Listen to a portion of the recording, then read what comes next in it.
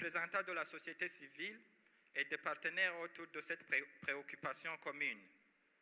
Elle a également fait naître une dynamique qui s'est poursuivie au fil des années. En 2023, le dialogue a permis encore d'approfondir sa dimension régionale et renforcer les liens entre les jeunes, particulièrement dans la région des Grands Lacs. En 2024, l'accent davantage a été mis sur l'éducation, la formation, le renforcement de capacités et l'innovation. En 2025, le lien entre la paix, sécurité et autonomisation économique s'est davantage affirmé, notamment autour de l'emploi, de l'agriculture, de l'entrepreneuriat, des chaînes de valeur et la valorisation des ressources.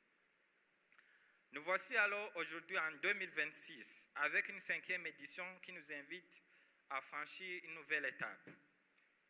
Cette fois, la question n'est plus seulement de savoir comment mobiliser les femmes et les jeunes. Elle est de savoir comment institutionnaliser leur rôle stratégique dans la prévention des conflits, la gestion des crises, la consolidation de la paix et la gouvernance responsable des ressources. Cette évolution traduit une prise de conscience. La paix durable ne peut être construite sans ceux qui représentent une grande partie de la population africaine et qui porteront demain la responsabilité de nos sociétés. La jeunesse doit donc être considérée non seulement comme une force de mobilisation, mais comme une force de décision, de responsabilité et d'action. Excellence, le chemin parcouru au niveau continental doit être mis en perspective avec les transformations qui se sont également opérées au niveau national. Au Burundi, la jeunesse a progressivement occupé une place plus importante dans les politiques et initiatives relatives au développement, à l'entrepreneuriat, à l'innovation, à la formation, à l'emploi, à la participation citoyenne et à la consolidation de la paix.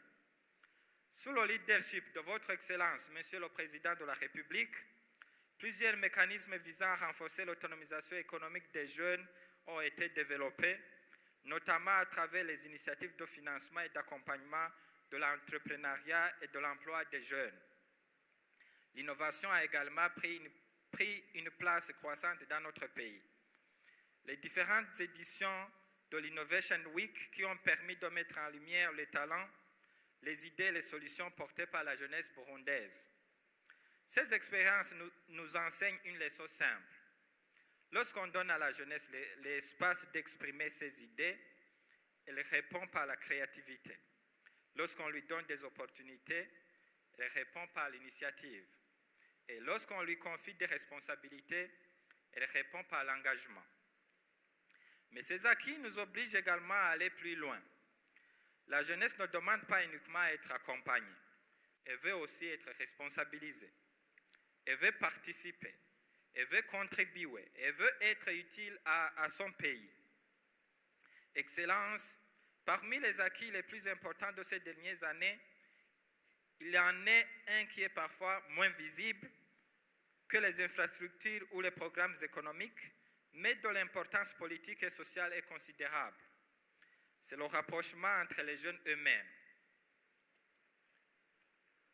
Les consultations, les forats, les rencontres communautaires, les activités de sensibilisation, les cadres de dialogue et les différentes initiatives organisées à travers le pays ont permis à des jeunes issus de différents milieux de se rencontrer et d'échanger. La stratégie nationale Jeunesse, Paix et Sécurité 2024-2028 s'inscrit également dans cette dynamique. Mais au-delà des stratégies et des documents, ces processus ont produit quelque chose de fondamental. Ils ont créé de la rencontre. Et la rencontre change les relations humaines. Lorsqu'un jeune rencontre un autre jeune, il découvre son histoire. Lorsqu'il découvre son histoire, il comprend mieux ses préoccupations. Et lorsqu'il comprend ses préoccupations, les préjugés peuvent reculer. Et lorsque les préjugés reculent, la confiance peut grandir. C'est ainsi que se construit progressivement la cohésion. C'est pourquoi les espaces de dialogue de la jeunesse ne doivent pas être considérés comme des simples espaces de discussion. Ils sont des instruments de prévention des divisions et de construction de la paix. Une jeunesse qui se connaît est plus difficile à diviser. Une jeunesse qui travaille ensemble est mieux préparée à relever les défis communs.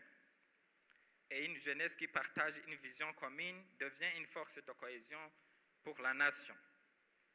Chers jeunes, notre pays a besoin d'une jeunesse qui regarde davantage ce qui nous rassemble que ce qui pourrait nous opposer.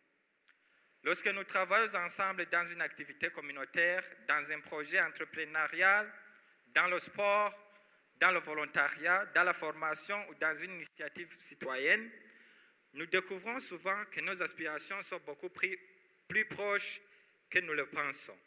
Nous voulons tous une vie meilleure. Nous voulons tous réussir. Nous voulons tous vivre en paix. Nous voulons tous avoir des opportunités. Nous voulons tous voir notre pays progresser.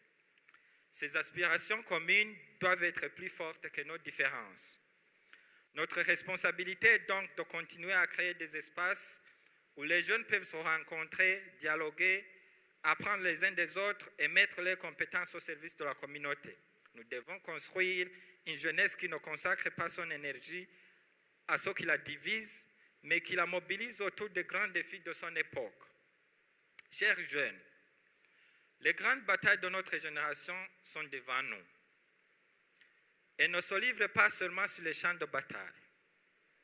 Elles se livrent aussi dans nos écoles, dans nos universités, dans nos entreprises, dans nos exploitations agricoles, dans nos laboratoires, dans nos communautés et dans nos espaces numériques. Nous devons combattre la pauvreté pour le travail et l'entrepreneuriat, le manque de compétences par l'éducation et la formation, le chômage par la création de valeur et l'innovation, l'insécurité alimentaire par la modernisation de notre agriculture, la dégradation de l'environnement par une gestion responsable de nos ressources, la fracture numérique par l'accès aux technologies et aux compétences, la dépendance économique par la transformation locale et la valorisation de nos ressources. Voilà les véritables batailles de nos générations. Et pour les gagner, nous avons besoin d'une jeunesse de solutions.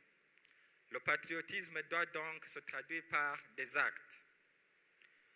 Être patriote, c'est travailler, c'est apprendre, c'est créer, c'est entreprendre, c'est respecter les biens publics, c'est protéger l'environnement, c'est servir sa communauté, c'est mettre ses connaissances et ses compétences au service de la nation. Notre patriotisme doit être un patriotisme d'action. Excellence, nous devons également reconnaître une réalité essentielle. La paix et le développement économique sont profondément liés. Un jeune qui a accès à l'éducation et aux compétences, au travail et à l'entrepreneuriat, aux opportunités économiques, est mieux armé pour construire son avenir et contribuer à la stabilité de sa communauté. C'est pourquoi l'agenda jeunesse, paix et sécurité doit être étroitement articulé avec les politiques d'autonomisation économique, l'agriculture, l'entrepreneuriat, les métiers verts, l'innovation, la transformation locale et surtout la valorisation des ressources naturelles. Excellence, le thème de cette 5e édition nous invite à porter une attention particulière à l'eau et plus largement à la gouvernance responsable des ressources. Vous savez que l'eau est au cœur de la vie. L'eau est indispensable à notre agriculture, à notre élevage, à notre industrie, à notre santé, au développement de nos communautés. Nous devons encourager les innovations permettant de mieux préserver l'eau, de mieux la gérer et de mieux la valoriser. Mais nous devons également promouvoir une gouvernance fondée sur la responsabilité, la coopération, l'équité et la durabilité. Le thème de cette année nous rappelle également une évidence. Il ne peut y avoir de leadership véritablement inclusif sans la participation effective des jeunes et des femmes. Les femmes jouent un rôle essentiel dans la cohésion des familles, des communautés et de la société. Et les jeunes représentent une force considérable de créativité, d'innovation, d'adaptation et de transformation. Nous devons continuer à développer des mécanismes permettant aux jeunes et aux femmes de participer à la prévention des conflits, à la médiation, la gestion des crises, à la considération de la paix et à la gouvernance. Après 5 éditions de dialogue continental, le Burundi peut partager avec ses frères et sœurs africains une expérience qui nous paraît très essentielle. Lorsque nous donnons à la jeunesse un espace, elle répond par des idées. Lorsque nous lui donnons des responsabilités, elle répond par l'engagement.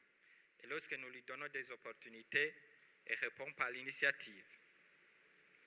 À la lumière de notre expérience, permettez-moi de partager 3 perspectives qui pourraient guider notre prochaines étapes. Premièrement, renforcer l'institutionnalisation de la participation des jeunes et des femmes. Deuxièmement, multiplier les espaces de rencontre et de dialogue. Troisièmement, poursuivre l'investissement dans l'autonomisation de la jeunesse. Et enfin, investir dans la jeunesse, comme c'est investir dans la stabilité de nos nations et dans l'avenir de notre continent. Excellences, Monsieur le Président de la République, le chemin parcouru par la jeunesse burundaise ne peut être évoqué sans reconnaître le leadership et l'accompagnement dont elle a bénéficié au cours de ces dernières années.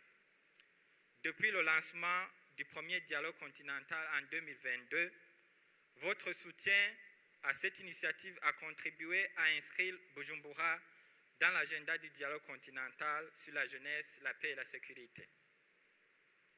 Votre engagement, Excellence, Monsieur le Président de la République, en faveur de l'autonomisation, de l'entrepreneuriat, de l'innovation, de la formation et de la participation de la jeunesse a également renforcé le sentiment de responsabilité de cette jeunesse. Aujourd'hui, alors que vous assumez la présidence en exercice de l'Union africaine, cette responsabilité prend naturellement une dimension continentale. La jeunesse burundaise est fière de voir son pays porter au plus haut niveau continental une vision d'une Afrique plus unie, plus stable, plus prospère et davantage portée par ses propres forces vives. Mais cette reconnaissance s'accompagne d'un engagement. Nous voulons répondre à cette confiance par le travail, la discipline, l'innovation, le patriotisme et la responsabilité et l'action. Excellence, Monsieur le Président de la République, Président en exercice de l'Union africaine, Excellences, distingués invités, chers jeunes, au terme de ces réflexions, une conviction s'impose. La jeunesse ne peut être appelée à prendre ses responsabilités que si elle est elle-même prête à les assumer. Et la jeunesse burundaise veut les assumer. Elle veut contribuer à la paix, à la cohésion nationale et au développement. Elle veut participer pleinement à la construction de son avenir et à celle de l'Afrique. C'est dans cet esprit, Excellence, Monsieur le Président de la République, qu'à l'occasion de la Semaine de la Paix qui s'est déroulée du 22 au 25 juin dernier, des jeunes burundaises se sont réunis dans différents cadres d'échange, de réflexion et de dialogue. Ils ont voulu aller au-delà des paroles pour traduire leurs réflexions en engagement concret. De cette démarche collective est née la déclaration de la jeunesse burundaise à l'occasion de la Semaine de la Paix. Cette déclaration, Excellence, n'est pas simplement un document. Elle est l'expression d'une volonté collective, celle d'une jeunesse qui entend prendre sa part de responsabilité dans la construction de la paix, de la cohésion et du développement de notre nation. Excellence, Monsieur le Président de la République, la jeunesse burundaise aujourd'hui m'a fait l'honneur de me confier en qualité de son représentant la mission de porter jusqu'à vous cette parole collective. Mais avant de vous remettre cette déclaration, il me paraît essentiel que la voix de ceux qui l'ont portée soit d'abord entendue. C'est pourquoi, au nom de la jeunesse burundaise, j'ai l'honneur de donner lecture à la déclaration de la jeunesse burundaise à l'occasion de la Semaine de la Paix tenue du 22 au 25 juin 2026.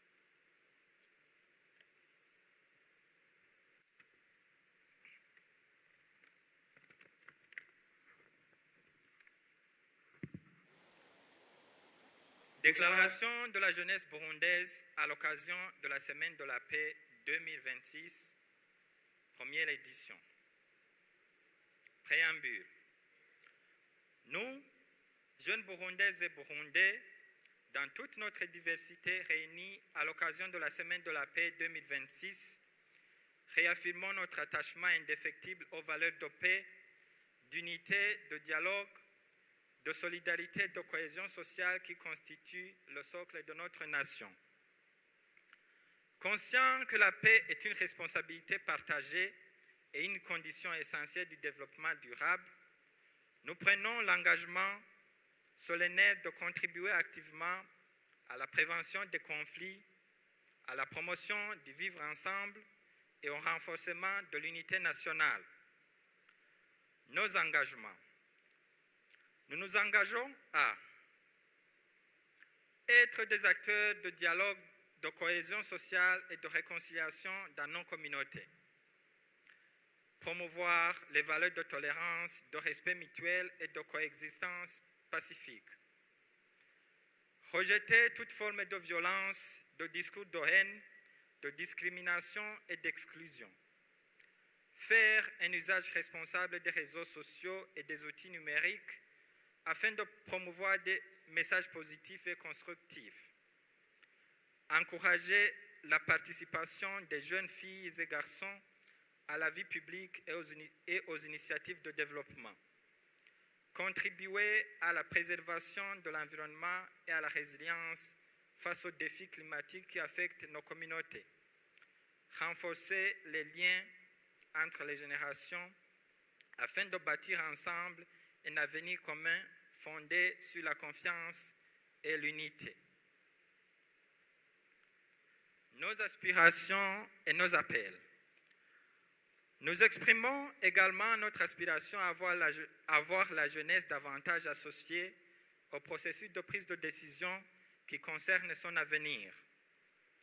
À cet effet, nous appelons à un renforcement de la participation significative des jeunes dans les instances de gouvernance et de développement, à davantage d'investissement dans l'éducation, la formation professionnelle, l'entrepreneuriat et l'innovation, à un soutien accru aux initiatives de paix portées par les jeunes dans les collines, les communes et les provinces, à la création et au renforcement d'espaces permanents de dialogue intergénérationnel, à une attention particulière envers les jeunes les plus vulnérables, notamment les jeunes femmes, les jeunes vivant avec handicap, les jeunes autochtones et les jeunes issus des communautés marginalisées. Nous lançons un appel au gouvernement du Burundi, au gouvernement des pays africains, aux organisations régionales et internationales, ainsi qu'aux partenaires du développement. Reconnaissez pleinement la jeunesse comme partenaire stratégique de la paix et du développement. La jeunesse africaine n'est pas seulement l'avenir du continent, elle en est déjà le présent, la force de transformation et l'espérance. Au nom de la jeunesse burundaise, nous réaffirmons notre détermination à être des bâtisseurs de paix, des citoyens responsables et des acteurs du changement. Rien pour les jeunes sans les jeunes. La paix est notre héritage, notre responsabilité et notre avenir commun. Fait à Bujumbura le 25 juin 2026. Excellences, Monsieur le Président de la République, Président en exercice de l'Union africaine, c'est sur cette déclaration en rapport avec la Semaine de la Paix que je voudrais clôturer mon allocution en vous remerciant pour tout votre accompagnement durant toutes ces années, ces 5 dernières années de dialogue. Que le Seigneur vous bénisse Je vous remercie.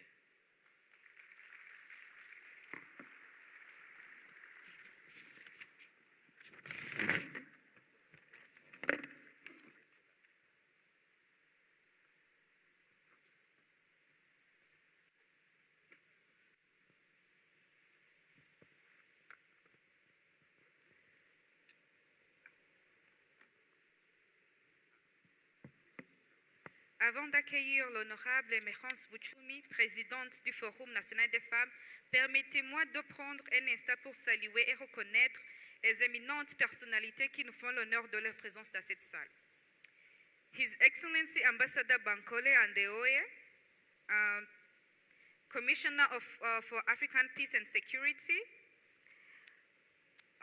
and Mr. Iyewumi Opeyemi Adeniran, representative of the chairperson of the African Union, Your Excellency Madame Violette Kenyana, UN System Coordinator, His Excellency Ambassador Mohamed Khaled, chairperson of the Peace and Security, Your Excellency Ambassador Dr. Ezekiel Nibigira, chairperson of ECAS, His Excellency Dr. Mohamed Ibn Shabazz, and Mr. Adam Abdallah, High Representative for Silencing the Guns and Special Assistance, His Excellency Rosemary Antoinette Catre, Chief Executive Officer of the African Peer Review Mechanism, Ambassador Liberata Mulamula, African Union Special Envoy on Women, Peace and Security, Honorable Justice Effie Owu, Co-Chair of FemWise, and Ms. Amanda Majisu, Special Assistant,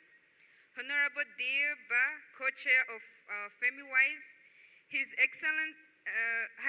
Excellency Giorgio Nino Perez, Ambassador of the European Union to the African Union, and Mr. Saji Police, Global Director Search for Common Ground, Ambassador Akok Madut, Head of Mediation and Dialogue in African Union, Professor Gaspar Vanyangimbona, Commissioner for Education in African Union, Mrs. Jeanette Kem, représentante de la Secrétaire exécutive de l'ONU Femmes, Ambassador Stephen Patrick Mbundi, Secretary General of the East African Community, Delegation of the Economic Community of Central African States, ECAS, and Vice President of that Commission, His Excellency Huang Shir, United Nations Special Envoy for the Great Lakes region, His Excellency Mohamed Lamine Tiao, Ambassador and Permanent Representative of Senegal to the African Union, His Excellency Asif Ayub, Ambassador and Deputy Secretary, and Dr. Sahil Singh, United Nations Sustainable Development Goals Ambassador, Mr. Andre Abel Barry, OEF representative, and the delegation of Democratic Republic of the Congo from Lona Foundation. And to all our distinguished guests whom we may not have mentioned individually, please feel equally welcomed and above all, feel at home. Thank you.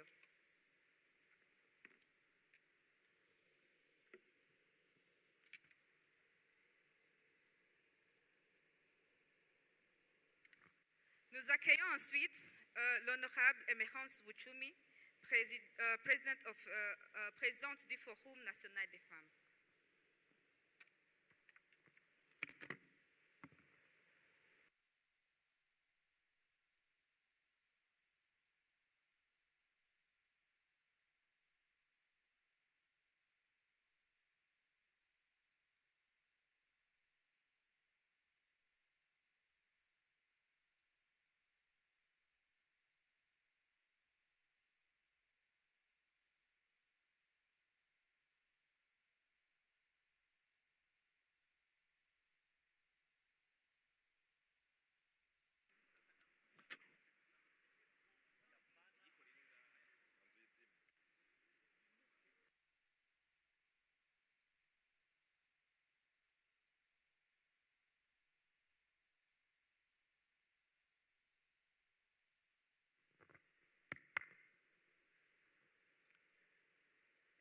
Excellences, Monsieur le Président de la République du Burundi et Président de l'Union africaine, Excellence, Madame la Première Dame de la République du Burundi, très honorable Président de l'Assemblée nationale, Excellence, Monsieur le Premier ministre, pour gagner du temps, permettez-moi de dire, distingués invités, Mesdames et Messieurs, tout protocole observé, bonjour.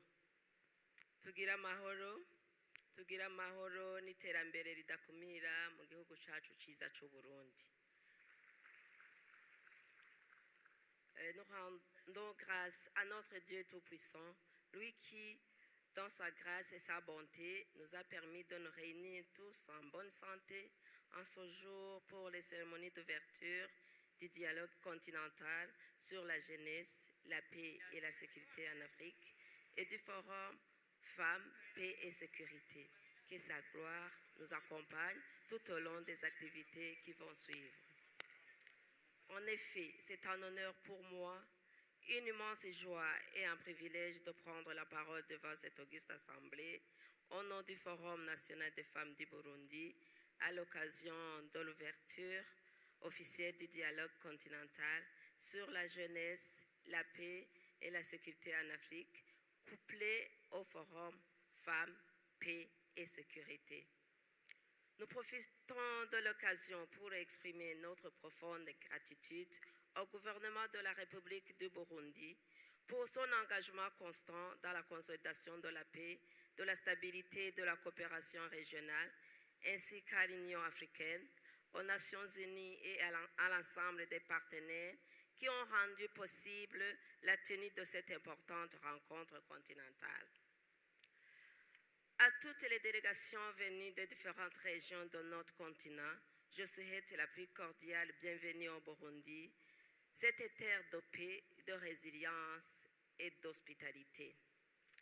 Excellence, Monsieur le Président de la République, le thème qui nous réunit aujourd'hui est à la fois visionnaire, inspirant et profondément ancré dans les réalités de notre continent.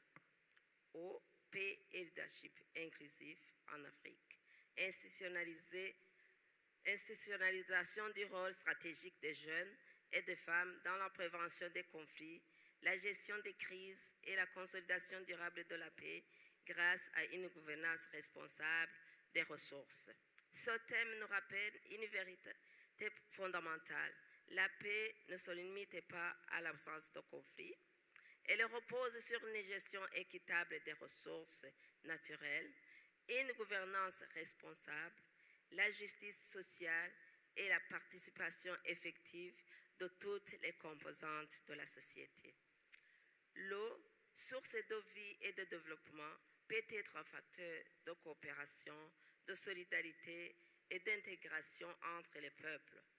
Mais lorsqu'elle devient rare, mal répartie ou insuffisamment protégée, elle peut également alimenter des tensions, exacerber les inégalités et fragiliser la cohésion sociale. Dans un contexte où les effets de changement climatique accentuent la pression sur les ressources naturelles, il est impératif de promouvoir une gouvernance inclusive, transparente et durable de ces ressources. Cette gouvernance doit reconnaître pleinement la contribution des femmes et des jeunes, qui sont souvent les premiers touchés par les crises, mais aussi les premiers artisans de la paix et solutions durables au sein de leur communauté. Excellence, Monsieur le Président de la République, les femmes africaines jouent un rôle essentiel dans la gestion quotidienne de l'eau, de l'agriculture, de la sécurité alimentaire et de la protection de l'environnement. Elles sont les gardiennes de nombreuses pratiques locales favorisant la préservation des ressources naturelles et la cohésion communautaire. Les jeunes, quant à eux, apportent leur créativité, leur capacité d'innovation et leur engagement pour développer des solutions nouvelles dans les domaines de la gestion de l'eau, de la protection de l'environnement, de la médiation communautaire et de la prévention des conflits.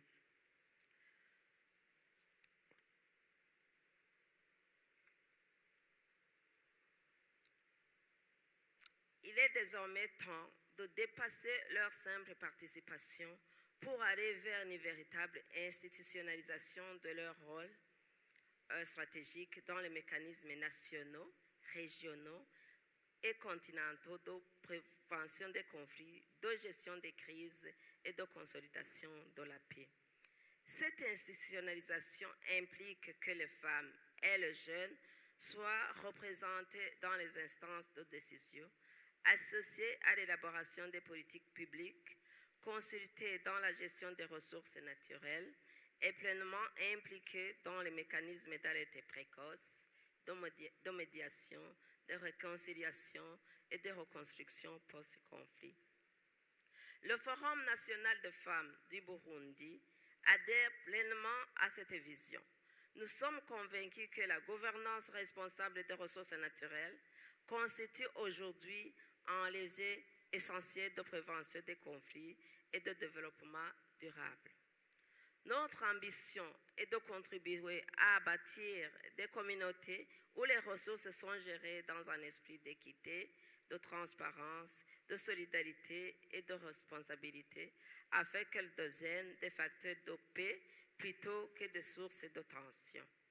Cette vision est en parfaite harmonie avec l'agenda 2063 de l'Union africaine, avec les objectifs de développement durable, notamment l'objectif 6 relatif à l'eau propre et à l'assainissement, l'objectif 5 sur l'égalité entre les femmes et les hommes, l'objectif 13 sur l'action climatique et l'objectif 16 consacré à la paix, à la justice et aux institutions efficaces. Excellences, Monsieur le Président de la République, la rencontre d'aujourd'hui est un moment décisif de l'histoire de notre continent, car il nous interpelle en tant que frères et sœurs africains à relever simultanément plusieurs défis, notamment conflits armés, extrémisme violent, déplacement forcé des populations, changement climatique, inégalités persistantes, pauvreté, chômage des jeunes et nouvelles menaces transnationales. Pourtant, ces défis constituent également une opportunité de pousser très loin vers de nouveaux horizons. C'est aussi une invitation à renforcer notre collaboration, notre solidarité, à repenser nos mécanismes de prévention des conflits, de gouvernance démocratique et de développement inclusif. Les femmes africaines continuent d'être des artisanes de paix dans leur famille, leur communauté et leur pays. Elles sont médiatrices, éducatrices, bâtisseurs de cohésion sociale, promotrices du dialogue et gardiennes de valeurs de solidarité. Cependant, force est de constater que leur représentation dans les instances de décision, de médiation et de négociation demeure encore insuffisante. Il nous appartient donc de transformer nos engagements politiques en résultats concrets. Excellences, Monsieur le Président de la République du Burundi et Président en exercice de l'Union africaine, les autorités burundaises sont convaincues qu'une paix durable ne se construit pas uniquement par le silence des armes, mais surtout par la justice, le dialogue, l'inclusion, la participation et le développement partagé.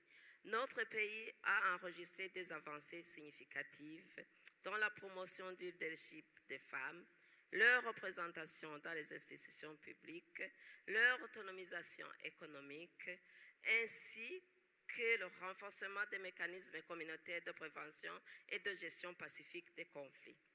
Les jeunes burundais participent également de plus en plus aux initiatives de développement, à l'entrepreneuriat, à l'innovation et aux actions citoyennes qui renforcent la cohésion sociale et la stabilité de nos communautés. Ces progrès nous encouragent, mais ils nous rappellent également que le chemin vers une paix durable exige une mobilisation permanente. Excellences, Monsieur le Président de la République, le Forum national des femmes du Burundi réaffirme aujourd'hui son engagement à poursuivre son partenariat avec le gouvernement, l'Union africaine, les Nations unies, les organisations de la société civile, les institutions académiques, les partenaires techniques et financiers, ainsi que les organisations de la jeunesse. Les travaux qui s'ouvrent aujourd'hui doivent déboucher sur les engagements concrets. Nos recommandations devraient nourrir des politiques publiques. Nos échanges devront renforcer les partenariats. Nos expériences devront inspirer les générations futures. Notre ambition commune doit être faire des agendas femmes, paix et sécurité et jeunesse, paix et sécurité une réalité vécue dans chacun de nos pays respectifs. Car investir dans les femmes, c'est investir dans la paix.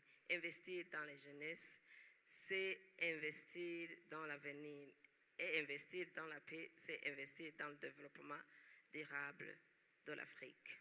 Excellences, Monsieur le Président de la République du Burundi et Président en exercice de l'Union africaine, les travaux qui s'ouvrent aujourd'hui représentent bien plus qu'une simple rencontre continentale. Ils constituent un espace de réflexion stratégique, de dialogue intergénérationnel, de partage d'expériences et surtout de construction d'engagements communs. Nous espérons qu'au terme de ces 3 journées, nous repartirons avec une vision renforcée, des partenariats consolidés, des recommandations ambitieuses, réalistes et porteuses d'espoir pour notre continent. Puissent nos échanges contribuer à accélérer la mise en œuvre des agendas femmes, paix et sécurité et jeunesse, paix et sécurité au bénéfice de toutes les populations africaines. Faisons en sorte que les engagements issus de cette rencontre se traduisent en actions concrètes afin qu'elles demeurent toujours une source de vie, que les femmes et les jeunes soient pleinement reconnus comme des bâtisseurs de paix et que notre continent poursuive résolument sa marche vers l'Afrique que nous voulons, une Afrique en paix, prospère, inclusive et durable. Nous exprimons notre profonde reconnaissance à son Excellence le Président de la République du Burundi pour son leadership et son engagement en faveur de la paix et de la stabilité, ainsi qu'à toutes les institutions nationales, continentales et internationales qui accompagnent le Burundi dans cette noble mission. Je remercie également toutes les délégations qui ont effectué un déplacement jusqu'à Bujumbura. Votre présence traduit notre conviction commune que la paix est une responsabilité partagée et que l'avenir de l'Afrique se construit ensemble. Je formule le vœu que votre séjour au Burundi soit aussi enrichissant sur le plan professionnel qu'agréable sur le plan humain et que vous gardiez notre pays le souvenir d'un peuple accueillant, résilient et résolument tourné vers l'avenir. Ces paroles de confiance et d'engagement, sur ces paroles de confiance et d'engagement, je souhaite plein succès aux travaux du dialogue continental sur la jeunesse, paix et sécurité en Afrique, ainsi qu'au forum femmes et sécurité. Turi kumwe twese birashoboka. Ensemble, nous pouvons. Je vous remercie de votre aimable attention. Murakoze, que Dieu vous bénisse. Murakoze cyane, honorable. Merci beaucoup, honorable. Et puisque nous sommes entre jeunes et que nous avons parmi nous un véritable ami de la jeunesse, permettez-moi de lancer un petit appel à notre sens de la responsabilité. Nous vous invitons vraiment, humblement, à bien vouloir respecter le temps. S'il vous plaît, nous vous invitons humblement à bien vouloir respecter le temps. À présent, la parole est à Monsieur Wischong Bening Ahmed, secrétaire général de l'Union panafricaine de la jeunesse. The floor is yours, sir.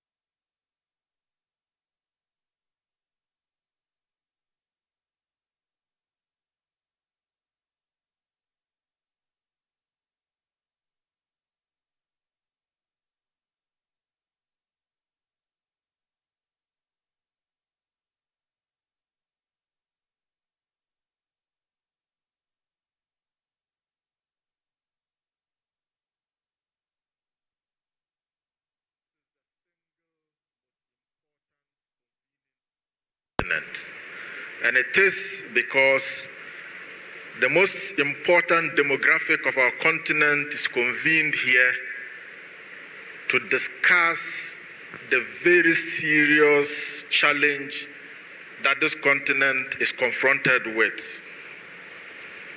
Your Excellency, my reflections today will be very brief. So permit me to quote from one of our renowned Pan-Africanists from Martinique, Frantz Fanon, who says, each generation must out of relative obscurity discover its mission, fulfill or betray it. The relative obscurity of Africa and our generation today is the agency of building a peaceful, progressive, and a prosperous continent through the effective harnessing of our demographic dividend. Our relative obscurity is how to completely silence the guns, defeat neocolonialism, and create a conducive climate for developing critical skills, boosting regional integration, rapid industrialization, building economic resilience through boosting Pan-African institutions capable of delivering the Africa we want. The relative obscurity of Africa is addressing the rising incidence of youth unemployment and underemployment, addressing the development financing gap of $1.6 trillion and reducing the exploitation of our natural resources by imperial powers, decolonizing our educational system, and plugging the leakages and illicit financial outflows of about 90 billion USD from Africa. As we speak of peace today, we must also confront the realities facing our continent. Your Excellency, whilst we gather in Burundi today, the ravaging war in Sudan continues to displace millions. The political conflict in South Sudan and Libya persists. The conflict in Eastern DRC, next door, Burundi, is unaddressed. The militant insurgency in Cabo Delgado, the insecurity in the Sahel, notably Burkina Faso, Mali, and Niger, continues. The terrorism and banditry in Nigeria, in northern Nigeria and Somalia, and many other conflicts and insurgency, terrorism displaces millions of Africans. And above all, the unethical global competition of our resources continue to affect millions of Africans. Your Excellency, the begging question remains, how do we build the Africa we want if insecurity continues to divide our people, disrupt our economies, and limit the movement and connectivity within Africa? Africa cannot achieve deeper regional integration while young people remain trapped in conflict zones. We cannot speak of prosperity when communities are displaced by insecurity caused by those that are given an entrusted power to protect them. And we cannot speak about sustainable development without addressing the responsible governance of the resources upon which communities depend. Your Excellency, young people and women must not be seen only as victims of conflict. They must be recognized as strategic actors in conflict prevention, crisis management, mediation, and sustainable peace building. The Pan-African Youth Union therefore calls for stronger institutional connection between the Africa Peace and Security Architecture and our national youth councils, member state national coordinating mechanisms, CSOs, and regional youth platforms. Our national youth structures and networks are capable of mobilizing young people, the millions of our youth across the continent, to fully and actively support the peace efforts on the continent. Your Excellency, let me conclude my reflections by saying that this continent cannot achieve any of the continental frameworks that have been adopted by the Union, the African Union, if young people are not included in peace processes, and if member states that are tasked with the responsibility of protecting our citizens are actively involved in all the conflicts across the continent. Africa's young people are not waiting to inherit peace. They are ready to build it, and they need institutions that trust them, governments that can empower them, and the continental mechanisms that can give them a meaningful role in shaping the decisions that affect their future.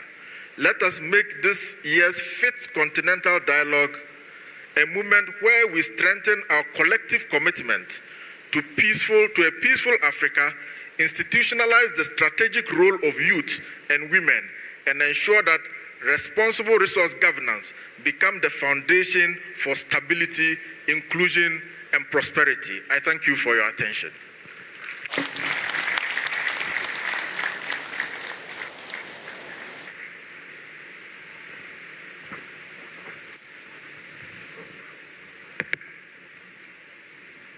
Merci beaucoup. Nous reconnaissons la présence très marquée de la présidente de l'Assemblée nationale et le vice-président de la République du Burundi et l'excellence le Premier ministre du Burundi et du président de la Cour suprême. Qu'il me soit permis de vous informer de la présence aussi de son excellence Domitien Ndayizeye, ancien président du Burundi et président du panel des sages de l'Union africaine. Nous reconnaissons aussi parmi nous la présence de M. Donald Mabobora, venu du Congo-Brazzaville. À présent, permettez-moi, Excellences, Mesdames et Messieurs, d'inviter M. le Dr Ezekiel Nibigira, qui est le président de la Commission de la Communauté économique des États de l'Afrique centrale, CEAC en sigle. The floor is yours, Mr. Ambassador.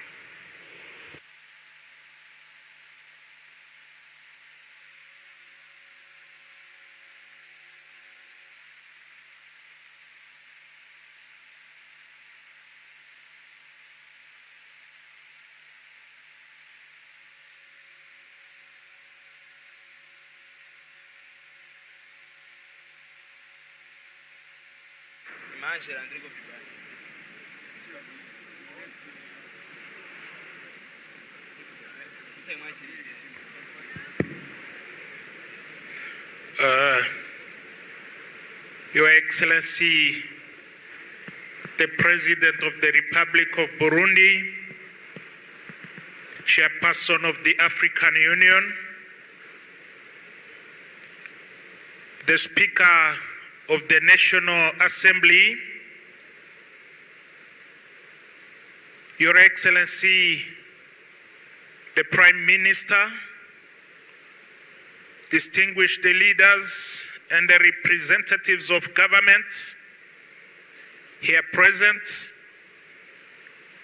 honorable representatives of regional and continental institutions, distinguished guest representatives of civil society and the development partners, my fellow young people, women leaders and peace builders, ladies and gentlemen. It is a great honor and a privilege to stand before you today in Bujumbura, the youth capital, at this important continental youth dialogue. I wish at the outset to express my appreciation to the government and the people of Burundi for creating this space where young people and women from different countries, communities, and backgrounds can come together, not simply to discuss the challenges facing our continent, but to reflect on the solutions that we can build together. This dialogue comes at a critical moment for Africa. Our continent is blessed with enormous human and natural resources. We have courageous women and innovative young people who have demonstrated remarkable resilience in the face of adversity.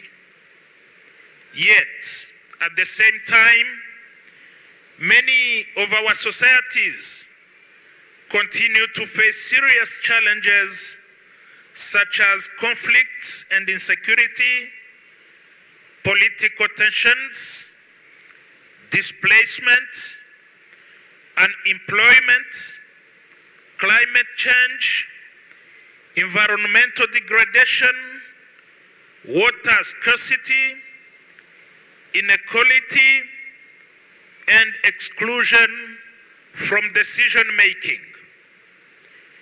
Your Excellencies, ladies and gentlemen, allow me to share with you some figures that can challenge our reflection today during this youth intercontinental dialogue as far as the contribution of women and young people is concerned.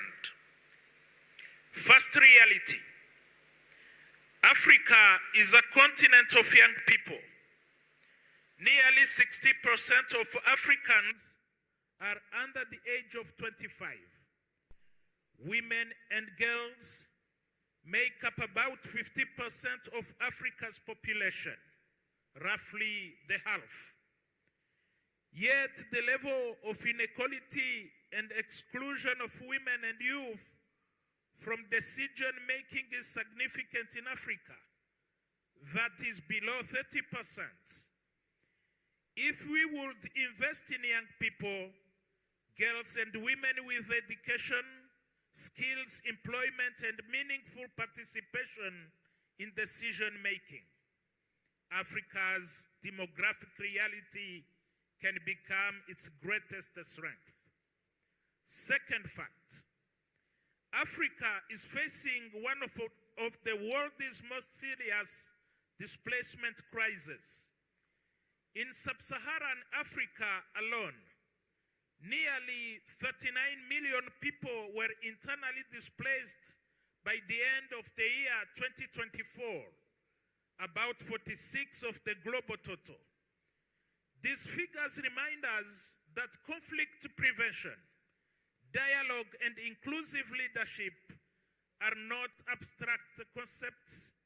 They are urgent necessities for millions of African families. Third reality, although the unemployment rate in sub-Saharan Africa was about 5.7% in 2025, millions of young Africans remain trapped in informal, insecure, and a long productivity work. The real challenge before us is therefore to create decent, productive, and inclusive employment for Africa's rapidly growing youth population. Fourth reality, climate change is no longer a distant threat for Africa. It is a present reality. The IPCC estimates that climate change has reduced agricultural productivity growth in Africa by 34% since 1961. As young Africans, we must transform this challenge into an opportunity by becoming leaders in climate action, protecting our water and the natural resources, promoting sustainable agriculture, and using dialogue and cooperation to prevent competition over scarce resources from becoming conflict. Fifth reality, which is the last one, Africa's water crisis is becoming a major challenge for our development and our peace. About 250 million people on our continent are already affected by high water stress, while climate change is making droughts and floods more frequent and unpredictable. Water scarcity is not simply an environment issue.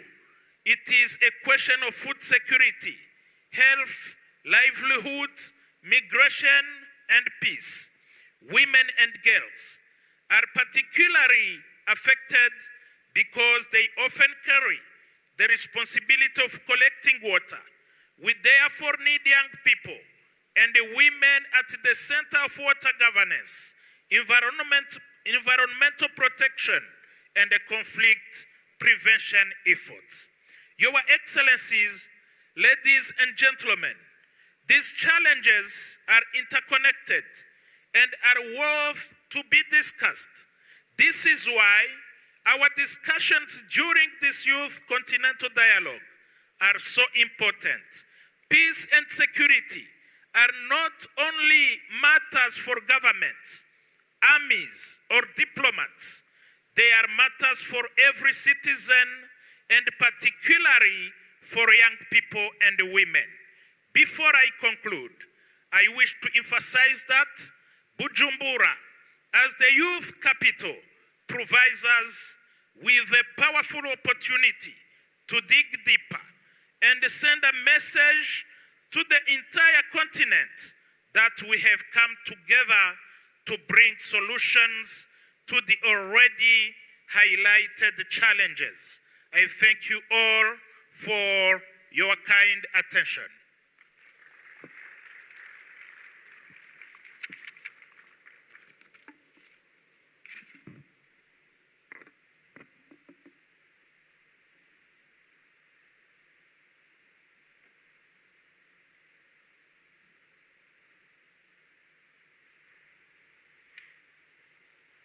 Nous reconnaissons à présent aussi la présence parmi nous du président de la Cour constitutionnelle et de Madame l'Ombudsman. Nous saluons aussi en souhaitant la bienvenue à l'ambassadeur Nino Pérez-Javier, représentant de l'Union européenne à l'Union africaine, et honorable Alice Nzomukunda, représentante spéciale du président de la Commission de l'Union africaine en République centrafricaine. Nous allons maintenant écouter son Excellence Monsieur l'ambassadeur Huang Zia, envoyé spécial du secrétaire général des Nations Unies pour la région des Grands Lacs. The floor is yours, Excellency.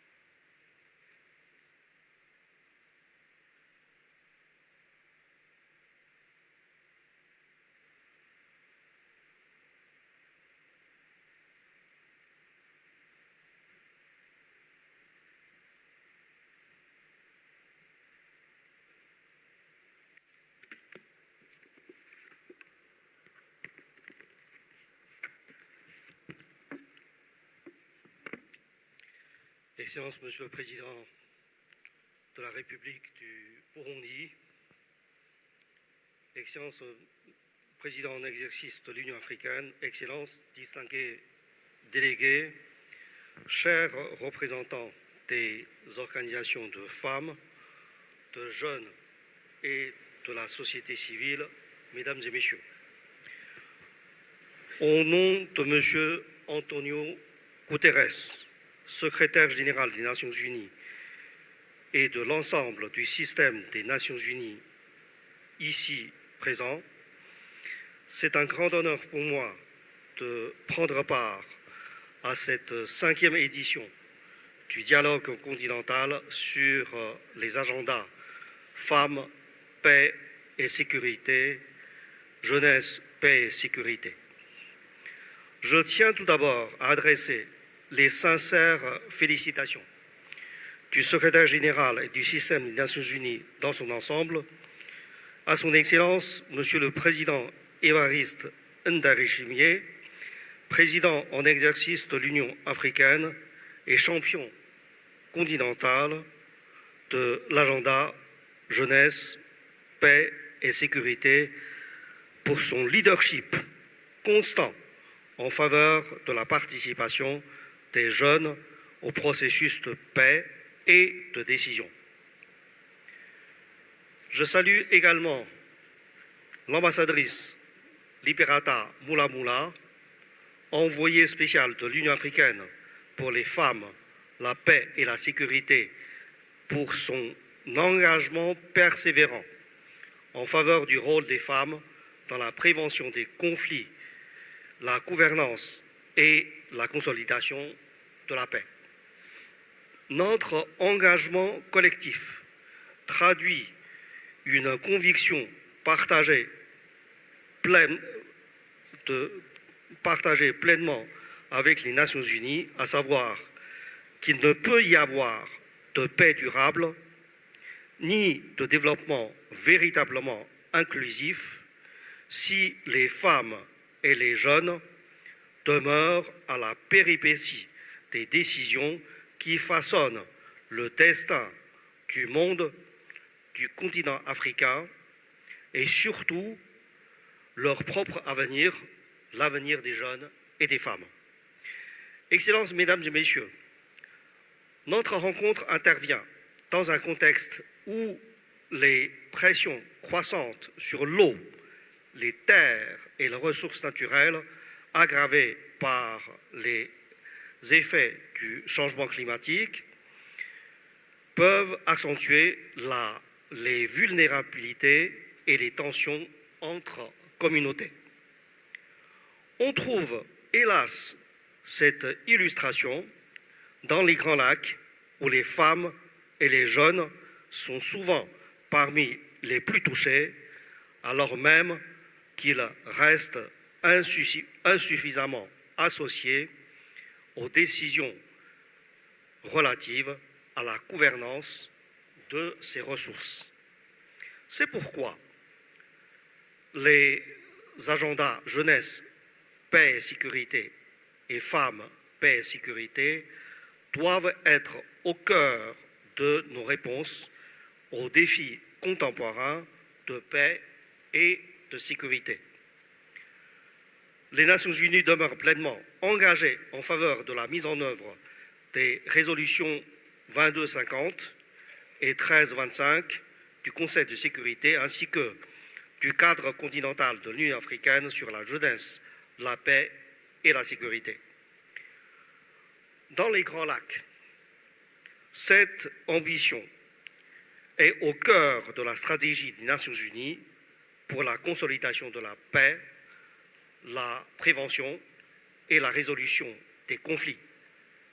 À travers les initiatives conjointes de mon bureau, du FUNUAP, du PNUD, de l'UNICEF, d'ONU Femmes, de la MONUSCO et d'autres entités, nous œuvrons pleinement à renforcer les capacités et les espaces de participation des femmes et des jeunes. Notre approche repose également sur une conviction. Les défis liés au climat, à l'eau et aux ressources naturelles sont des enjeux de gouvernance, de participation, de justice, de paix et de sécurité. Permettez-moi de citer 3 exemples concrets dans la région des Grands Lacs. En 2025, avec le FUNUAP, l'UNICEF et le PNUD, nous avons lancé le prix Jeunesse en action pour la paix afin de reconnaître et soutenir les organisations dirigées par des jeunes qui œuvrent pour la paix et la cohésion sociale dans leur communauté. Par ailleurs, l'institutionnalisation du Conseil consultatif sur les femmes, la paix et la sécurité au sein des mécanismes régionaux des Grands Lacs a contribué à créer un lien entre les initiatives de paix portées par les femmes au niveau communautaire et les processus politiques et de paix formels. Enfin, en partenariat avec la Conférence internationale sur la région des Grands Lacs, CIRGL, nous avons soutenu la participation des femmes et des jeunes à la gouvernance des ressources naturelles. Ces efforts ont notamment contribué à l'élaboration de premières stratégies minières inclusives du Burundi. Ces expériences montrent qu'une gouvernance inclusive des ressources peut renforcer simultanément l'autonomisation économique, la cohésion sociale et la consolidation de paix. Excellences, Mesdames et Messieurs, des progrès importants ont été accomplis. Mais les femmes et les jeunes, artisans de la paix, continuent trop souvent de manquer de ressources, de protection et d'accès au processus formel de médiation, de négociation et de prise de décision. Nous devons désormais passer des consultations ponctuelles à une participation institutionnalisée et des projets à court terme à des investissements durables soutenus par des ressources adéquates et des mécanismes de redevabilité. L'enjeu est d'autant plus important que plus de 60% de la population africaine a moins de 25 ans et que d'ici 2050, une personne sur 4 dans le monde sera africaine. Transformer le potentiel démographique de l'Afrique en dividende de paix exige d'investir dans son capital humain et de donner aux jeunes une véritable place dans la décision. Alors que nous commémorons le 20e anniversaire de la Charte africaine de la jeunesse, plus d'une décennie après l'adoption de la résolution 2250 et plus de 25 ans après celle de la résolution 1325, les Nations Unies demandent que soient désormais reconnues les femmes et les jeunes comme de véritables partenaires, des décideurs et des leaders à part entière. Le dialogue de Bujumbura doit nous permettre de renforcer les synergies entre les agendas jeunesse, paix et sécurité et femmes, paix et sécurité, et surtout d'ancrer durablement le leadership des femmes et des jeunes dans nos institutions et nos mécanismes de décision. Les Nations Unies resteront aux côtés de l'Union africaine, des communautés économiques régionales, des États membres et de la société civile, ainsi que des réseaux de femmes et de jeunes pour faire de cette ambition une réalité de demain.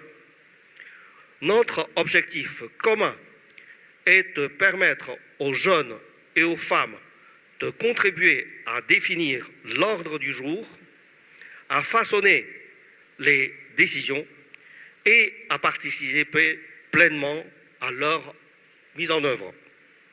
C'est ainsi que nous transformerons les engagements que nous prenons en résultats concrets pour les populations. Puisse cette rencontre de Bujumbura renforce davantage notre détermination à faire des femmes et des jeunes des partenaires d'une Afrique pacifique, prospère et inclusive. Je vous remercie.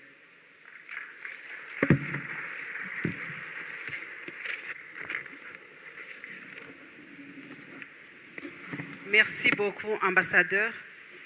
Nous poursuivons avec son Excellence Madame Marie-Antoinette Rose-Quadre, directrice générale du mécanisme africain d'évaluation par les pairs MAEP. The floor is yours, Excellency.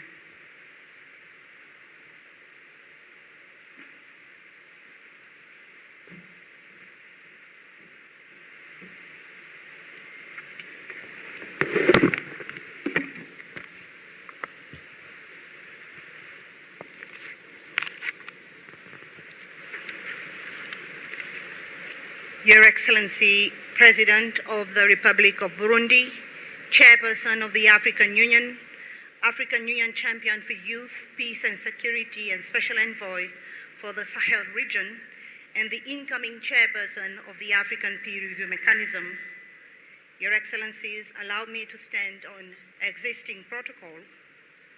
Your Excellencies, distinguished delegates, partners, and dear young Africans, I wish to express my sincere appreciation to His Excellency, the President of the Republic of Burundi and Chairperson of the African Union, for the opportunity extended to the African Peer Review Mechanism to contribute to this important continental dialogue on youth, peace, and security in Africa, convened alongside the Women, Peace, and Security Forum.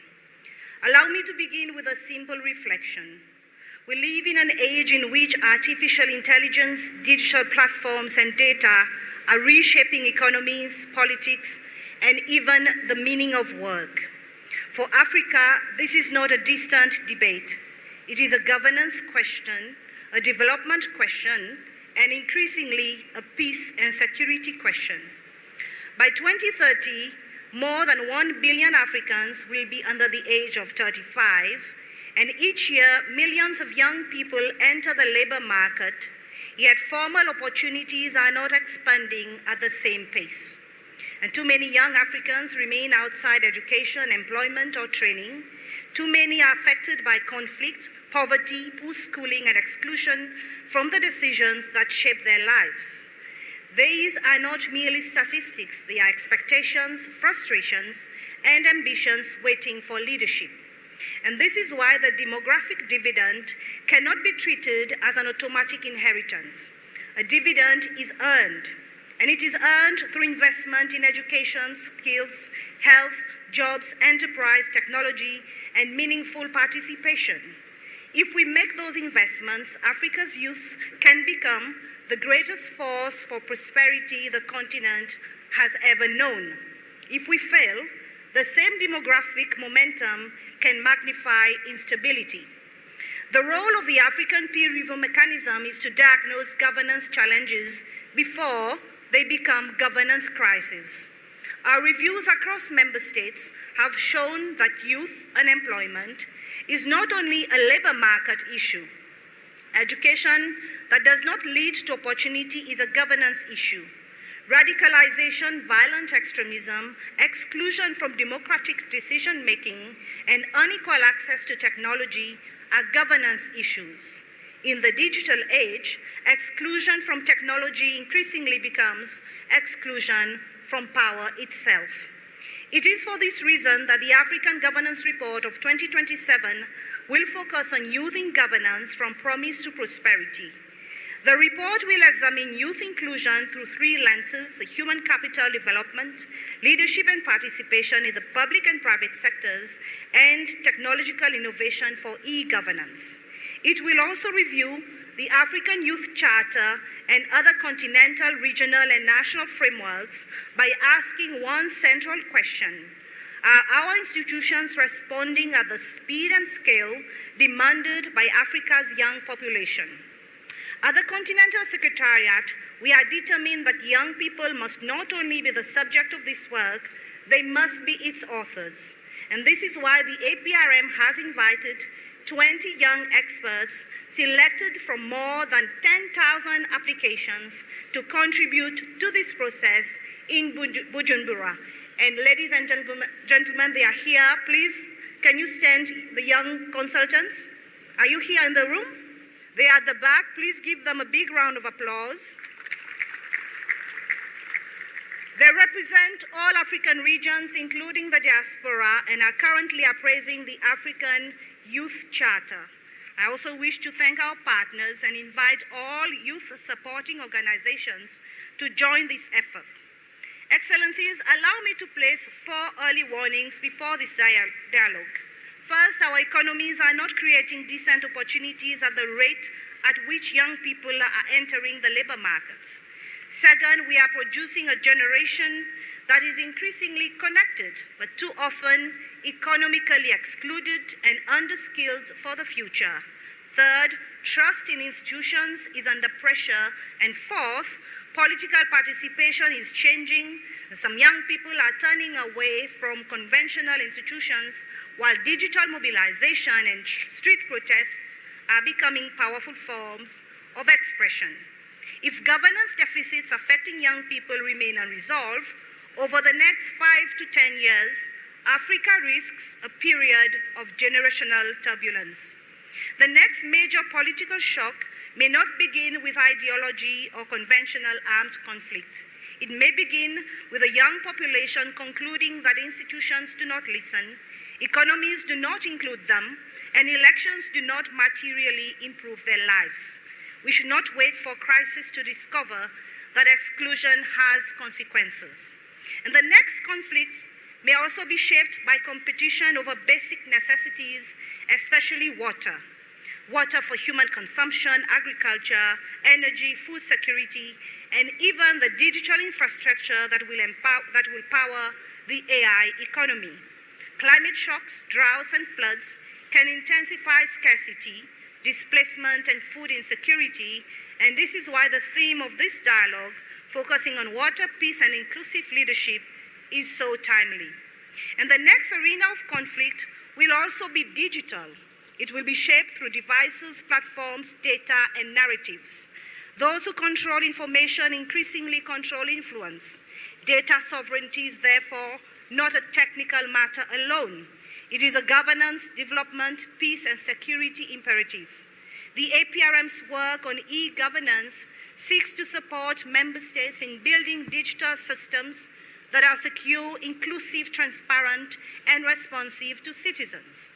And future risks may also emerge in our rapidly expanding cities and in the governance of natural resources, especially critical minerals. Urbanization without planning, jobs, housing, transport, water, and sanitation can turn cities into spaces of exclusion. Critical minerals can become a source of renewed conflict or a foundation for transformation. The choice depends on transparent, accountable, and citizen-centered governance. I do not raise these issues to paint a somber picture of Africa's future. I raise them as a collective reality check. Early warning is not meant to create fear. It is meant to create responsibility. An early warning without early action is merely a well-written obituary for a crisis we could have prevented. And the African Youth Charter 20 gives us a rare opportunity to reset. Ratification is necessary, but ratification without implementation cannot transform a life. Consultation is important, but consultation without influence breeds cynicism.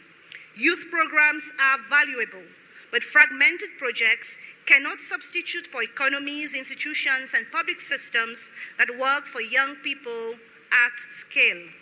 To Africa's young people, I say, continue to scrutinize us, demand evidence, ask what changed, insist that public commitments produce public results, but also organize, innovate, participate, and help build the institutions you demand.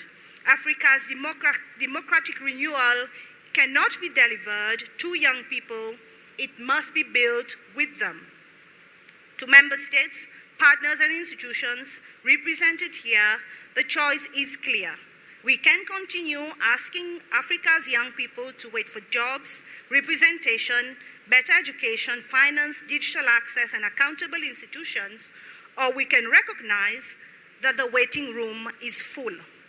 Let this Charter 20 moment mark the beginning of a new implementation era, an era in which demographic promise becomes human capital becomes productive opportunity, technology becomes inclusion rather than exclusion, participation becomes influence, and early warning becomes early action.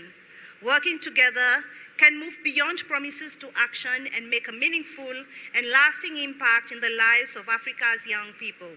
I wish you well, and I thank you.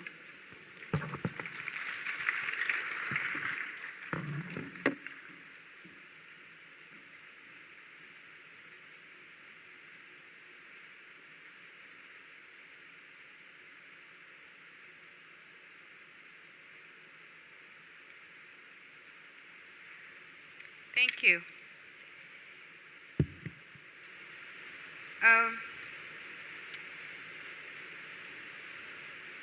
We now have the honor of welcoming His Excellency Mr. Mohamed Khaled, Ambassador of the People's Democratic Republic of Algeria, and Chairperson of the African Union Peace and Security Council for the month of August. Your Excellency, we kindly invite you to take the floor. Thank you.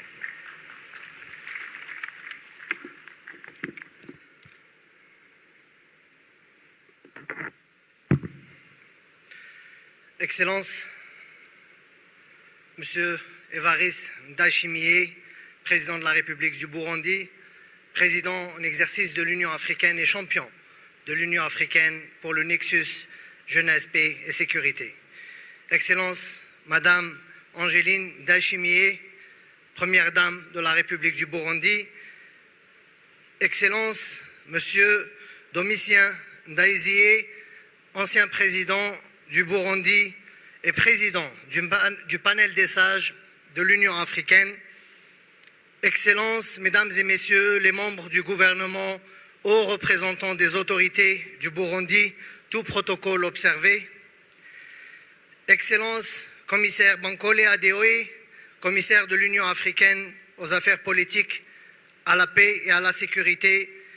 Excellences, Commissaire Gaspard, digne représentant du Burundi auprès de la Commission de l'Union africaine. Excellences, Mesdames et Messieurs, chers collègues, distingués jeunes, femmes présents aujourd'hui. On behalf of the African Union Peace and Security Council, it is my honor to address you today at the opening of the 5th Continental Dialogue on Youth, Women, Peace and Security in Africa. This year's dialogue is convened under a theme that is very close to the priorities of the Council, as it seeks to elevate the leadership role of the youth and women in conflict prevention, peace building, and the promotion of sustainable peace through responsible water and resource governance. At the outset, allow me to express the profound appreciation of the Peace and Security Council to the government and to the people of the Republic of Burundi for their warm hospitality and for their continued leadership in advancing the Continental Youth Peace and Security Agenda, including by being one of the only 8 countries on the continent to have formally adopted its National Action Plan on Youth, Peace and Security. We especially commend the personal commitment of His Excellency President Évariste Ndayishimiye, whose role as the AU champion on youth, peace and security continues to inspire greater continental actions towards meaningful youth participation in peace, security governance, and sustainable development. Excellencies, ladies and gentlemen, the Peace and Security Council has consistently affirmed that Africa's peace and security challenges cannot be resolved without the meaningful inclusion of women and youth as equal partners in prevention, mediation, peace building, and governance. Not because of your gender or age, but because of your capacity to significantly contribute to promote peace and security in our beloved Africa. Not because of your gender or age, but because of the role played by women and youth during the struggle period against colonialism, where they conducted liberation wars and defeated colonial powers and brought freedom in almost all the continent. And not because of your gender or age, but because you are the most important resource of the continent, its present and its future. Through its numerous decisions on youth, peace and security and women, peace and security, the Council has repeatedly called upon member states to move beyond policies and frameworks and instead move towards domestication and meaningful institutionalization of the participation of young people and women within national, regional, and continental peace and security architectures. The Council has further emphasized that meaningful youth inclusion must extend beyond consultation. Young people should be intentionally and systematically engage in preventive diplomacy, mediation, dialogue, reconciliation, election observation, and peace support process, including through co-deployment with experienced mediators to strengthen intergenerational learning and ensure that Africa's peace efforts benefit from the innovation, legitimacy, and local knowledge of its youth. Likewise, the implementation of the Women, Peace and Security Agenda must extend beyond policy commitments towards measurable action. This requires strengthening the 4 pillars of the WPS agenda: participation, protection, prevention, and relief and recovery, while ensuring the full, equal, and effective participation of women in early warning, conflict prevention, mediation, dialogue, peace negotiation, and post-conflict recovery. This year's Continental Dialogue, the 5th edition, therefore serves as an important milestone in translating our normative commitments into practical institutional action at continental, regional, and national levels. The theme of this 5th dialogue, what become a real process here in Bujumbura, could therefore not be more relevant. Excellencies, ladies and gentlemen, as the Council has repeatedly observed, emerging threats including climate change, water insecurity, environmental degradation, rapid population growth, and resource competition disproportionately affect youth, women, and girls. Addressing these interconnected challenges therefore requires gender-responsive and youth-inclusive approaches that place women and young people at the center of prevention and resilience. The adoption of the Continental Framework on Youth, Peace and Security and its 10-year implementation plan that the Council called for its full domestication through youth-centered national action plans and sustained implementation, the establishment of the WISE Youth Network and FAM WISE Africa in strengthening women's leadership in mediation, preventive diplomacy, and in advancing intergenerational approaches to peace building, as well as the nomination by the African Union chairperson of an AU Special Envoy on Women, Peace and Security to advance the Continental WPS agenda are some concrete examples of the African Union initiatives. Such mechanisms and other women and youth-driven initiatives are consistent with the principles of Agenda 2063, which envisions an Africa whose development is people-driven, relying on the potential of its women and youth, as well as with the aspiration of silencing the guns by 2030 agenda, which recognizes that sustainable peace requires inclusive governance, stronger institutions, and resilient communities. Excellencies, ladies and gentlemen, the Peace and Security Council welcomes the emphasis placed on strengthening the synergies between the youth, peace and security, and women, peace and security agendas, and wishes to reaffirm its commitment to, first, accelerating implementation of the Continental Framework on Youth, Peace and Security and its 10 years implementation plan. Second, accelerate implementation of the Women, Peace and Security Agenda and the AU Continental Results Framework. Third, institutionalizing the meaningful participation of youth and women within governance, preventive diplomacy, mediation, and peace process. And last but not least, promoting responsible governance of natural resources, including water, as an essential pillar of conflict prevention, resilience, and sustainable peace. In conclusion, the success of our continental frameworks, including the Youth, Peace and Security and Women, Peace and Security Dialogue, will not be measured by the number of policies we adopt or by the numbers of meetings and conferences we are organizing, but by, first, the shared, concrete, and constant commitment of the African Union member states, the African Union and its several organs, and by you, our youth, men and women, to the African unity and solidarity. And second, by the extent to which youth and women experience greater peace, security, opportunity, and dignity in their everyday lives. The Council, therefore, calls upon all member states, regional economic communities, regional mechanisms, partners, and stakeholders to work cohesively and decisively in translating our collective commitments into sustained action. The dialogue should mark another decisive step towards that shared objective.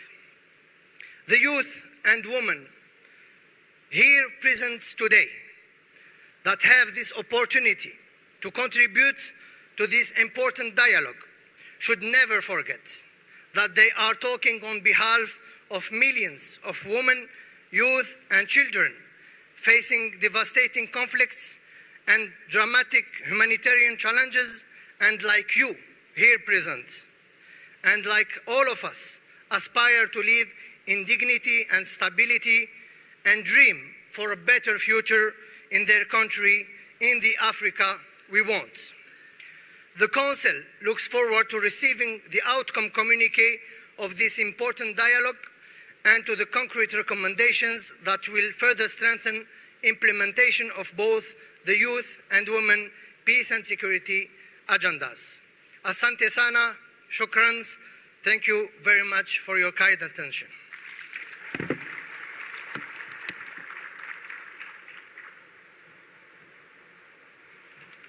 Thank you so much, Excellency.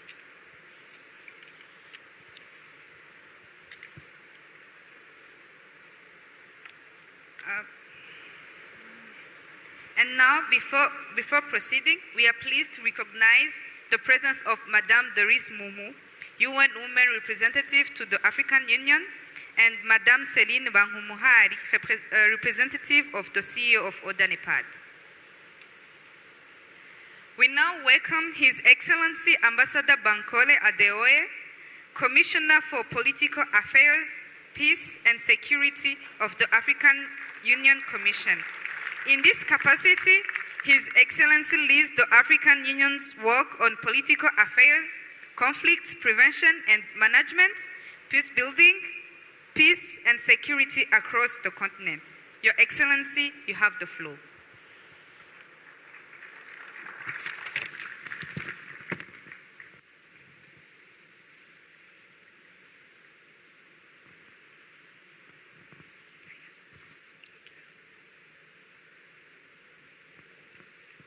Excellency, President of the Republic of Burundi, Chairperson of the African Union, and the champion on youth, peace, and security.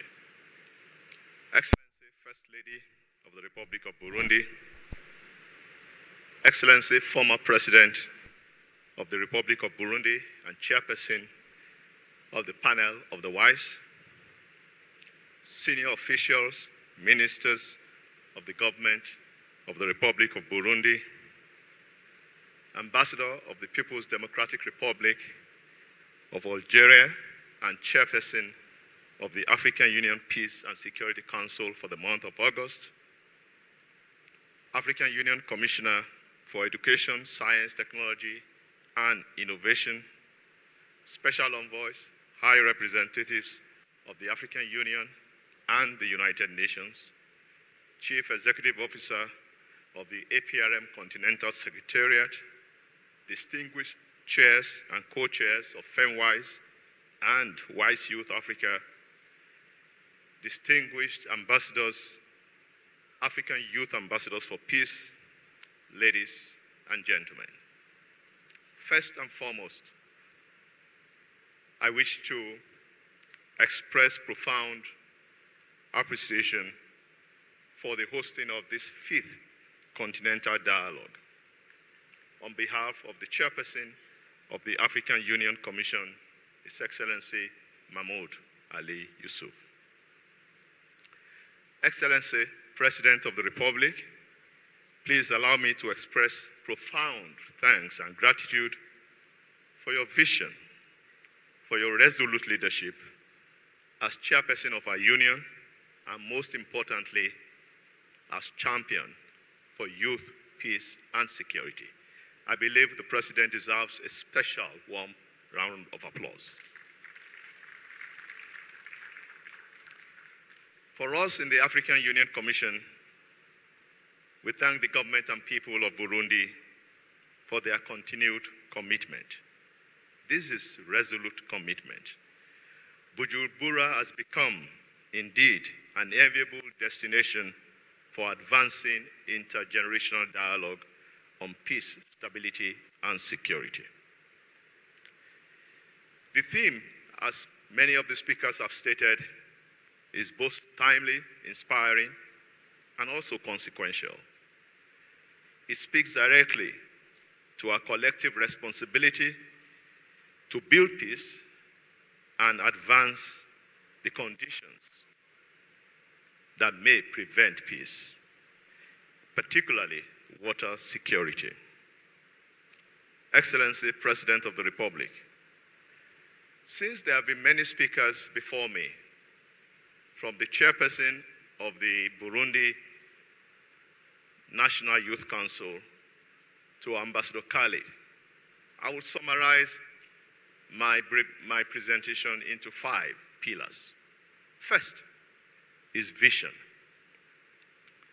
The African Union presents the vision. Agenda 2063, the Africa we want, is a youth-driven vision. But it is also supplemented by the African Youth Charter, that is 20 years this year, and certainly by the Maputo Protocol on Women's Rights, which is 23 years. The vision is present, Excellencies. Over 2 decades, the African Union has continued to embrace a broader understanding of peace building, one that connects African women and youth to governance, to development, human rights, and peace and security. So women and youth are not merely beneficiaries of this agenda. They are champions, they are catalysts for conflict prevention, for conflict resolution, for democratic governance, for African solutions to African problems, and to silencing the guns. So this vision subsists. But the second pillar is inclusion. Today, the question is no longer whether women and youth are ready to participate in governance or security issues. The real question is that, are we prepared to make their leadership meaningful, sustained, and permanent? Meaningful inclusion, therefore, must go beyond representation. Women and young people must share public policy, influence decision-making, and lead peace building.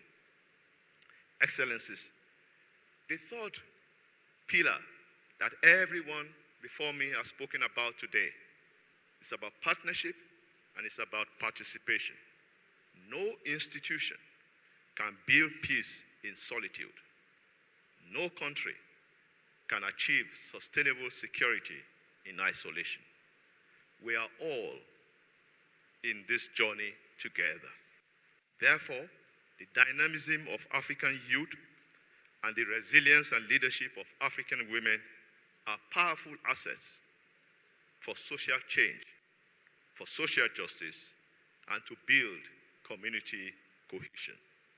We must therefore continue to advance this agenda because the African Union Commission remains committed to working with member states, regional communities and mechanisms, the United Nations, the civil society, the youth and women groups, development partners, and all stakeholders. We must translate continental commitments into national and regional action. The fourth, Excellency, is empowerment. investing in people is fundamental, absolutely fundamental. The African Union has continued to strengthen the capacities and the participation of women and youth across AU processes, particularly, as Ambassador Khalid mentioned, in AU election observation missions, making them direct participants, witnessing democracy at work. Under the leadership of President Ndayishimiye, and with the commitment of member states, we must invest even further in decisive leadership for the next generation of African peace builders to silence the guns now. My fifth pillar is resilience, Excellencies. The ultimate measure of our success will not be the number of frameworks we adopt, but the resilience of our institutions and our communities. We therefore remain steadfast in strengthening the institutional pathways that will make inclusive and sustainable peace possible.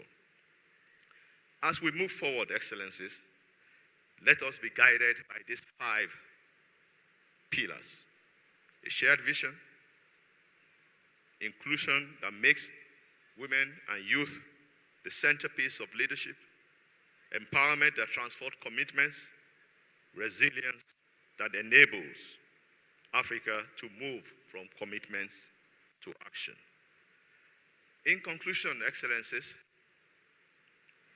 let me quote a woman of substance, an African leader, former President of the Republic of Malawi, Her Excellency Joyce Banda, who stated, and I quote, "The seeds of success in every nation on earth are best planted in women, youth, and children. Let us therefore continue to invest in Africa. Let's continue to invest in Africa's women and youth, not tomorrow, but from today. Together, we can build the Africa we want: peaceful, inclusive, secure, stable, and prosperous. We can do more together." I thank you.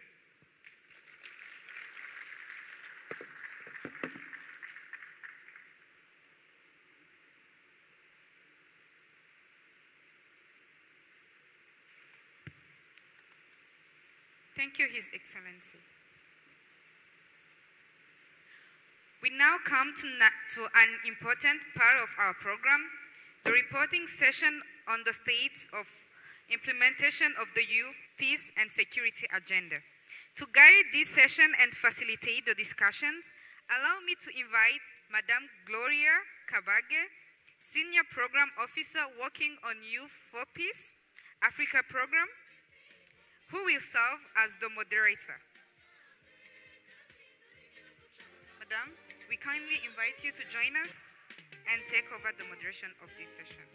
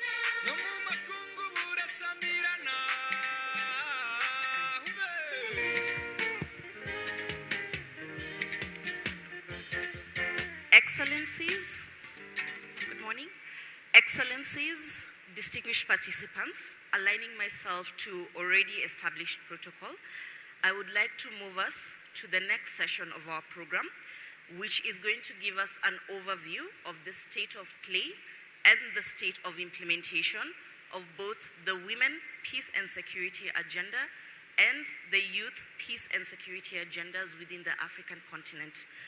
To guide us through this session, we will have a series of speakers speaking to both the state of implementation of the WPS and then followed by the state of implementation on the YPS. To start us off for this session, I would like to invite Her Excellency Ambassador Liberata Mulamula, the AU Special Envoy on Women, Peace and Security, who will speak to the state of implementation of the WPS agenda within the African continent. Please give her a round of applause as she takes the stage.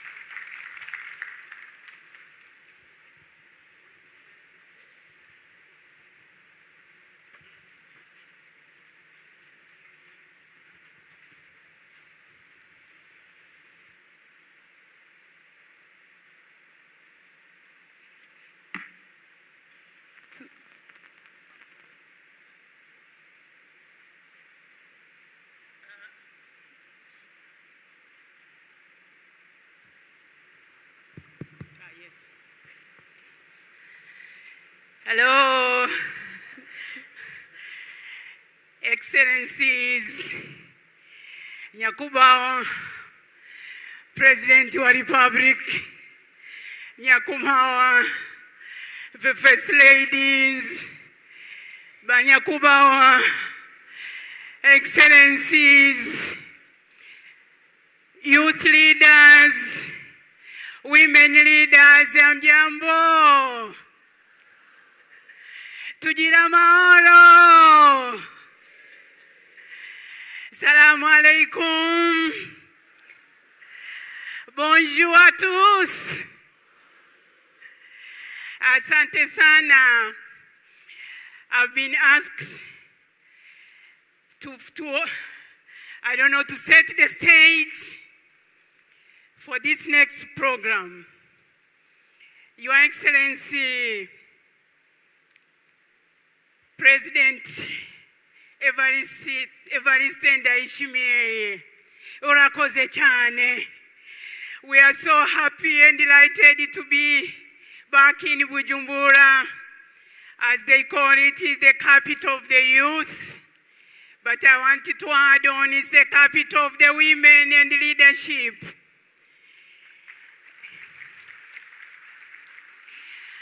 We thank you, and we thank all the partners. I thank all my colleagues from the African Union.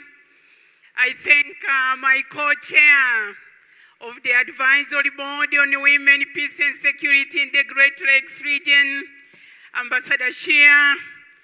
But I thank you, the President of the Peace and Security Council of the month of August, Ambassador Khaled. You spoke well. You took out of my text. It was like you were reading from my speech, explaining well the women, peace and security. I am here, and I want to thank you, Your Excellency President, for bringing the synergy between the youth for peace and the women, peace and security. I remember after you assumed the chairmanship of the African Union, I pleaded with you that we need to have the agenda of women, peace and security positioned in this dialogue. We thank you, Your Excellency. Let me say, a lot has been said. This year's dialogue brings together the youth, peace and security and women, peace and security agendas under one platform for the first time. It could not be more timely. These two agendas are mutually reinforcing, and together, Excellency, They provide a powerful framework for building more inclusive, resilient, and sustainable peace. The Commissioner Bankole summarized the 5 pillars. Allow me to underline that the synergies between these 2 agendas is essential to ensuring that Africa peace and security responses are representative, are intergenerational, and responsive to today's evolving challenges. In particular, Excellencies, we must recognize the unique contribution of young people, young women who stand at the intersection of both agendas and whose leadership is essential to preventing conflict, responding to crises, and sustaining peace. Excellencies, this year's theme also reminds us that water security and responsible resource governance are no longer simply environmental or development concerns. They are fundamental peace and security issues. Women and young peoples are often the most affected by resource scarcity, by climate-related insecurity and conflict. Yet, they are also at the forefront of community resilience, mediation, natural resource management, and peace building. It has been underlined the need for institutionalizing the women and the young women voices, expertise, and leadership is therefore not a matter of inclusion, but a strategic imperative for preventing conflict and building lasting peace across our continent. Excellencies, before they called me to order, they gave me only 3 minutes. Let me, Excellency, with your permission, let me say the following as a plan of action or takeaways. First and foremost, Excellencies, let us, as mentioned, institutionalize the Swakopomund process. Commissioner Bankole, are you there? I'm reminding about the Swakopomund commitment that women's meaningful participation in peace processes becomes the norm rather than exception, and you committed to 30% as minimum of women participation in all African Union-led peace processes. Secondly, let us fundamentally rethink how we finance the women peace and security agenda. I call upon member states to institutionalize gender-responsive budgeting, conduct gender audits of national budgets, and adopt gender-responsive public finance legislation that guarantees predictable domestic financing for national action plans. Today, Excellencies, I wish to launch a continental call of action.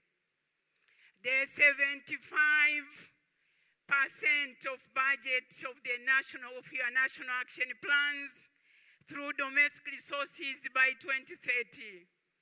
Your Excellency President Ndayishimiye, Burundi has an opportunity to demonstrate continental leadership by becoming the first African Union member state to make this commitment. Let us strengthen accountability by accelerating the signature, the ratification and domestication of African Union Convention on ending violence against women and girls. I want to thank Your Excellency and Burundi for being the first among the first signatories to this Convention on Ending Violence against Women and Girls. Through you, Your Excellencies, and through the Speaker of the National Assembly, Your Honorable, we would like to see that this convention that was signed is expedited through the parliamentary process so that Burundi joins Gambia in ratifying this historic and important convention. Your Honorable Speaker, I'm putting this call to you, and I thank you in advance, Orakoze Chane. And finally, let us strengthen the synergies again between the women peace and security and the youth peace and security agendas. Young women are not the leaders of tomorrow alone. They are already mediating conflicts, mobilizing communities, and shaping Africa's peace and security landscapes. Our institutions must recognize, support, and invest in their leadership today. Excellencies, Africa has developed the frameworks. Africa has demonstrated the political will. Now we must demonstrate the same ambition in implementation, because the true measure of women peace and security agenda will not be the commitments we make, but whether African women and girls are able to influence peace processes, access justice, lead recovery, and shape a more peaceful, inclusive, and resilient continent. I'm happy that Her Excellency, the First Lady, will be chairing the next session as we interrogate the full, equal, and meaningful women participation and leadership in peace processes. With those few remarks, before I'm called to order, Excellencies, let me say thank you very much. Asanteni sana. Munakoze chane. Shukrani jazira. Thank you very much. Thank you. Thank you so much, Ambassador Mulamula, for those rousing remarks and that overview on the state of women, peace, and security within our continent. I would now like to invite Honorable Justice Effie Owor, who is the co-chair of the Network of African Women in Conflict Prevention and Mediation, popularly known as FEMOIS Africa, to give us a small summary within 3 minutes, Honorable, in terms of how the FEMOIS Africa Network is incorporating and supporting the implementation of the Women, Peace, and Security Agenda. Excellency, I hand over to you.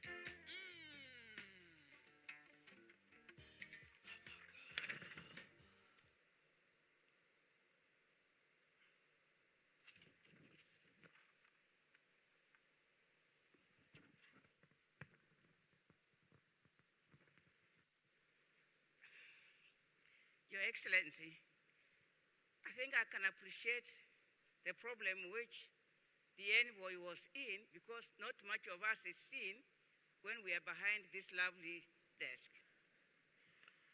Your Excellency, hold the microphone closer. The President of this great country, Burundi, Chair of the African Union and African Champion for Youth, Peace, and Security. Your Excellency, the First Lady, distinguished colleagues, ladies and gentlemen, Allow me to stand on the existing protocol.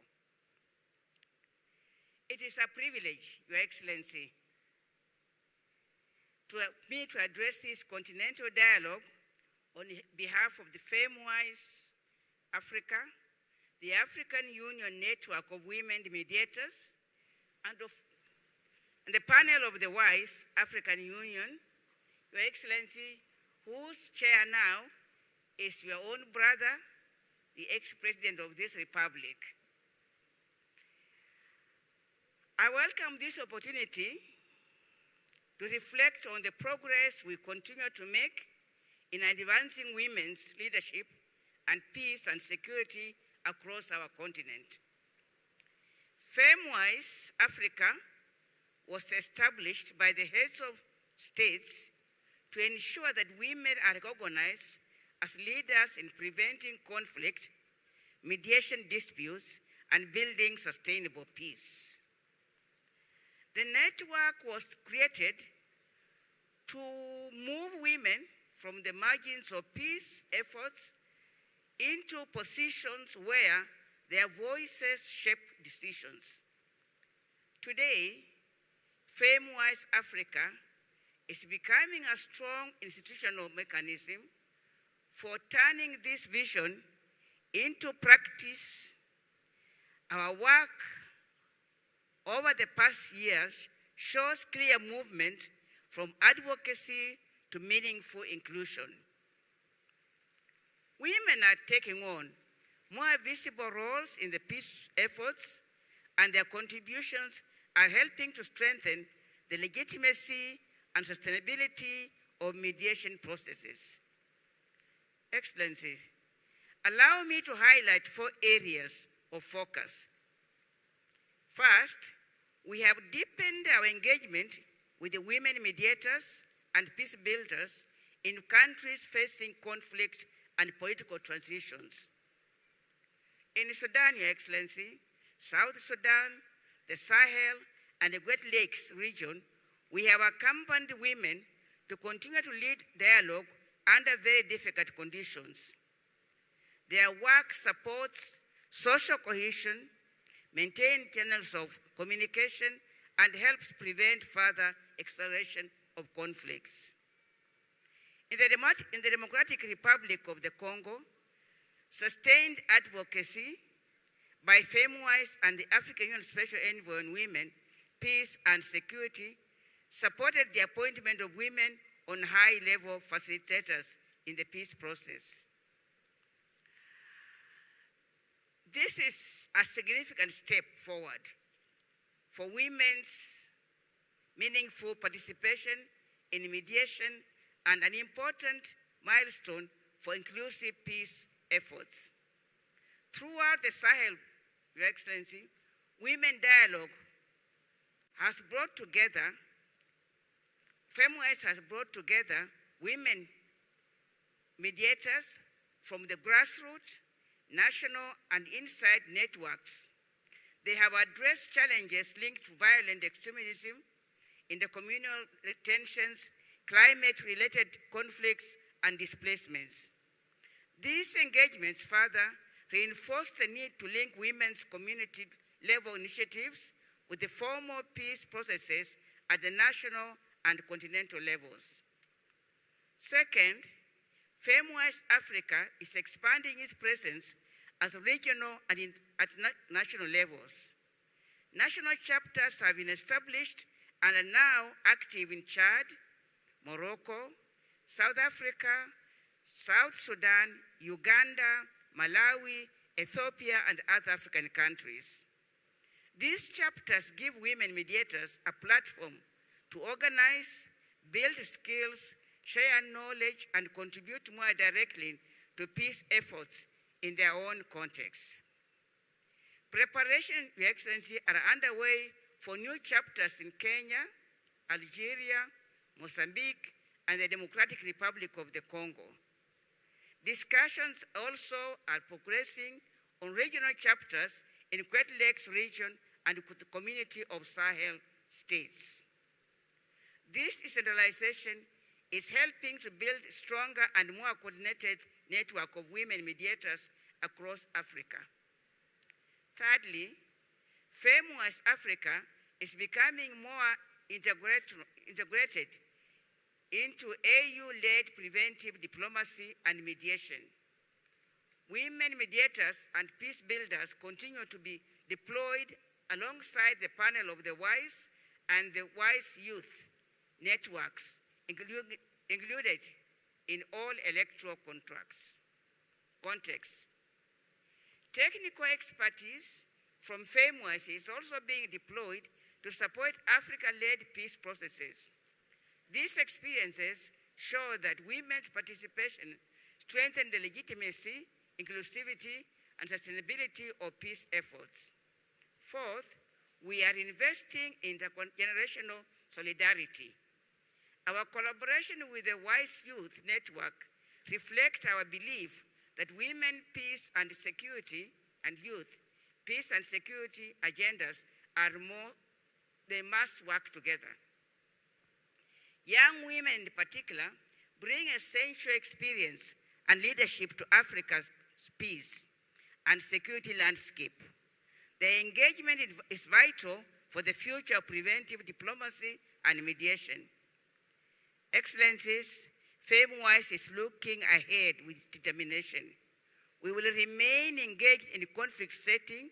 We will broaden the network. We will invest in women's mediation and young peace builders, and we will nurture partnerships and support Africa peace efforts. Our task is clear. We must move from presence to influence. We must move from participation to leadership, and we must move from commitment to accountability. Going forward, FameWise Africa will strengthen the national and regional chapters. We will support women mediators in the countries facing conflict and transitions.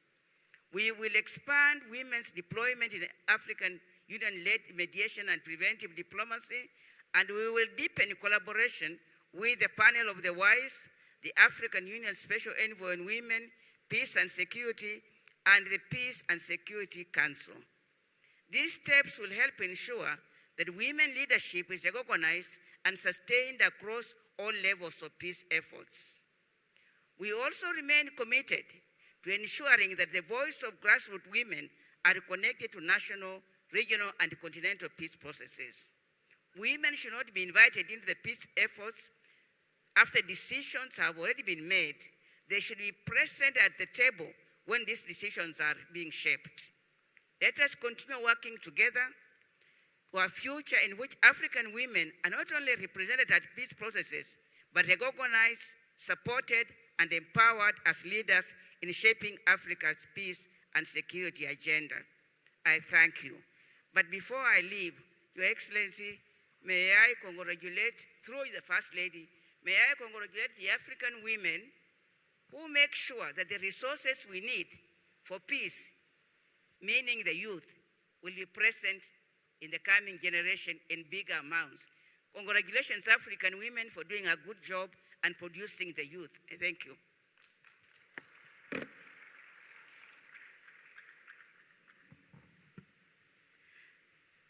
Thank you so much, Honorable Justice Effie Owour. With that, Excellencies, I would now like to invite the Youth Ambassadors for Peace, the African Youth Ambassadors for Peace, who represent each of the 5 regions, to give a brief snapshot on the level of implementation and the progress of implementation of the youth peace and security agenda within their regions. Youth Ambassadors, you have 3 minutes each, and we will start with Ms. Amina Bello from Central Africa Republic, who is the current Youth Ambassador representing the Central Africa region.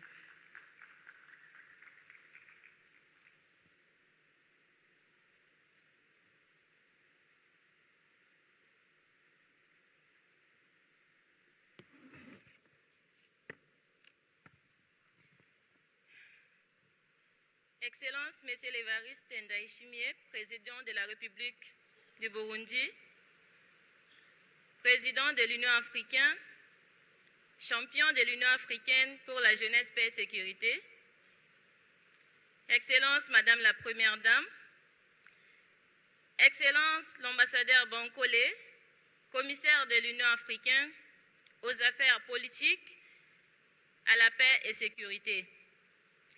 Excellences, tous les protocoles observés. Mesdames et messieurs, c'est un honneur pour moi de prendre la parole aujourd'hui au nom de la jeunesse d'Afrique centrale. Je suis Amina Bello de la République centrafricaine, ambassadrice de la jeunesse africaine pour la paix auprès de l'Union africaine qui représente la région Afrique centrale. Je tiens devant vous aujourd'hui pour porter les voix, les aspirations et la détermination des jeunes de notre région. L'Afrique centrale est l'une des régions les plus jeunes du continent.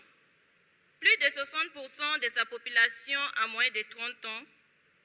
Pourtant, elle demeure parmi les plus affectées par les conflits armés persistants, des déplacements forcés et d'instabilité politique, exposant ces populations à une profonde vulnérabilité.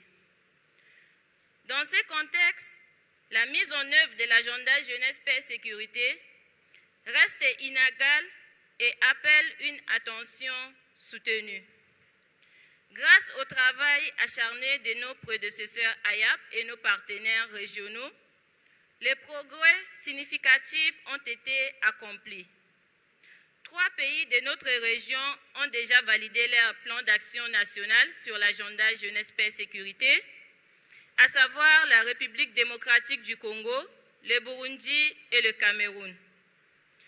Je tiens également à souligner que le président de la République centrafricaine a récemment exprimé son soutien à notre mandat et à la mise en œuvre de l'agenda jeunesse, paix et sécurité.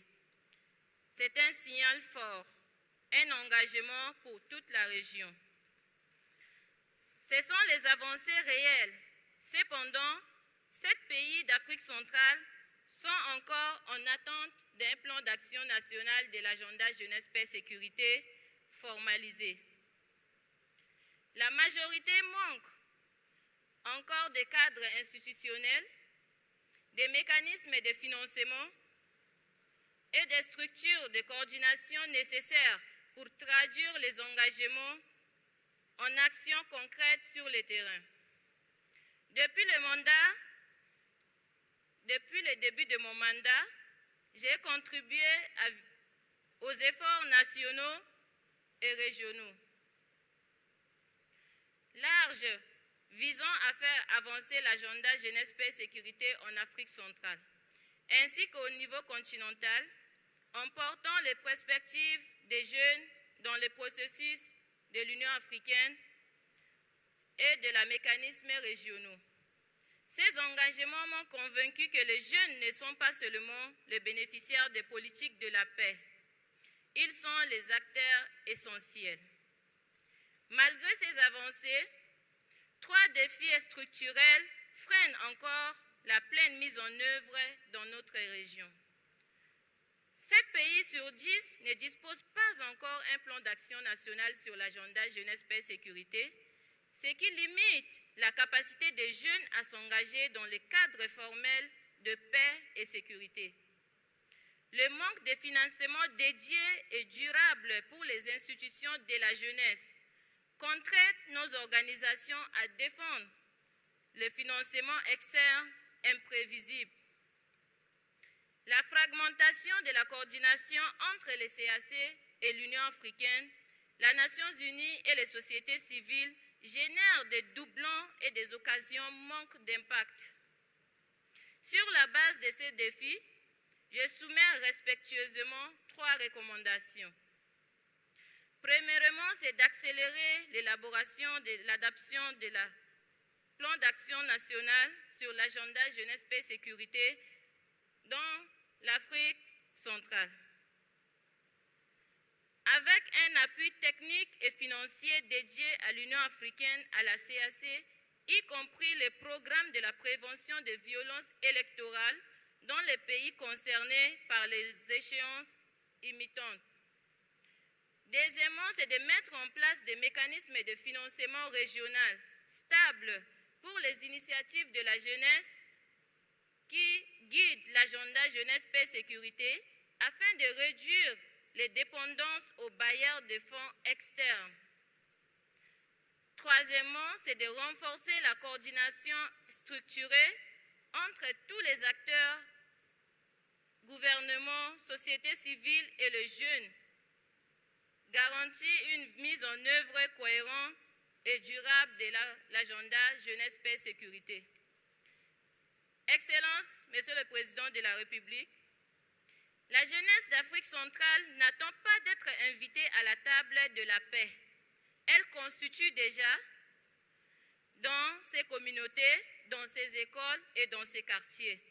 Ce dont elle a besoin, c'est que les institutions marchent avec eux, avec des ressources, avec la confiance et les espaces réels pour diriger.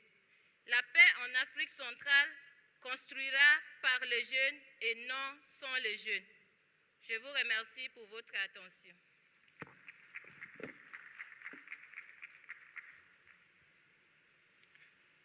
Thank you so much, Ms. Amina. We now invite Mr. Patrick Kumi, the African Youth Ambassador representing the East Africa region. 3 minutes, Patrick, and let's try and observe time.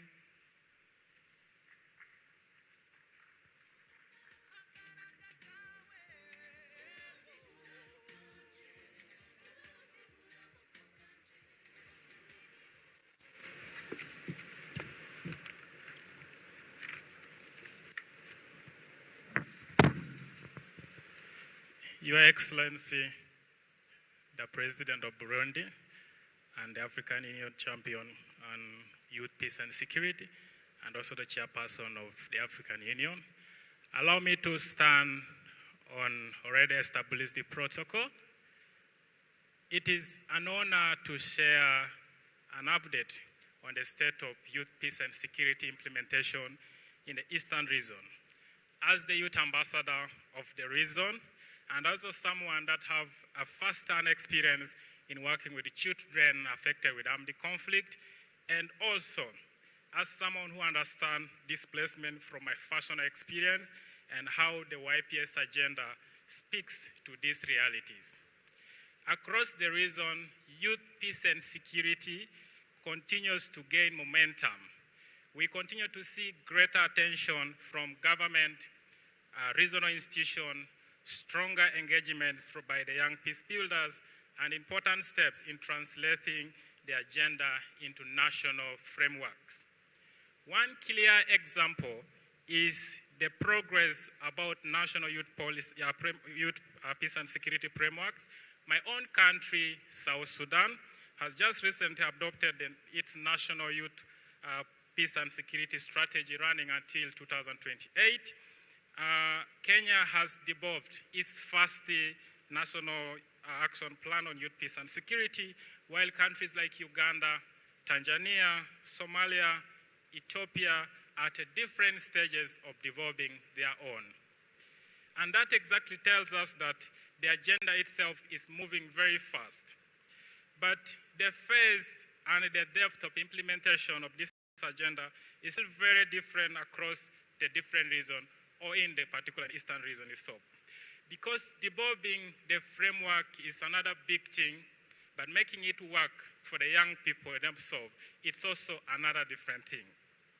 Across the Eastern region, young people are responding to tensions. We see this in Sudan, we see this in South Sudan in their own communities. They are supporting dialogues, they are working across the differences and contributing to peace on places where affected by conflict, displacement, political tensions, and also climate pressures. Yet we continue to see that many of them still struggle to access the resources and the formal spaces where peace and security discussions always happen. Financing remains a major challenge. There is still a gap in how institutions and actors work across in the region. At the same time, while young people are increasingly invited into the consultations we continue to have in the continent or in the region, we still need to see that more consistent participation in these spaces by the young people, specifically where decisions are actually made. most importantly is when I joined this mandate, I am not starting from zero. The previous Eastern Youth Ambassadors for Peace have laid a very big foundation. They have helped advance the youth peace and security discussion in our region, including working around the national action plans, regional consultations, and also intergenerational dialogues. They have helped create safe spaces for peace builders to engage with the regional and continental processes. I know many young peace builders from Eastern African region are in this room today, and I want to recognize them because much of the progress we continue to see in the region or we are speaking about is also built through the work they continue to do every day in their own communities. In this current mandate, we are building on this work together through the recent Addis Ababa technical consultations and our engagements with young people across Eastern African region, including countries like Somalia and Comoros. We continue to hear one single message across the region. The next phase should be implementation. And from all this conversation, I see three key things that deserves all our attention. The first, we need to move from national action development to financing and implementing. Where plans already exist, we need to support them with the budget, clear responsibilities, and accountability. Where we don't have these plans, we need to support its development. The second, we need more predictable and accessible financing for youth-led peace-building organizations. Many of these organizations are doing a long-term peace-building work, but still depend on very short projects. This is not sustainable.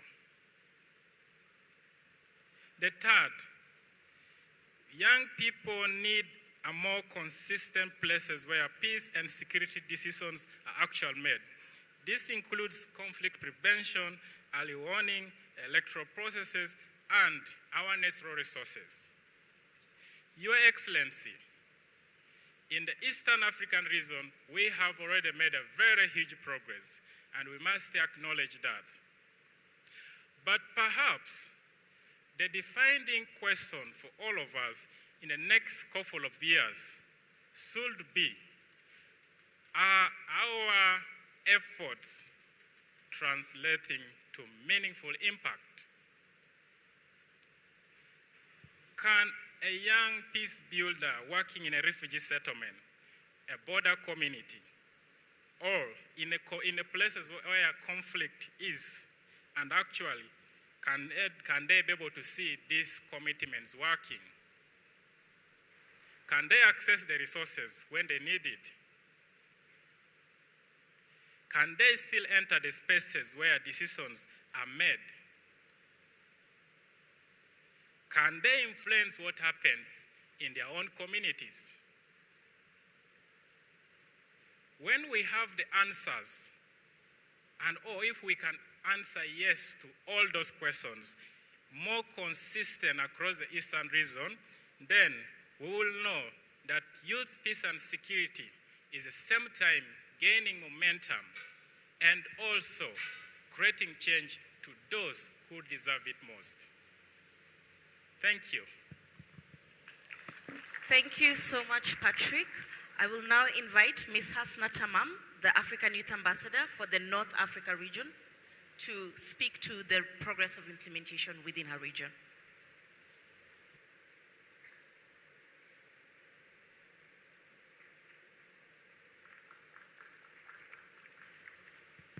We can give her a round of applause.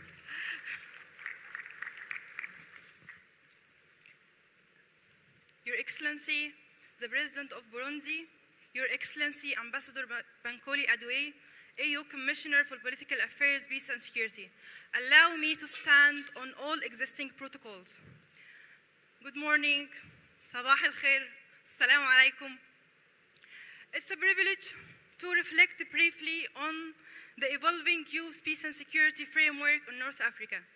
Across the region, we are witnessing a growing recognition that Investment in young people is not only a development imperative, it's equally an investment in conflict prevention and building positive peace. This is particularly important in a region often perceived as a relatively peace, insulted from conventional conflicts, yet one that continue face multiple changes and complex challenges of political, social, economic, and security pressure affecting young people. In a positive way, this recognition is increasingly reflected in national policy frameworks.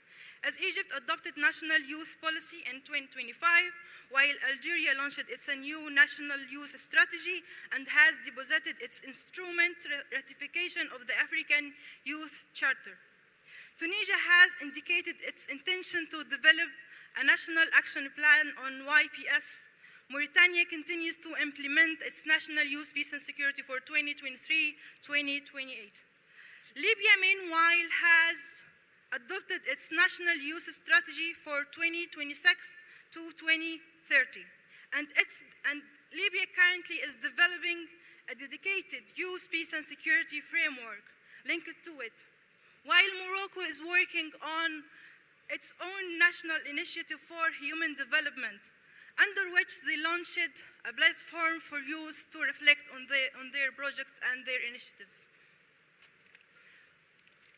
Those kind of experiences are really important because they raise an important question. Because rather than viewing youth, peace and security as an entirely separate policy architecture, we can increasingly embed it into within existing national youth development, prevention, and peace-building frameworks. Distinguished Excellencies, let me reflect on one of the most important experiences on YPS in Northern Africa region. The emerging Libya experience provides an instructive example. Libya is advancing its youth peace and security framework through a partnership that brings together young people, public institutions, security actors, and civil society. This process operates through two complementarity pillars. The first, engage institutions, including the Minister of Justice, Interior, and Defense, through dialogue and capacity building.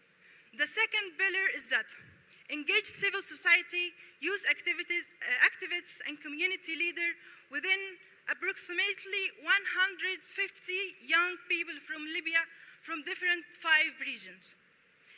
Importantly, the process is intended to move beyond consultation, and it seeks to, first, generate concrete policy recommendations, second, support locally led youth initiatives, and third, to establish a Libya Youth Coalition for Peace Building as a platform that connecting youth from institutions, civil society, and community within decision makers. These experiences underscore a broader lessons from Northern Africa. This lesson is that track 1.5, track 2 are very important in the region to advancing YPS framework. Think tanks, policy frameworks, civil society organizations, and above all, youth-led organizations are creating a space where formal institutions may not always able to reach. Across the region, the CSOs and the track 2 actors were able to, in Libya, facilitate community dialogue, supporting conflict transformation and strengthening political participation. In Tunisia, they have supported youth participation and enhancing the government ecosystem. In Egypt, they were able to increase the ability to build the capacity of youth on peace and security. Those are a few examples among others.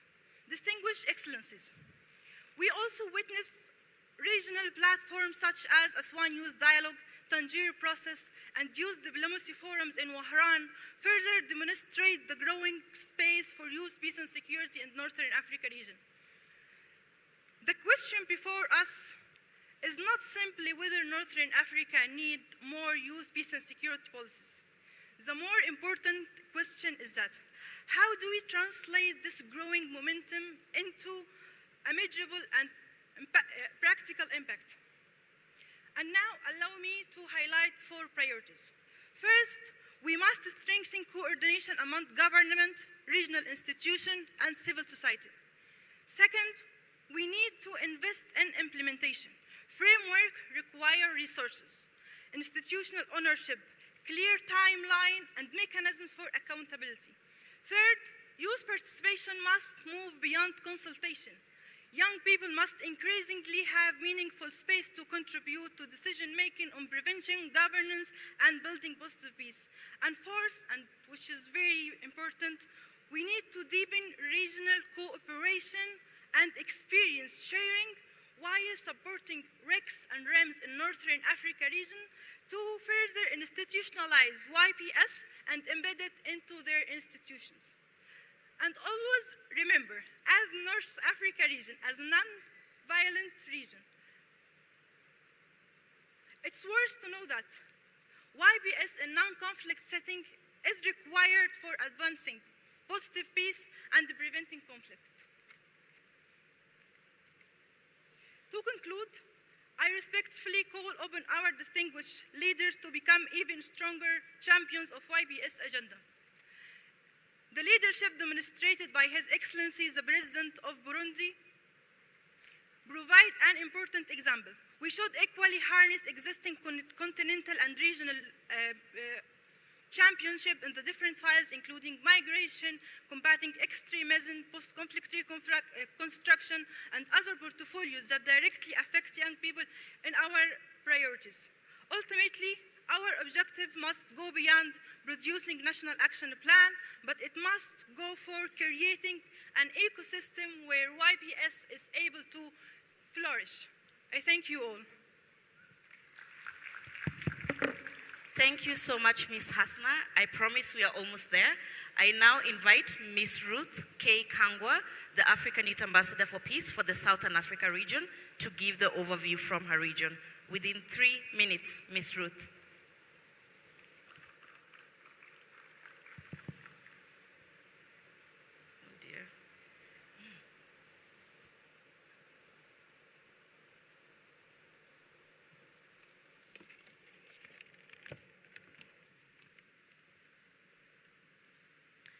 Your Excellency, President of the Republic of Burundi, Chairperson of the African Union, Your Excellency, Commissioner Bankole, the First Lady of the Republic of Burundi, and Your Excellencies in the audience, I wish to ride on already observed protocols.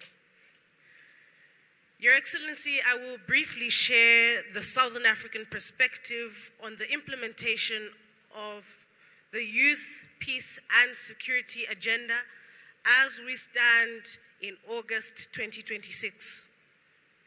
For me, this work did not begin with my appointment as African Youth Ambassador for Peace.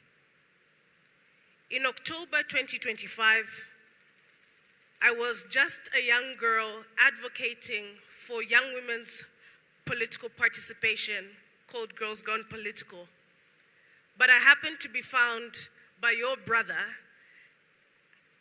President Hakainde Hichilema, who appointed and sworn me in as the youngest member to serve on Zambia's Technical Committee on Constitutional Reforms. I represented the voices of over 6 million young people, while also serving as Zambia's national focal point on youth, peace and security, and contributing to the development of the national security strategy. Your Excellency, I brought this context out to show that these particular experiences found me where I am now as an IAP, and they helped me understand better that we should look at peace and security in a broader prospect, looking at it to understand how we govern, whether young people can participate, whether institutions are trusted for young people to also see themselves in decision-making. Your Excellency, I recognize that I'm also just building on the work of my 3 predecessors from Southern Africa, the previous IAPs. and their consultations and many engagements with member states and regional institutions created important foundations for this mandate. So where are we now as Southern Africa? Your Excellencies, I would describe the region as making very encouraging progress, with countries advancing the agenda at different stages and in very different ways.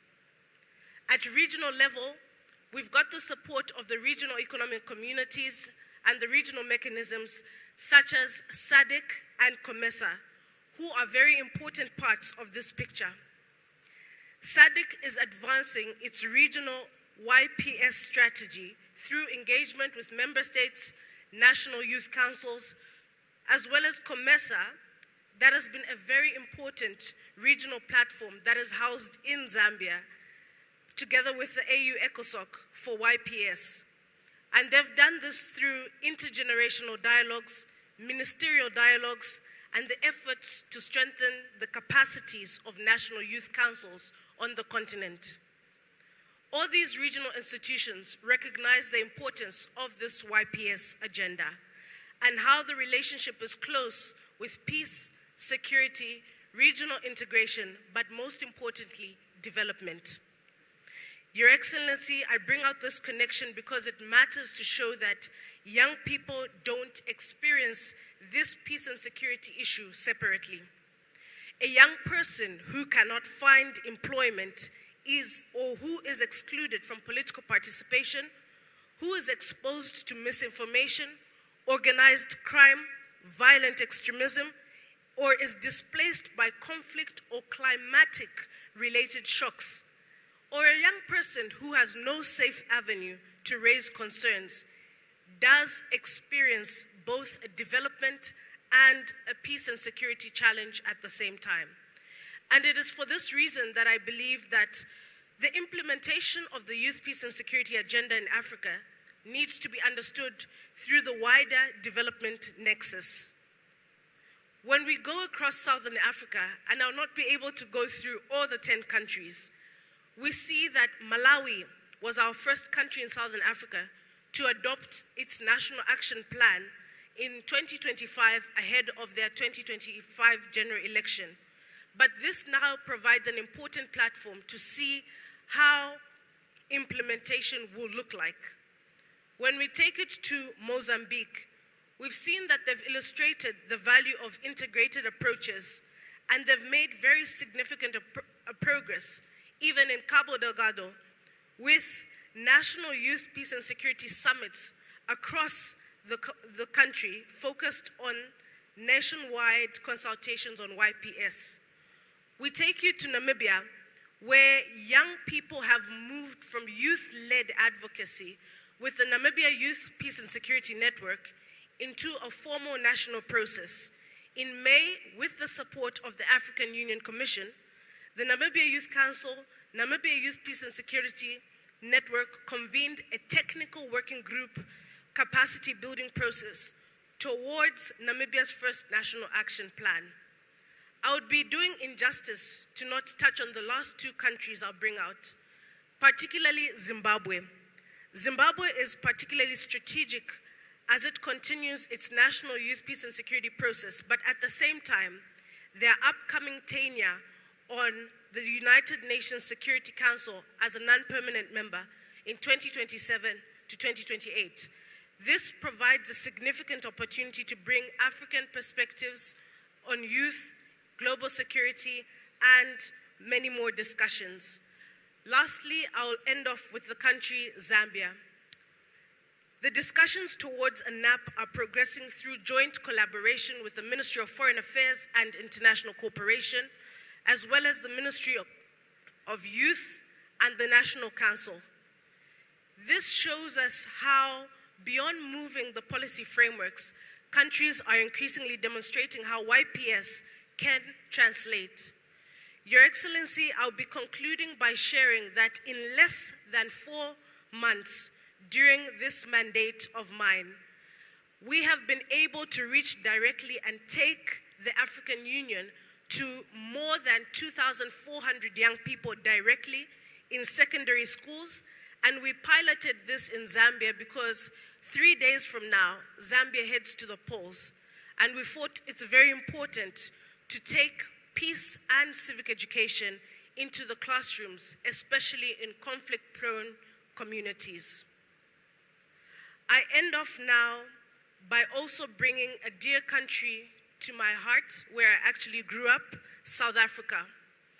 South Africa right now offers two important dimensions of our update to you, Your Excellency.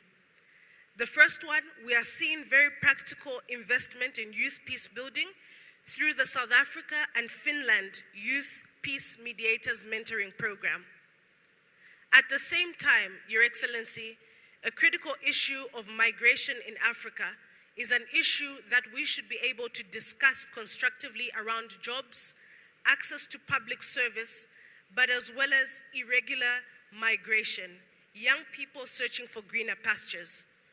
The South African government has been very clear about its responsibility to manage its borders and enforce immigration law. President Cyril Ramaphosa has also emphasized that migrants should not become scapegoats for unemployment, crime, or pressures on public service.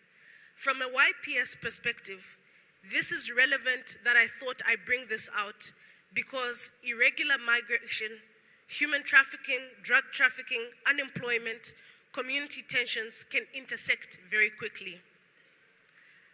As I walk away, I encourage everyone in the room to continue strengthening meaningful, peaceful participation, peace education, and preventative diplomacy. Your Excellency, with only 3 years remaining in the African Union's 2020 to 2029 implementation decade, I believe this is an important window to build greater political momentum beyond the development of national action plans to financing and implementing so that we can build peaceful and prosperous societies and contributing to the Africa we want by 2063. I wish to thank you, sir. Thank you so much, Ms. Ruth Kangwa. I will now invite our last speaker, Mr. Bakari Sonko, the African Youth Ambassador for the West Africa region.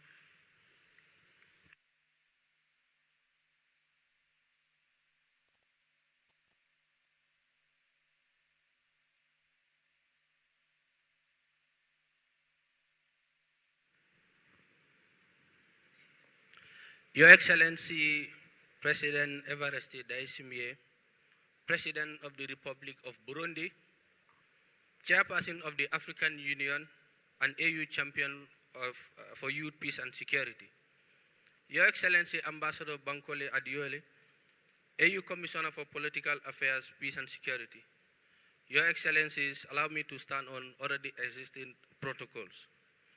Indeed, it's an honor to stand here to give a brief update on the state of YPS in West Africa. As we all know, West Africa has been grappling with a lot of peace and security challenges. However, young people of West Africa did not relent. They continue to show commitment. They continue to lead progress that is shaping the agenda, the youth peace and security agenda in our region. And I must say that our response to young people should not be delayed. It must be deliberate, meaningful, and equal to the expectation of the generation we are asking to build the future of Africa. Across Africa, young people are not waiting to be invited to the work of peace. They are already doing it. Your Excellencies, allow me to highlight the state of YPS agenda in West Africa. But first, allow me to acknowledge the work of my predecessor, Simon Diouf, who was the former African Youth Ambassador for Peace for West Africa, and the partners that continue to accompany the work of young people in West Africa. The YPS agenda must serve the young person in the remotest communities of our regions. The continental framework must therefore become a living instrument, not simply a document discussed in policy and public or diplomatic circles, but one that reaches the communities and responds to the realities experienced by young people. Excellencies, in the Gambia, Young people help lead the development of its national action plan and continue to contribute to its implementation. Whilst in Nigeria, young people are contributing to the aspiration of silencing the guns through creative and community-based initiatives, and that empower their peers to reject violence and choose peace. In Nigeria also, young people led the development of its national action plan and are on the process of reviewing and start the process of another one. In Liberia and Senegal, young people are contributing to the development of their respective national action plan processes, whilst Liberia have adopted their first ever national action plan on youth, peace, and security. Niger's adoption of its national action plan a few weeks ago demonstrated what will become when political will meets youth leadership. Other countries, including Ghana, Guinea-Conakry, Mali, Benin, and Burkina Faso are also advanced in their national action plan process. These are not simply national initiatives. They represent a growing movement to domesticate the African Union Continental Framework on Youth, Peace, and Security. Your Excellencies, but we must reflect more deeply and even honestly on our realities. Developing a national action plan alone is not the destination. Adoption is not implementation. A policy document is not impact, and consultation is not meaningful youth participation unless young people influence, and that participation moves from presence to influence. One task, therefore, is to strengthen youth political ownership, financing of our national action plans, institutional coordination, monitoring and accountability of these policies. We must ask, who is responsible for implementation? Where are the resources coming from? How are young people involved in monitoring this process, and how is accountability shaped? And most importantly, can a young person in our remotest communities feel the difference of these policies? These are the questions we must therefore, and it must define the next chapter of the youth, peace, and security in Africa. As we gather here in Burundi for the 5th Continental Dialogue, I believe we have an opportunity to move beyond reaffirming what we already know. We already know that young people matter. We already know that young people are already contributing to peace. And we already know that Continental Framework provides us with a shared vision. The question before us now is therefore whether we are able to summon the political courage, whether we are able to promote institutional commitment and to implement it at a scale that our continent requires. Let us therefore ensure that the YPS agenda is not only discussed in continental dialogues, but also felt in communities. And then we also ensure that national action plans are not only adopted, but they are implemented and they are also financed. And let us build a continent where a young person's geography does not determine the extent of the opportunities they contribute to peace. Your Excellencies, distinguished delegates, as young people of Africa are not asking for a future handed to them, they are asking for the opportunity, the trust, and the responsibility to promote institutional space to help build the peace that thrive. Our responsibility is to ensure that when they look back at the generation of leaders, they can know that they have been listened to. When they spoke, they are trusted. And when they lead, we acted when action was required. That is the promise of the Youth, Peace, and Security agenda. Your Excellencies, just to remind all of us that the Youth, Peace, and Security is the greatest hope that we have in order to translate our commitment into reality. And it is my belief that it is the tool that can transform this continent for better. Young people can lead, young people deserve to be trusted, just as we trust in the political dimension of our continent. And we hope that we continue to change and create the Africa that works for all. For this is for us and for our people, for now and for the future. Thank you very much. Thank you so much, Mr. Bakari Sonko. And with that, Your Excellency, we submit this reflection by the African Youth Ambassadors for Peace, representing each of their regions on the progress of implementation of the YPS agenda. Your Excellency, we also wish to inform you that ahead of this year's Continental Dialogue, for the first time, under the leadership of the Embassy of Burundi in Addis Ababa, and coming together with distinguished partners, development partners, our regional economic communities, we convened a technical level consultation ahead of this dialogue in July in Addis Ababa, which was held under the theme Advancing Inclusive Governance, Institutionalizing the Role of Youth and Women in Peace, Security, and Policy Reform in Africa. As a result of that consultation that was convened in a hybrid manner, bringing together young people from across the continent, the young people did come up with an outcome document that is meant to highlight areas in which we can use to further implement the WPS and the YPS agenda, also taking into account the Nexus approach. Excellency, with your permission and with the permission of protocol, we would wish to invite the 5 African Youth Ambassadors for Peace to present this outcome document on behalf of the young people on the continent to Your Excellency in your role as the AU champion on youth, peace, and security.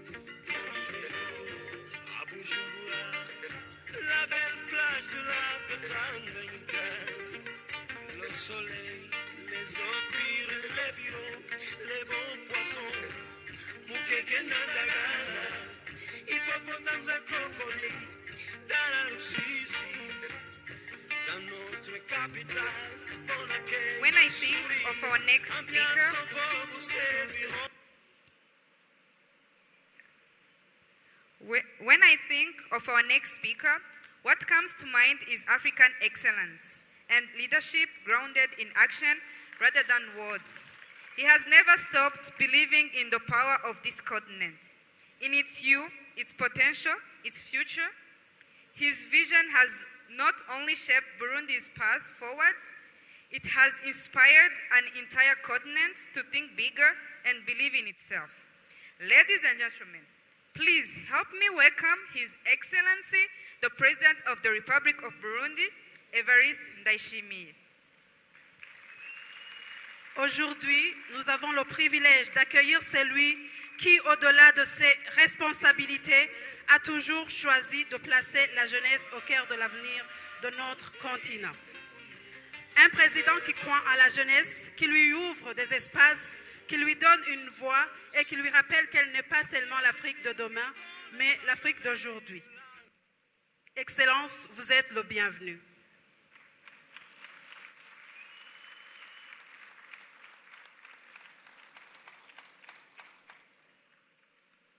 Prenez place.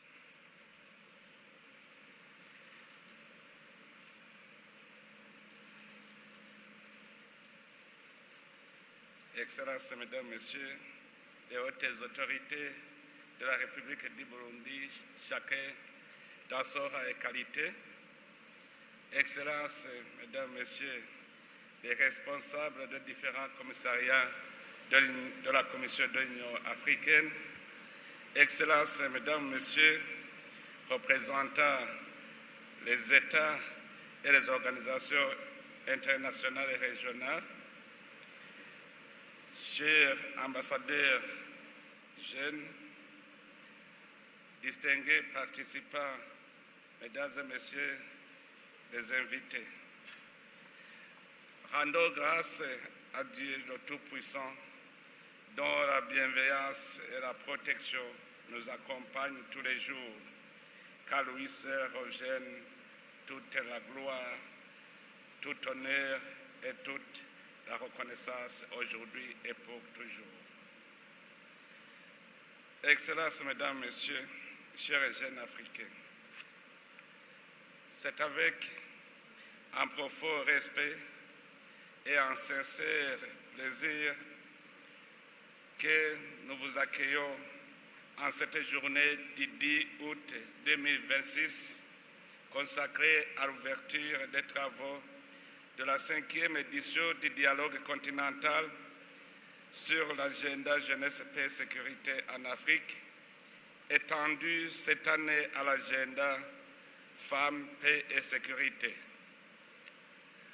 En ma qualité de président de la République du Burundi, de président en exercice de l'Union africaine et champion de l'Union africaine pour l'agenda jeunesse, paix et sécurité, c'est avec une immense joie que je vous souhaite la bienvenue à Bujumbura, consacrée capitale africaine de la jeunesse par la décision 868 de la 37e conférence des chefs d'État et de gouvernement de l'Union africaine, qui a institutionnalisé ce dialogue continental comme un événement devant prendre place chaque année ici à Bujumbura. Votre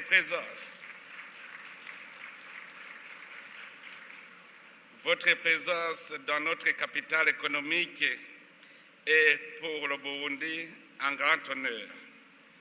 Elle témoigne de la confiance de notre continent, que notre continent place en cette ville devenue un espace privilégié de dialogue, d'innovation et de mobilisation de jeunes en faveur de la paix, de la sécurité et du développement durable.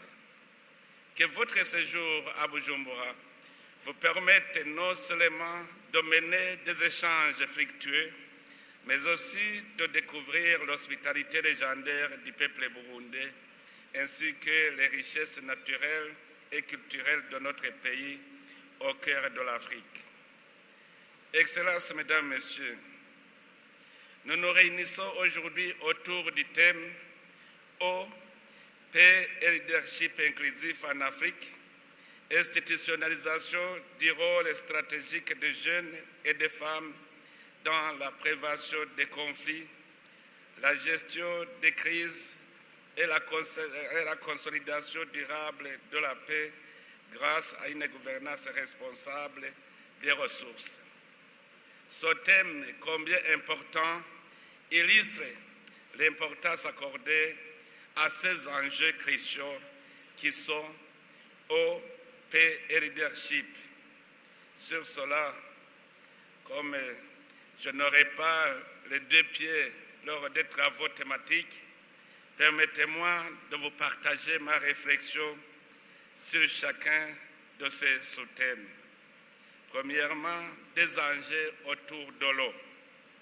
Excellences, Mesdames, Messieurs, notre union a placé l'année 2026 sous le thème « Assurer la disponibilité durable de l'eau et des systèmes d'assainissement sûrs pour atteindre les objectifs de l'agenda 2063 ». Ce thème, qui est le premier pilier stratégique de notre mandature à la présidence de l'Union africaine, reflète une réalité quotidienne pour des millions d'Africains. Plus de 400 millions n'ont pas accès à une eau potable sûre et près de 700 millions sont privés de services d'assainissement. Les plus touchés sont les enfants, femmes et populations rurales. On envoie un enfant puiser de l'eau à des kilomètres, rentrant fatigué et frustré. Quelquefois même, les parents obligent leurs enfants à aller puiser de l'eau avant de se rendre à l'école. Une femme, là-haut sur l'épaule, quitte son champ avec un pot rempli d'eau sur la tête pour s'empêcher de retourner à la fontaine là en bas de la montagne. Tout cela est un fardeau porté par la jeunesse et les femmes au quotidien. C'est pour cette raison que des citoyens. Ainsi, notre objectif est de promouvoir une gestion durable et inclusive de l'eau, de renforcer la coopération d'États qui mettent en œuvre les meubles n'a pas les capacités d'imposer l'autorité de l'État et de garantir l'unité et la sécurité pour tous.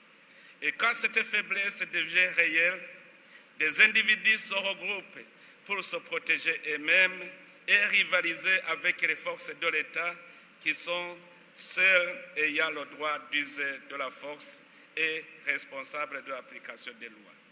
C'est cette rivalité qui, si elle est prolongée, aboutit à des tensions et à des conflits armés internes. Deuxièmement, sur les facteurs économiques et les ressources comme cause de conflit, vous remarquerez tous que les pays emploient au conflit sont des États qui ont de grandes potentialités de développement. Ce sont spécialement les pays du sud du Sahara, des pays qui regorgent des ressources naturelles. Ce sont malheureusement ces pays qui sont victimes de la convoitise et des autres puissances. Cela est aggravé par le taux de chômage élevé dans ces pays et, profitant de ce besoin pressant des jeunes, les détracteurs les recrutent pour les faire entrer dans des groupes, des escadrons de la mort, ce qui freine encore le développement de nos États. En effet, je l'ai toujours dit, la solution au problème de chômage n'est pas la guerre. Je définis le chômage comme le manque de quoi faire et son manque se cherche quand on est stable dans l'esprit. En troisième lieu, les autres causes de conflit dans nos États prennent naissance sur l'héritage colonial de nos frontières. En effet, la colonisation, dans le cadre de diviser pour régner, a tracé des frontières en regroupant les peuples sans considération de la cohésion nationale et en séparant les communautés homogènes pour favoriser les divisions au sein de ces territoires conquis par le colon. Cette cohésion nationale, remise en cause par la colonisation, est devenue la vraie source des tensions ethniques après l'indépendance jusqu'à nos jours. Excellences, Mesdames, Messieurs, chers et jeunes Africains, ayant appris les causes réelles des conflits chez nous en Afrique, nous avons le devoir de les prévenir là où les États sont encore stables et les arrêter là où ces conflits sévissent. L'Union africaine a déjà instauré l'initiative Faire taire les armes, une initiative que le Burundi soutient fermement. Pour y arriver, je me penche sur le principe selon lequel, faute de combattants, la guerre est terminée. Mais aussi, faute d'objets, la guerre est terminée. Nous, les leaders, nous devons étudier les mécanismes de démobilisation des combattants ainsi que ceux susceptibles de participer aux conflits armés. C'est cela la démobilisation des esprits aussi. Pour ce faire, nous devons identifier ceux qui sont à même de participer au conflit et qui sont connus. Ce sont des personnes ayant encore de la force physique. Partout où il y a des conflits, les instigateurs sont des personnes âgées, tandis que les jeunes sont de véritables acteurs des conflits armés sur le terrain. Une fois que ceux-ci se désengagent des fronts, obligatoirement, les conflits armés prendront fin. Alors, déclarons ensemble, désengageons-nous de l'esprit belliqueux et bâtissons ensemble un havre de paix. Faisons l'Afrique un havre de paix. Je sais que c'est un engagement dur à marcher et à digérer pour ceux qui sont déjà engagés dans la guerre, car ils se demandent de ce qu'ils peuvent avoir en contrepartie, de leur sort du moment qu'ils ont le sang dans les mains. C'est ça le défi. Les jeunes doivent se demander où est-ce que je vais si je me désengage du front. Ce que je vous dis à ce jour, c'est que la paix et la sécurité sont la seule source de développement. On ne pourra pas combattre le chômage, on ne pourra pas éradiquer la pauvreté tant qu'on sera en guerre. Ainsi, je m'adresse à vous, les jeunes encore dynamiques. Changeons le narratif de l'Afrique. Faute de combattants, la guerre est terminée. Si la jeunesse africaine se désengage, la guerre n'aura pas lieu. Refusons l'invitation des leaders politiques qui nous présentent des programmes sans issue. Le chômage, ne vous y trompez pas, c'est manquer quoi faire et nous ne pouvons pas dire qu'en Afrique, on manque quoi faire. Nos terres sont encore vierges. Nous avons encore des ressources naturelles à transformer. Chers jeunes, l'emploi, vous le manquerez, mais le travail ne manque pas.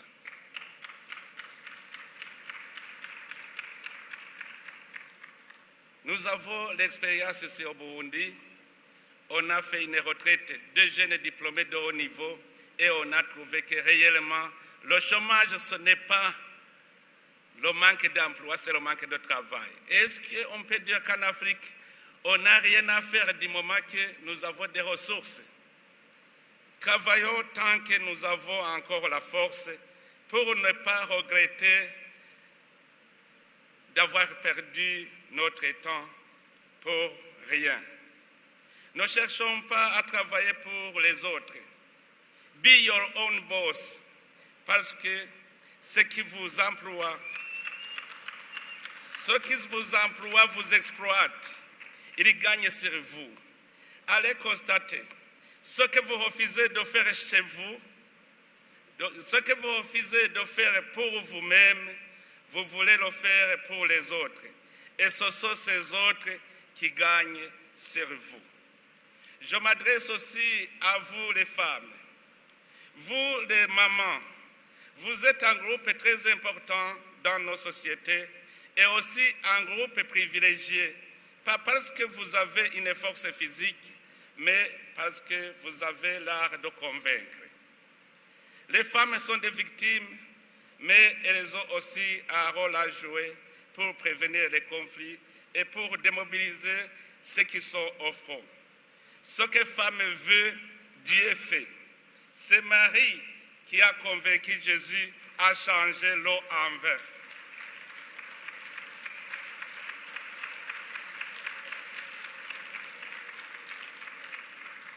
Vous les femmes, vous êtes des mamans qui avez l'habileté de conseiller et de convaincre les hommes et les enfants parce que c'est vous qui sentez les douleurs des conflits armés comme vous sentez les douleurs de l'enfantement. De ce dialogue continental, disons à nos leaders non aux conflits armés, appelons à la solidarité continentale contre les guerres et le terrorisme. Engageons-nous à créer nous-mêmes l'emploi, car Dieu nous a créés pour travailler et la matière première est encore là, elle nous attend. Au lieu de nous regarder comme des ennemis, affirmons ensemble que notre ennemi commun est la pauvreté et coalisons-nous contre elle.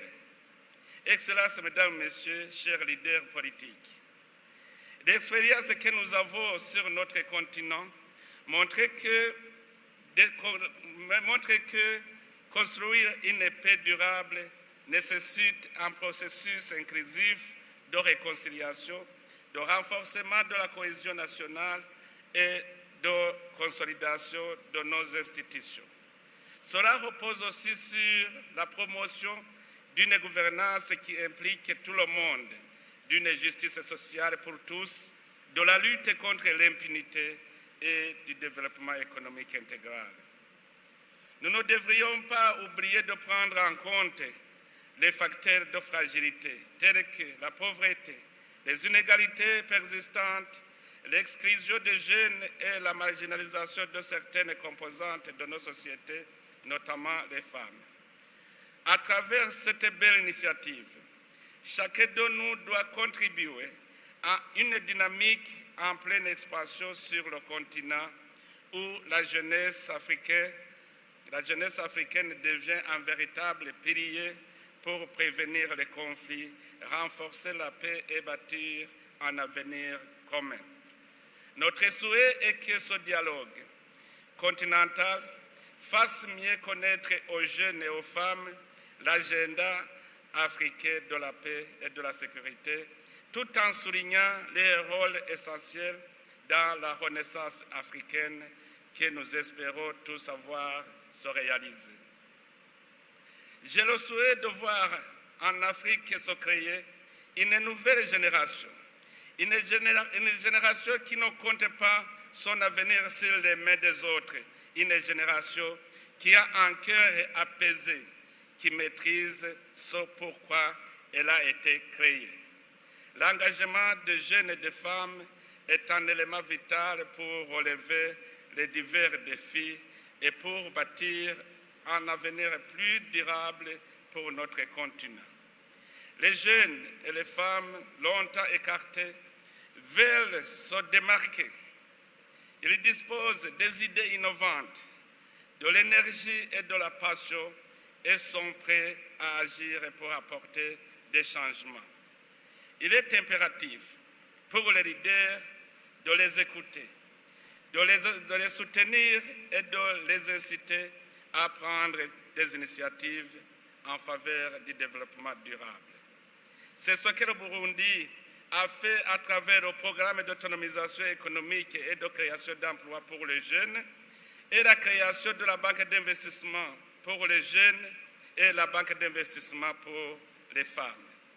J'ai demandé aussi au service habilité d'étudier la possibilité de création d'un programme d'autonomisation économique des femmes. Nous espérons que bientôt le souhait se réalisera. Mais aussi dans ce cadre, c'est aussi dans ce cadre que des efforts visant à promouvoir la paix et la sécurité en Afrique, en particulier l'intégration de la contribution des jeunes et des femmes, ont été entrepris par l'Union africaine. En effet, plusieurs initiatives telles que l'adoption par l'Union africaine de l'agenda Jeunesse, Paix et Sécurité visent à promouvoir l'autonomisation et l'engagement des jeunes dans les efforts de paix, de sécurité et de gouvernance à travers le continent. L'adoption de la résolution 2250 sur les jeunes, la paix et la sécurité par le Conseil de sécurité des Nations Unies en 2015 a consacré l'inclusion des jeunes dans la construction de leur propre avenir en les invitant à prendre part à la création des solutions pacifiques dans les régions touchées par les violences et les conflits armés. Excellences, Mesdames, Messieurs, distingués invités, chers jeunes et chères femmes, l'autre sujet qui doit nous occuper dans ce dialogue est la question de leadership inclusif en Afrique. D'abord, nous devons comprendre que le leadership est cette direction qui connaît où elle veut amener le peuple dans le cadre du bien-être de tous. Tout le monde est né pour diriger, car tout le monde est né avec la mission de dominer et de travailler. Ainsi, le leadership ne compte pas sur l'âge. Le leadership est un esprit collectif qui crée ce qui peut être bénéfique pour nous tous. Le problème que l'Afrique a connu est que la colonisation nous a entraînés dans un système où tu peux vivre sans avoir fourni aucun effort. Ainsi, nos États sont devenus comme une vache laitière où l'on choisit celui qui dirige et lui qui donne à qui il veut et quand il veut. C'est cela le début des conflits, car chacun qui se sent capable d'avoir une majorité court pour gérer ce que l'État a comme patrimoine, non pour l'intérêt général, mais pour intéresser un groupe de gens. Il donne à qui il veut et quand il veut. C'est cela la dictature. C'est pour cela que la Déclaration universelle des droits de l'homme des Nations Unies de 1948, dans son préambule, stipule que considéra qu'il est essentiel que les droits de l'homme soient protégés par un régime de droit pour que l'homme ne soit pas contraint en si premier recours à la révolte contre la tyrannie et l'oppression. Les États doivent être régis par un régime de droit pour que chaque citoyen ait de la place pour s'épanouir. Mais là aussi, je dois souligner le droit de se conformer aux coutumes et aux droits des gens, car il y a ceux qui ont tendance à s'arroger un droit des peuples à disposer d'eux-mêmes. On appelle cela l'impérialisme. C'est le peuple qui doit décider comment il pourra orienter son destinée, son mode de gouvernance et son organisation et exercice du pouvoir de son État. Ainsi donc, le leadership inclusif en Afrique est une approche de la direction et de la gouvernance qui valorise la diversité sous toutes ses formes, genre, génération, ethnie, catégories socio-économiques, et garantit que chaque individu participe activement aux décisions et au succès collectif. En Afrique, cette gouvernance s'inspire des valeurs ancestrales tout en répondant aux urgences démographiques et économiques contemporaines du continent. Ces valeurs ancestrales sont celles d'Ubuntu, de solidarité et d'unité. Ici, je souligne le concept Ubuntu. Ubuntu au Burundi, c'est ce qui est en moi et qui se trouve en toi. C'est ce sentiment que tu portes en toi et que tu dois transférer à ton prochain. C'est pour cela que tous les hommes se ressemblent. Ils ont été créés à l'image de Dieu. En Kirundi, si quelqu'un te dit « Ngirira ubuntu », cela signifie un sentiment envers moi et pitié de moi. Si on dit « umuntu n'uwundi », c'est une interpellation pour te dire que ce qui m'arrive peut t'arriver aussi. Donc, sauve-moi. Si on vous dit « umuntu n'ubuntu », c'est-à-dire que l'homme est cet esprit qui est à lui. Ici, chez nous, nous pouvons dire que umuntu yapfuye agenda, c'est un mort vivant. Vous le voyez, même s'il est autorité, il est mort vivant. Au Burundi, un leader doit être umuntu, sinon on ne le respecte pas. Le leadership intwaro doit être composé des hommes intègres, abantu b'ubuntu, des hommes sensibles, hommes au majuscule, égal homme comme femme. Si on dit urahabera umugabo, même une femme peut être homme avec majuscule. Et l'homme avec minuscule peut ne pas être homme majuscule parce qu'il est mort vivant. C'est ce sentiment d'Ubuntu qui doit guider les leaders africains. Pour cela donc, le leadership inclusif met l'accent sur l'intégration effective des jeunes, des vieillards et des femmes et des personnes aussi présentant une incapacité physique mais ayant un esprit sain dans le processus de prise de décision et à de différents niveaux. Le thème central de cette année nous rappelle également que les jeunes et les femmes ne doivent plus être perçus comme de simples bénéficiaires des politiques publiques, mais comme des acteurs stratégiques dans la prévention des conflits, la gestion des crises et la consolidation de la paix. C'est cela l'égalité des chances, car tout le monde ne doit pas être dans la sphère de décision. Ce qui est essentiel est la liberté de chaque individu à se prononcer sur les politiques qui dirigent la nation. Ainsi, les groupes particuliers et majoritaires, dont les jeunes et les femmes, doivent avoir le droit de regard sur toutes les politiques qui dirigent la nation. Leur participation active à tous les niveaux de prise de décision constitue donc une condition essentielle à la construction des sociétés plus inclusives et plus prospères. Excellences, Mesdames, Messieurs, distingués invités, nous avons décidé d'associer les femmes à ce dialogue continental, car l'expérience a montré que leur participation à la prévention des conflits et à la consolidation de la paix apporte toujours une valeur ajoutée au processus de prise de décision.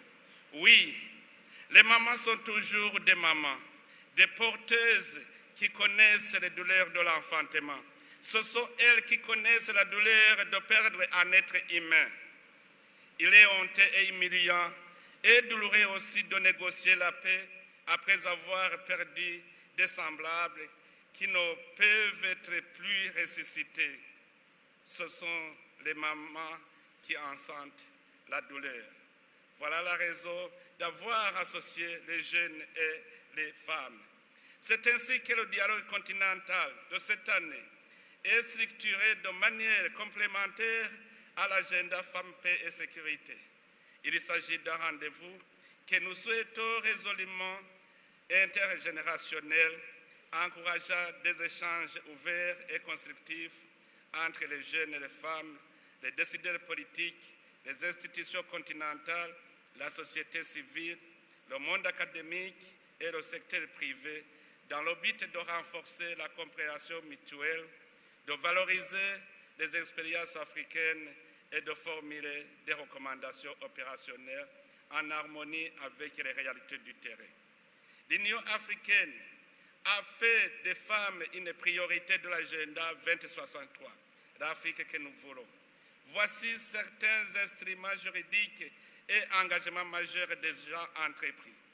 Le protocole de Maputo de 2003 à la Charte africaine des droits de l'homme et des peuples relatifs aux droits des femmes en Afrique, avec comme objectif d'éliminer toutes les discriminations envers les femmes, droit à la santé, à l'éducation, à la terre et lutter contre les mariages forcés. Convention de l'Union africaine sur l'élimination de la violence à l'égard des femmes et des filles en février 2025. 6 États ont signé, c'est l'Angola, le Burundi, Djibouti, Gambie, Libéria, RDC, etc. Et ils n'ont pas encore ratifié. Je remercie Mme Mouramura qui nous a rappelé et qui a demandé au président de l'Assemblée nationale de songer à ce sujet. Merci beaucoup, Madame. Sur cette base, nous avons jugé que l'influence des jeunes et des femmes sur le cours du monde reste prépondérante. En les associant au vrai sens du terme, aux initiatives de promotion de la paix, de la sécurité et de la stabilité en Afrique, les institutions concernées donnent de la visibilité aux contributions que les jeunes et les femmes apportent au monde aujourd'hui et à celui de demain. Excellences, Mesdames, Messieurs, l'Afrique doit impérativement investir dans des solutions offrant aux jeunes et aux femmes de réelles possibilités de se lancer dans des activités qui leur permettent de réaliser leurs rêves et de convenir des architectes de leur propre destinée. Dans le domaine du leadership, les femmes africaines ne sont plus en retrait des décisions. Elles sont de plus en plus en avant. Comme déjà prôné par l'Union africaine que nous présidons actuellement, la participation des femmes en politique est essentielle pour une bonne gouvernance démocratique et la réalisation de l'agenda 2063. Aussi, l'Union africaine doit continuer à pousser pour avoir plus de femmes dans les processus de paix et les opérations de maintien de la paix, tout en considérant leurs forces physiques. Excellences, Mesdames, Messieurs, le thème qui nous réunit aujourd'hui nous invite à regarder bien au-delà de cette salle. Il nous oblige à réfléchir à l'Afrique que nous voulons construire ensemble au cours des prochaines décennies, car nous entrons dans une période décisive de son histoire.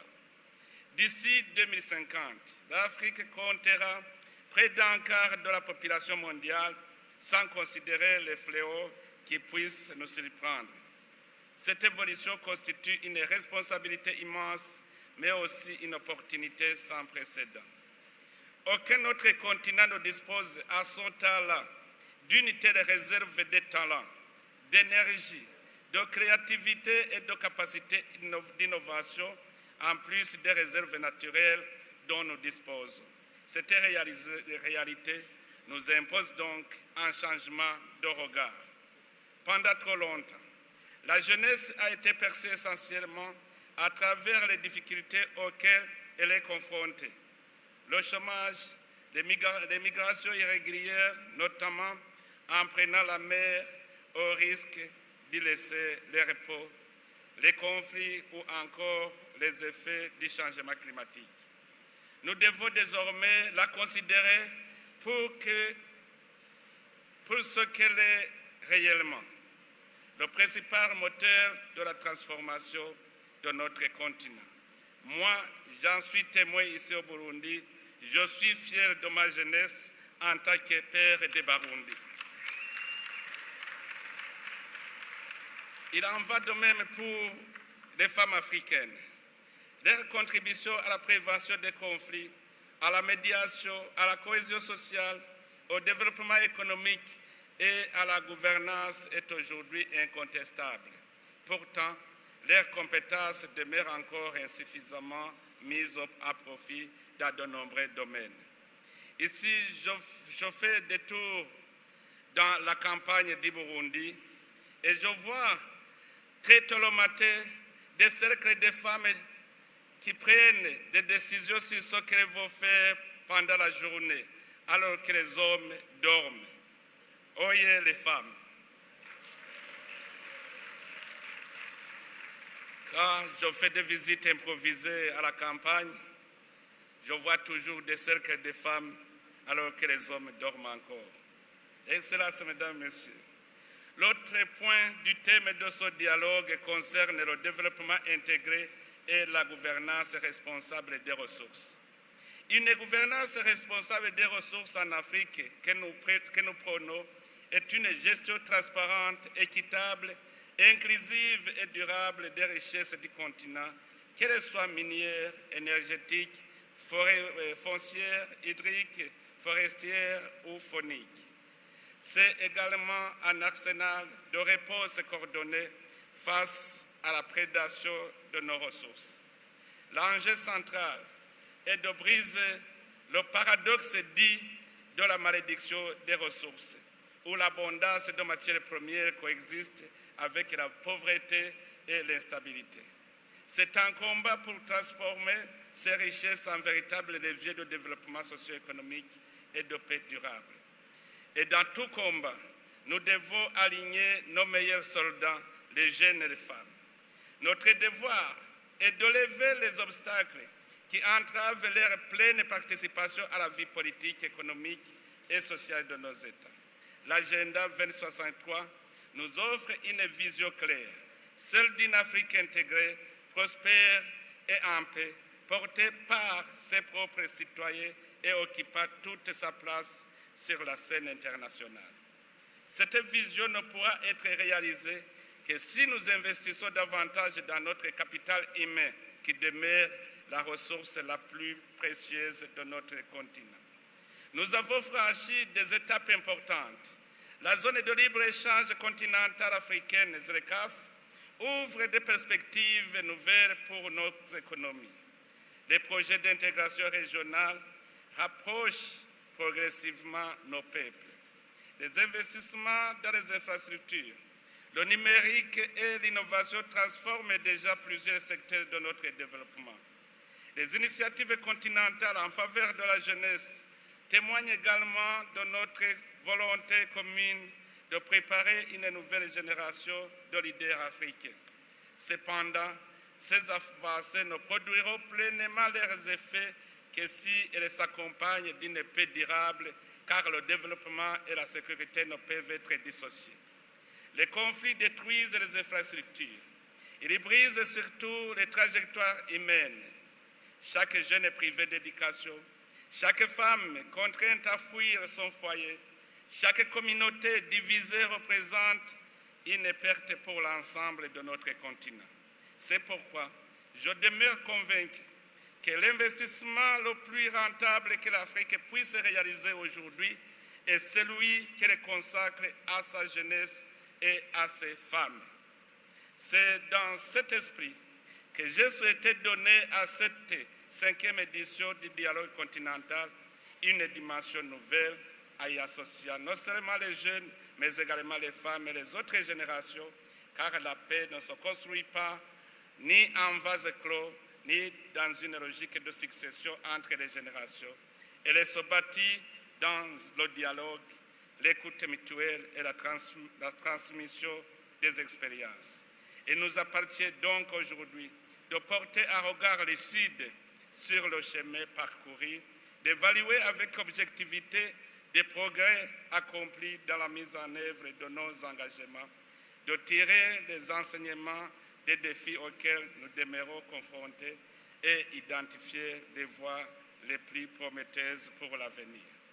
J'attends de cette rencontre qu'elle débouche sur une feuille de route ambitieuse, réaliste et fédératrice, capable de mettre en synergie les nombreuses initiatives portées par l'Union africaine, les États membres, les communautés économiques et régionales, les partenaires ainsi que les organisations de jeunes et de femmes. Notre ambition commune doit être de transformer ces initiatives en un mouvement continental cohérent, porteur de résultats concrets et durables au service de la paix, de la sécurité et du développement de notre continent. Excellences, Mesdames, Messieurs, le dernier point à aborder dans ce dialogue est l'éducation, l'innovation et la technologie. En développant les compétences de nos ressources humaines, en favorisant leur accès à l'éducation, aux nouvelles technologies, au financement, à l'entrepreneuriat et aux responsabilités publiques, nous préparons une Afrique plus sûre, plus compétitive et plus solidaire. À cet égard, l'innovation doit devenir un véritable état d'esprit. L'Afrique ne saurait se contenter d'être un consommateur de technologies développées ailleurs. Elle doit être un espace où les idées naissent, où les solutions se construisent et où les innovations répondent d'abord aux réalités africaines. Nous sommes rassurés, nos universités, nos centres de recherche, nos entrepreneurs et nos créateurs disposent d'un potentiel nécessaire pour relever ce défi et nous devons ressusciter les consciences de nos jeunes et leur offrir un environnement favorable. Les pays développés ne nous dévassent à rien. Ils sont des hommes et des femmes intelligents comme nous, Africains. Ils n'ont pas de ressources que nous n'avons pas. Nous sommes alors capables de nous réformer pour être développés comme eux. Il suffit d'avoir la volonté, car ce que nous cherchons chez eux se trouve ici chez nous. Notre ambition collective doit également être de faire de nos ressources naturelles un facteur d'unité plutôt de division. L'eau, qui est au cœur du thème de cette édition, en est une parfaite illustration. Lorsqu'elle est gouvernée avec sagesse, équité et responsabilité, elle nourrit les populations, soutient l'économie, renforce la coopération entre les États et consolide la paix. Elle nous rappelle que les ressources que Dieu a confiées à notre continent doivent servir le bien commun et les générations futures. Je suis persuadé que l'Afrique dispose aujourd'hui de tous les atouts nécessaires pour écrire une nouvelle page de son histoire. Cette page sera celle d'un continent qui choisit l'intégration plutôt que le repli, le dialogue plutôt que la confrontation, l'innovation plutôt que l'immobilisme et la paix plutôt que la violence. En donnant toute leur place aux jeunes et aux femmes dans cette ambition commune, nous ne répondons pas seulement à une exigence de justice. Nous faisons le choix de l'efficacité et de la stabilité du progrès. C'est ainsi que nous réaliserons pleinement la vision de l'agenda 2063 et que nous construirons ensemble l'Afrique prospère, intégrée et pacifique à laquelle aspirent nos peuples. Excellences, Mesdames, Messieurs, je ne terminerai pas mon propos sans remercier tout le monde qui s'est impliqué pour la réussite de ce dialogue. Ici, je mentionne les jeunes burundais, les institutions, les partenaires au développement, les Nations Unies, l'Union africaine et les organismes internationaux. Vous tous qui vous êtes impliqués pour la réussite de ce dialogue, je vous remercie beaucoup. Excellences, Mesdames, Messieurs, ça, c'était mon souhait. C'est ce que je voulais contribuer pour faciliter le dialogue que vous allez entamer tout à l'heure. Car il serait plus légitime que dès maintenant, tous les jeunes et femmes braves, Ingerebutsi en Afrique, soient encouragés à créer un espace panafricain qui leur permettra de s'exprimer librement au profit de l'agenda de l'Union africaine.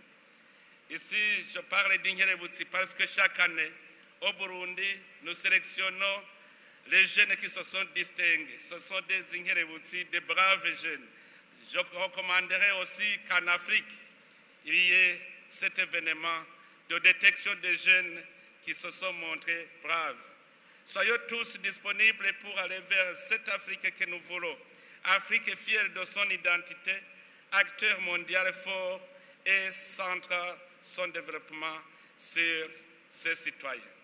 Ainsi, c'est sur ces vœux que je déclare solennellement ouvert les travaux de la 5e édition du dialogue continental sur la jeunesse, la paix et la sécurité, et femmes, paix et sécurité, organisé sous le thème Eau, paix et leadership inclusif en Afrique, institutionnalisation du rôle stratégique des jeunes et des femmes dans la prévention des conflits, la gestion des crises et la consolidation durable de la paix grâce à une gouvernance responsable des ressources. Je vous remercie beaucoup. Que Dieu vous bénisse.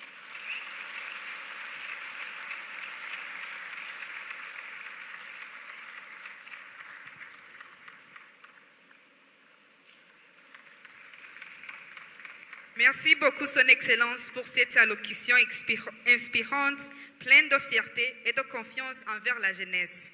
Quel privilège pour nous d'attendre ces paroles de la part de celui que nous appelons, à juste titre, l'ami de la jeunesse. Excellence, merci pour ce message fort. Mesdames et messieurs, encore une fois, un tonnerre d'applaudissements pour Son Excellence, Monsieur le Président de la République du Burundi.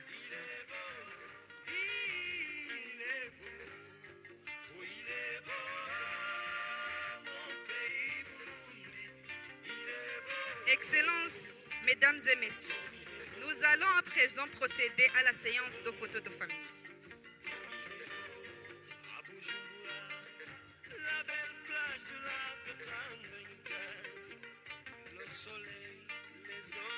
Nous invitons tout d'abord Son Excellence, Monsieur le Président de la République du Burundi et Son Excellence, Madame la Première Dame du Burundi, à bien vouloir prendre place pour cette séance photo. Nous prions le protocole de bien vouloir nous accompagner.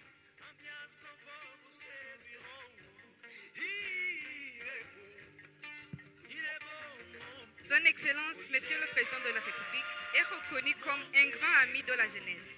Et puisque nous sommes réunis aujourd'hui dans le cadre du dialogue continental de la jeunesse, nous ne pouvons pas manquer d'immortaliser ce grand moment avec les jeunes. C'est donc tout naturellement par eux que nous commencerons cette séance photo. Pour la première photo, nous invitons les 5 jeunes ambassadeurs de l'Union africaine pour la paix, AYAPS, à bien vouloir prendre place aux côtés de leur excellence.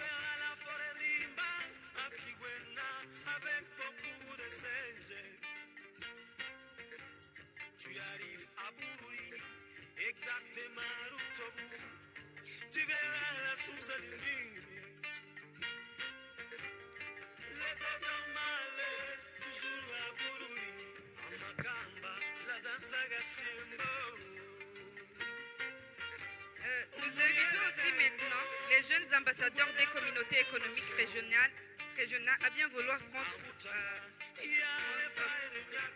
vouloir les rejoindre. S'il vous plaît, comme des jeunes, faisons vite. Les jeunes.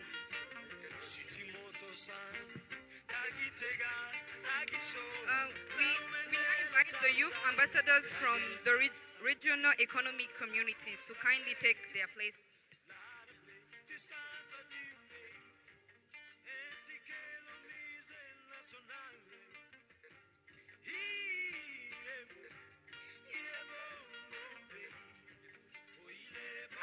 We would now like to invite the young people from the Wise Youth Network, other young people sponsored by the African Union, by our development partners, by the REXRMs, to join His Excellency on stage for the pictures.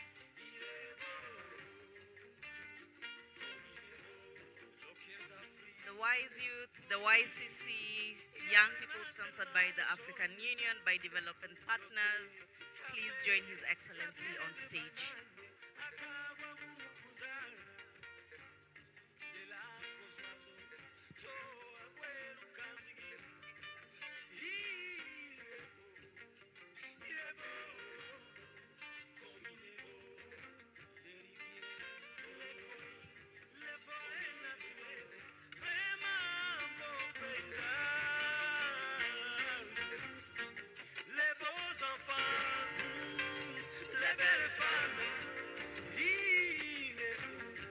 We now invite young international and Burundian influencers from all categories to kindly take their places next to others.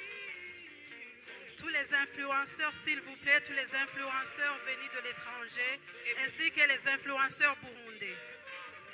Faisons vite comme des jeunes, s'il vous plaît.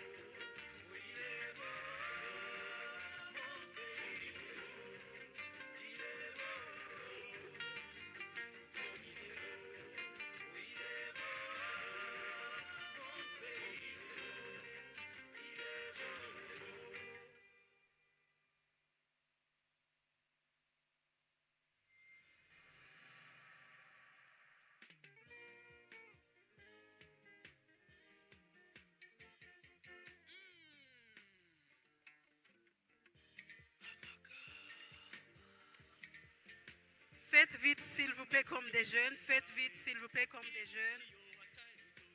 Tous les influenceurs burundais et internationaux.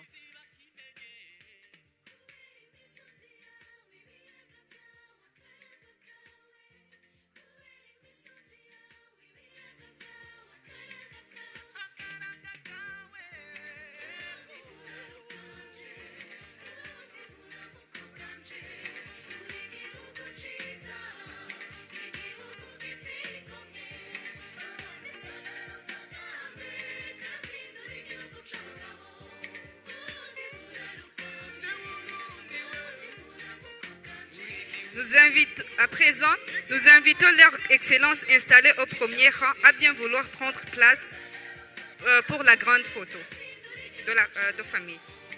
We now invite their Excellencies seated in the first row to kindly take their places for the family photo.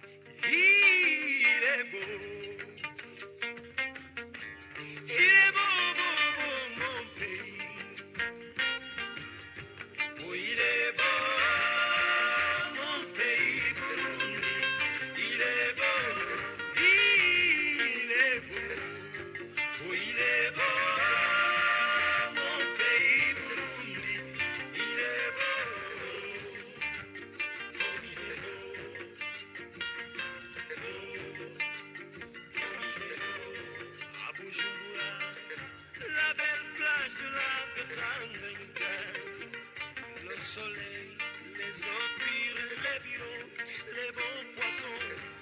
Mukeke Nandagala, hippopotames et crocodiles, dans la Russie, dans notre capitale, bon accueil, souris, ambiance confort, vous serviront.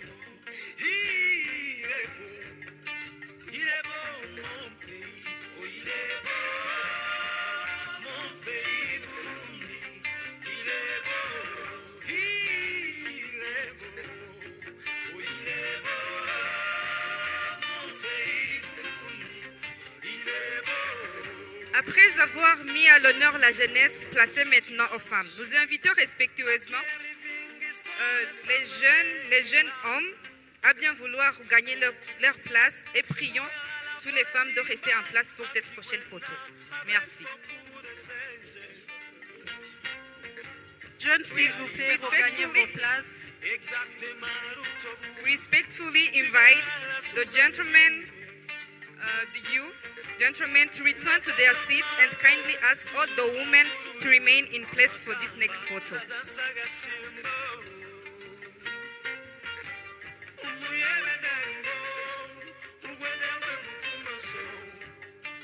For this next photo, we only want the women.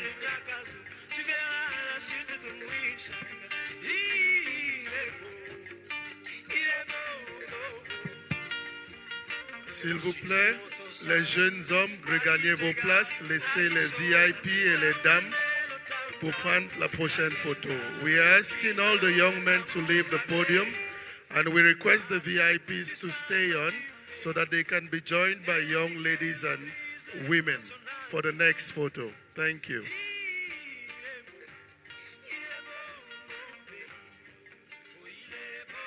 Gentlemen, please regain your seats apart from the VIPs.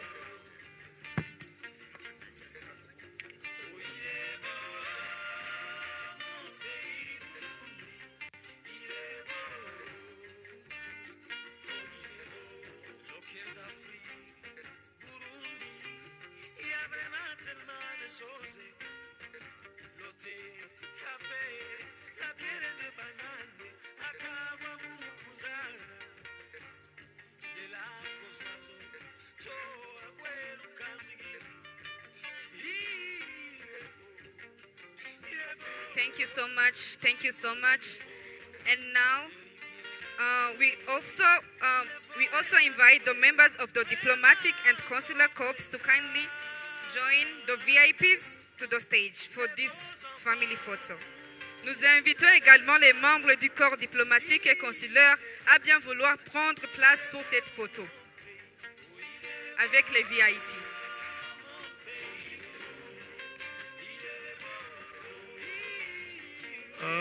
Nous demandons aux jeunes dames et jeunes garçons, jeunes hommes, de laisser le podium pour les VIP et le corps diplomatique, s'il vous plaît. The next photo will strictly be the VIPs, our principals, as well as the diplomatic corps in Bujumbura. May we please honor the request. Thank you.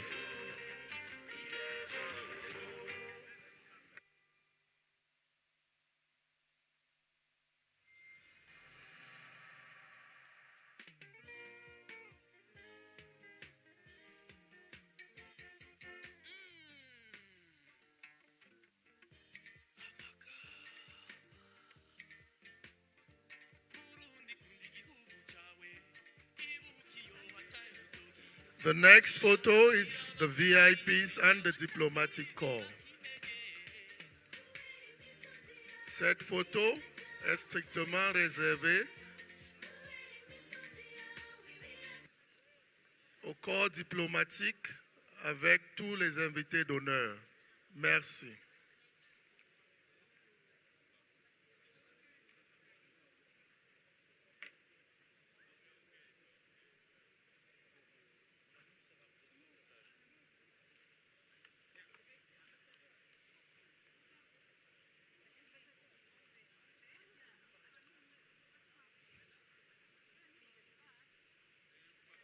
VIPs, diplomatic corps. et ministres burundais, s'il vous plaît. Les hauts commis d'État.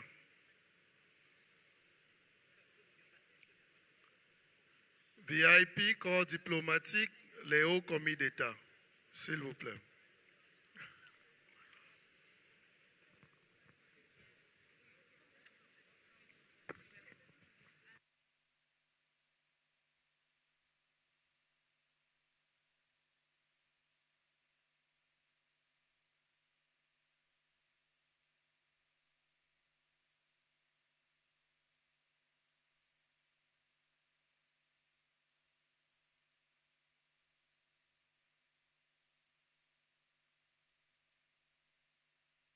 Merci beaucoup. Thank you very much.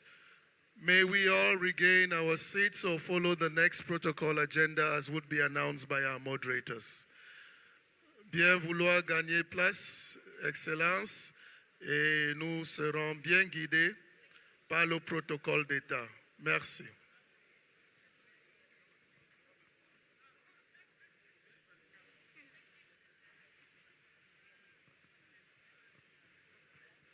Nos sincères remerciements pour votre excellence parmi nous aujourd'hui, votre disponibilité, votre écoute et le temps précieux que vous avez bien voulu nous accorder constituent pour nous un témoignage fort de votre engagement envers la jeunesse.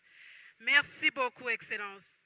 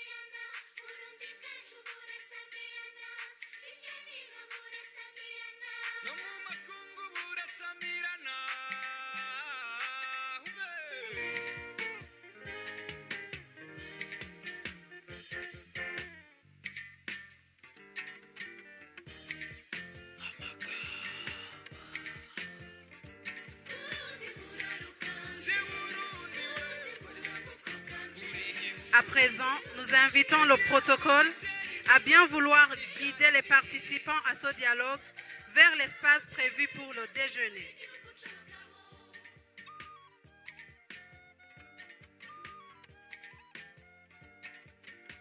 Nous allons revenir à 14 h dans la salle.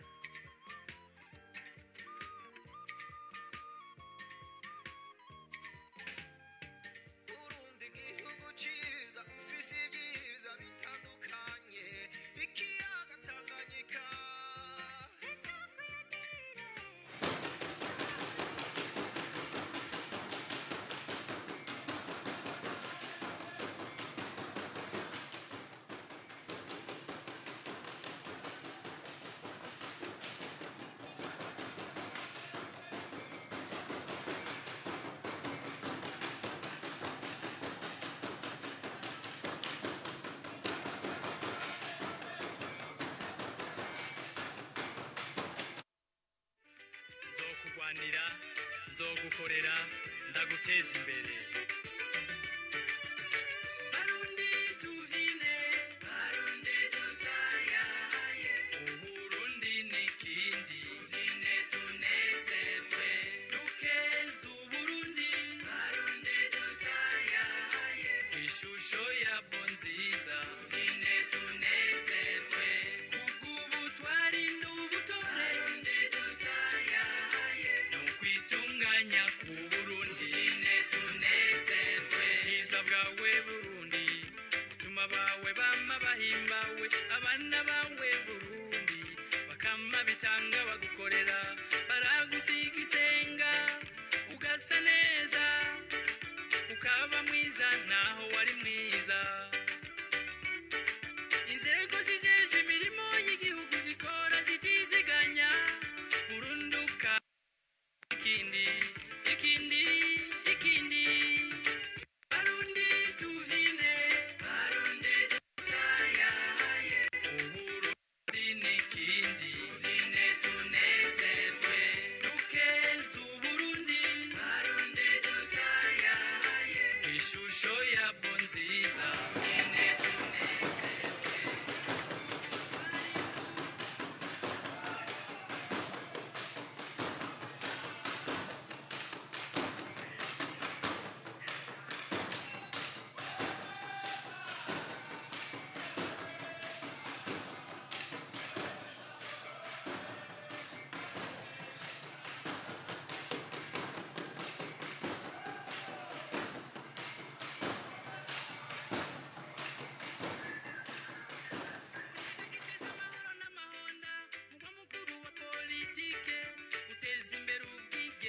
bwawe n'ubutwari bwawe wamanye barundi tuvyine barundi dutayaye uburundi n'ikindi tuvyine tunezerwe dukeze uburundi barundi dutayaye kw'ishusho yabwo nziza tuvyine tunezerwe kubw'ubutwari n'ubutore barundi dutayaye n'ukwitunganya ku Burundi tuvyine tunezerwe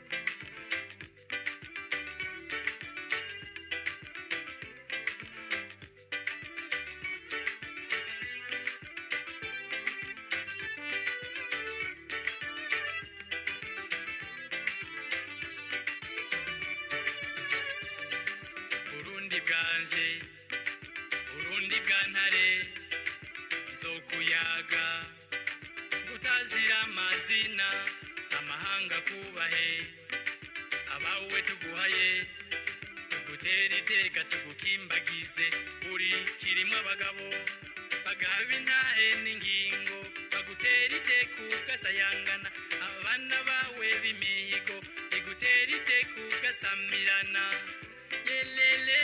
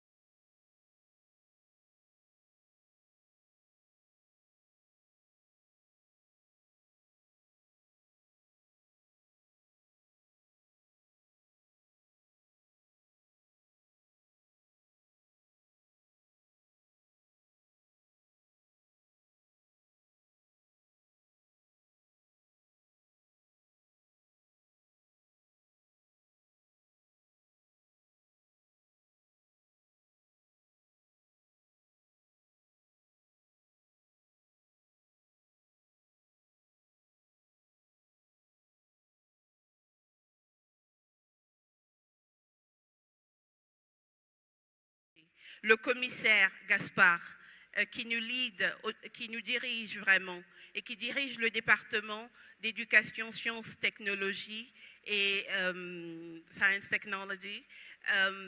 Et Monsieur Gaspard, c'est un fils du pays. Je n'aimerais pas oublier mon cher frère, l'ambassadeur Namitwe, qui est vraiment un hifoshi et qui accompagne ONU Femmes dans notre engagement pour l'égalité des femmes et l'autonomisation des femmes en Afrique. Est-ce qu'on peut les applaudir, s'il vous plaît? Maintenant, pour répondre à la question de l'eau, on dit souvent que l'eau, c'est la vie. Et c'est vrai que l'eau, c'est la vie. À chaque table, nous voyons de l'eau parce que nous ne pouvons pas vivre sans eau.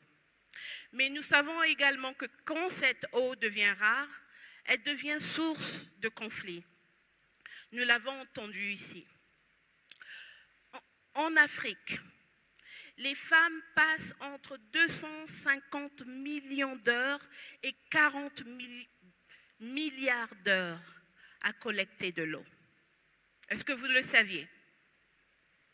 Entre 250 millions d'heures et 40 milliards d'heures, les femmes et les filles passent à aller chercher de l'eau parce que l'eau n'est pas disponible dans leur maison, dans leur communauté.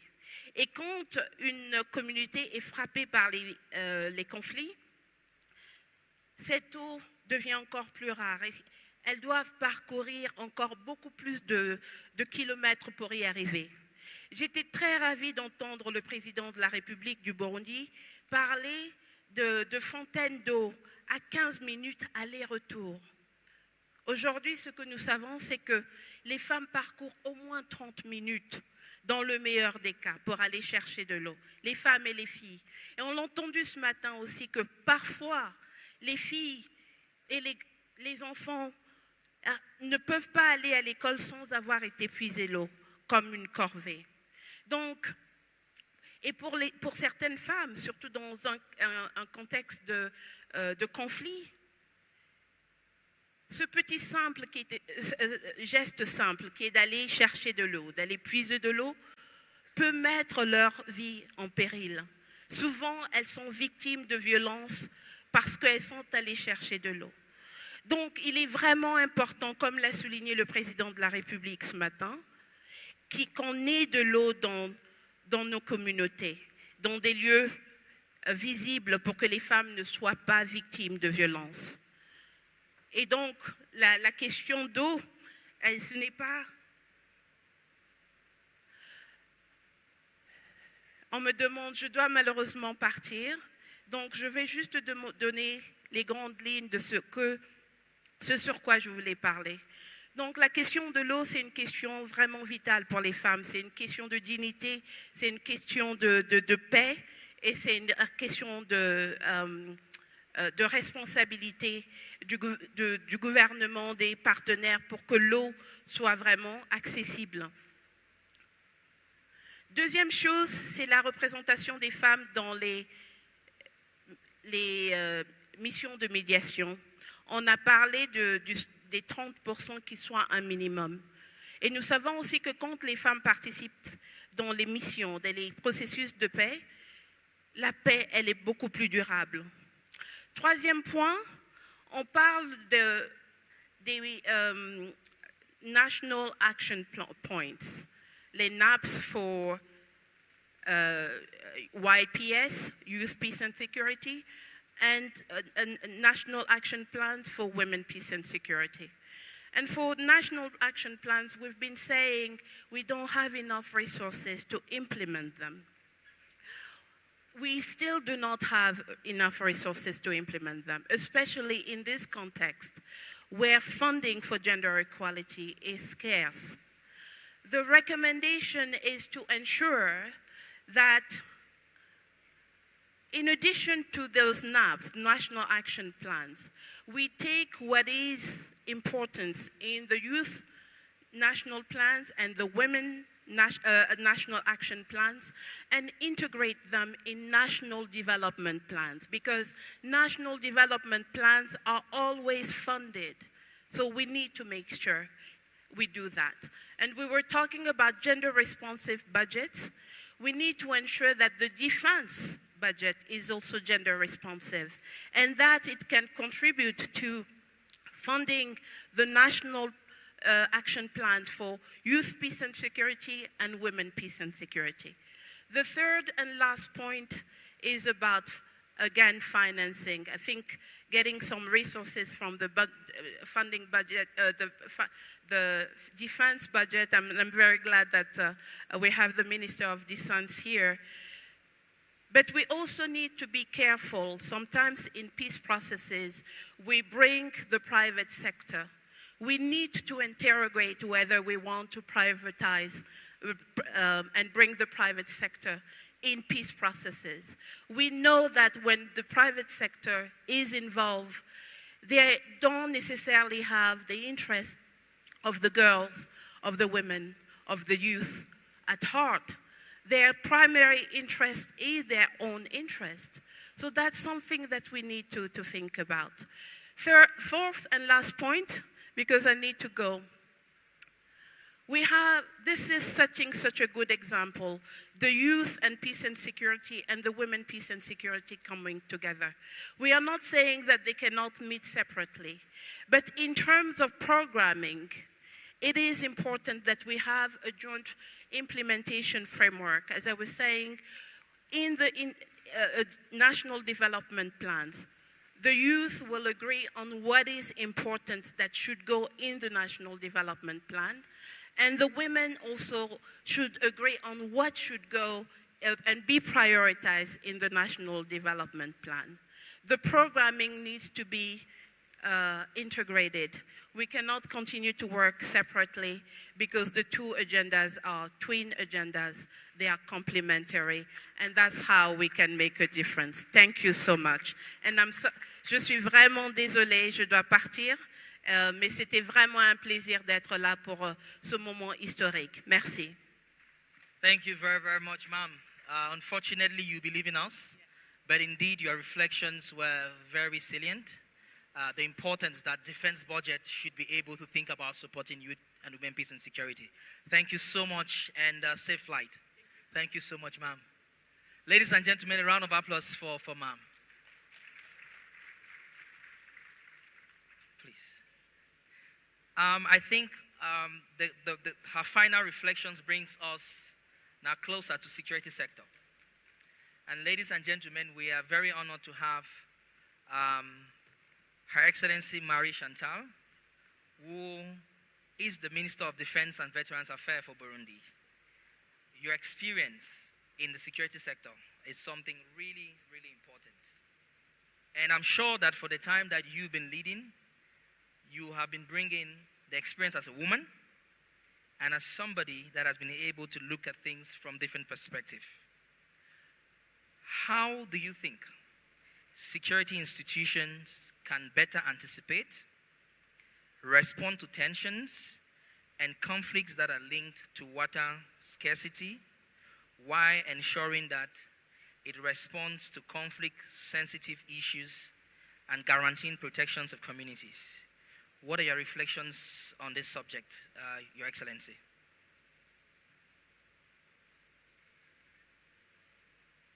Maybe try my mic, yeah?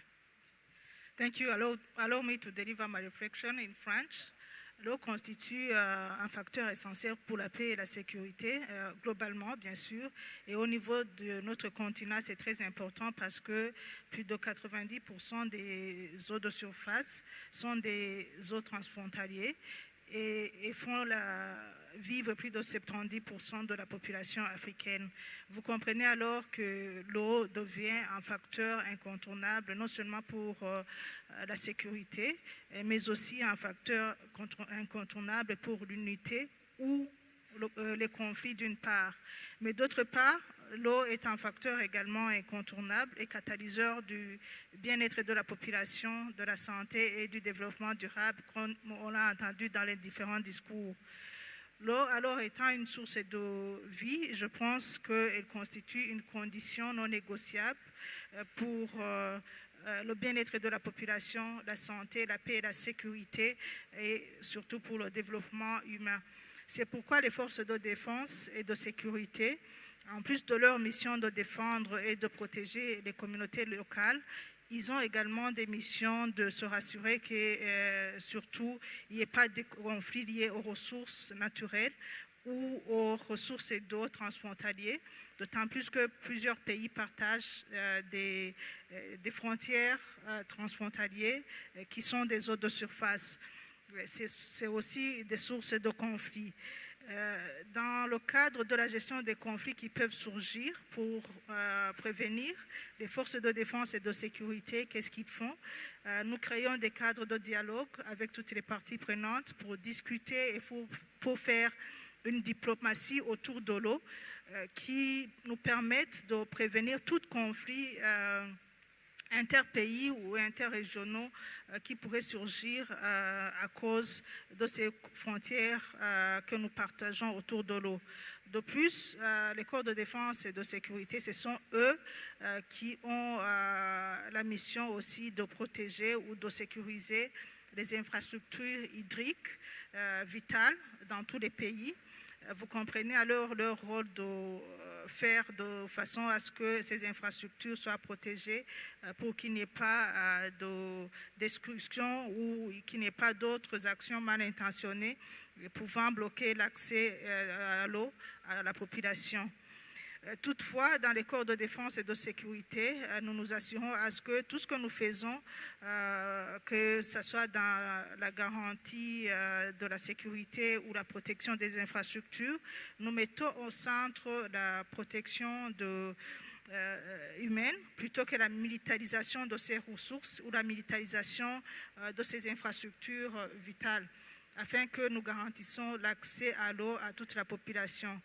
Je pense que certains pays africains en ont témoin, là où il y a des missions de maintien de la paix, ce sont les corps de défense et de sécurité qui s'assurent que la disponibilité de l'eau en tant qu'élément vital pour la survie de la population soit disponible.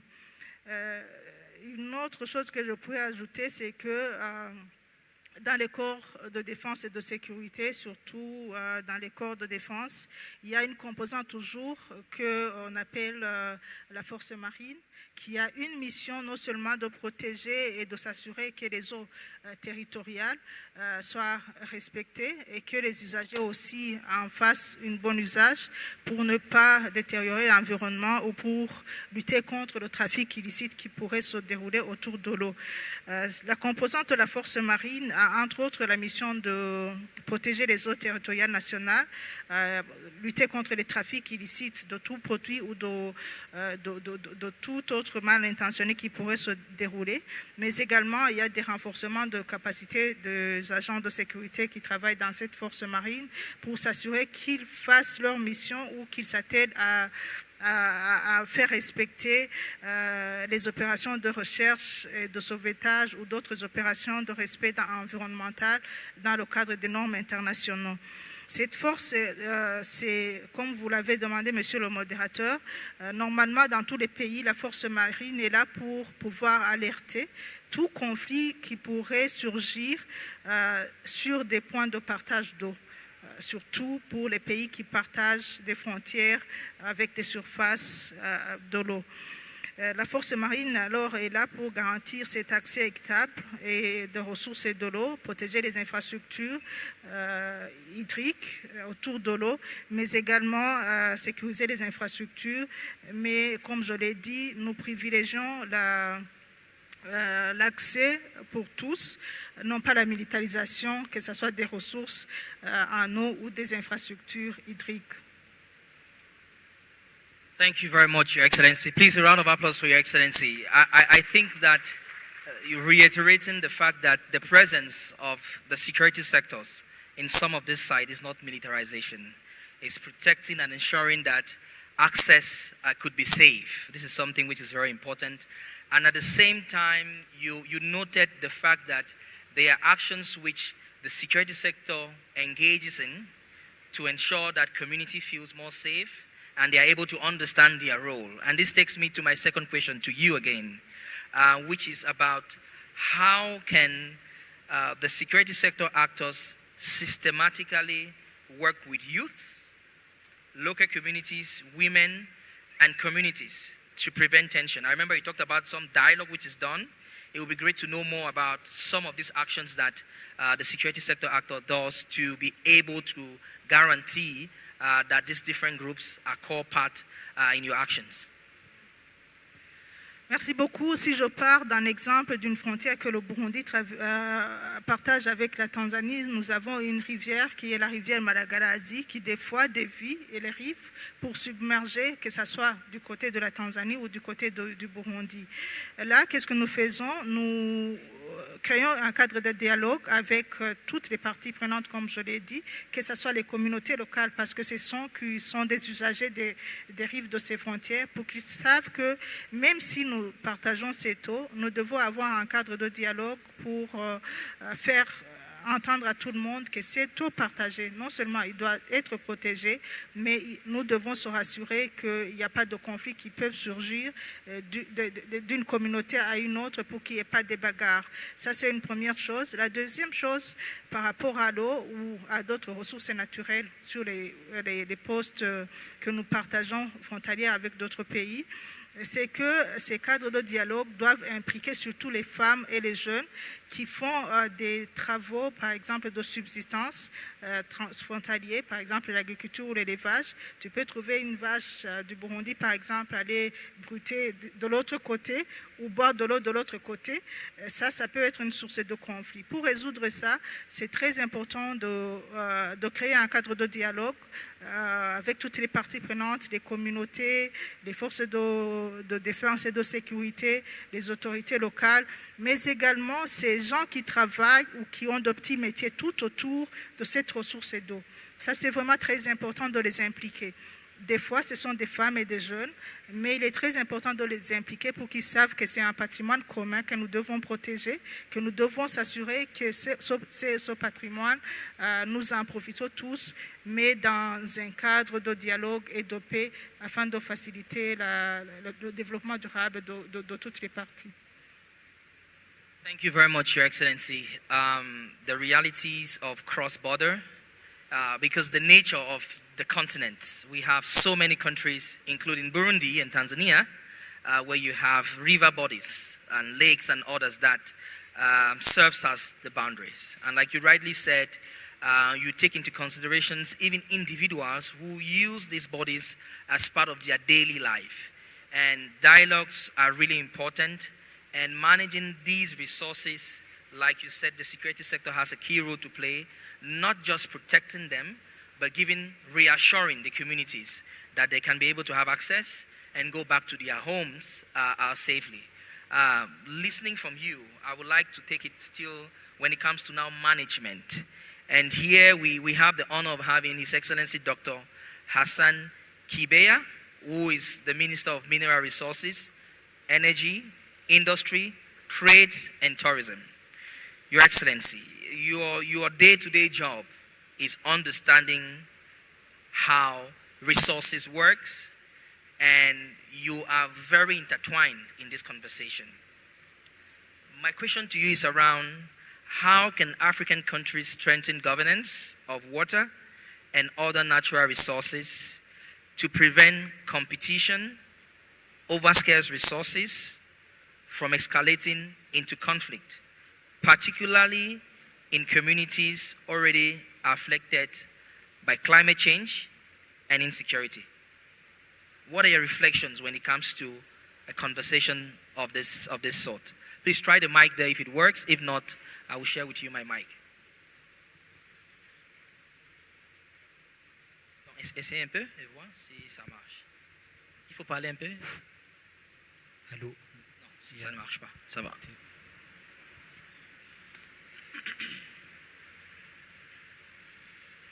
Thank you so much, dear moderator.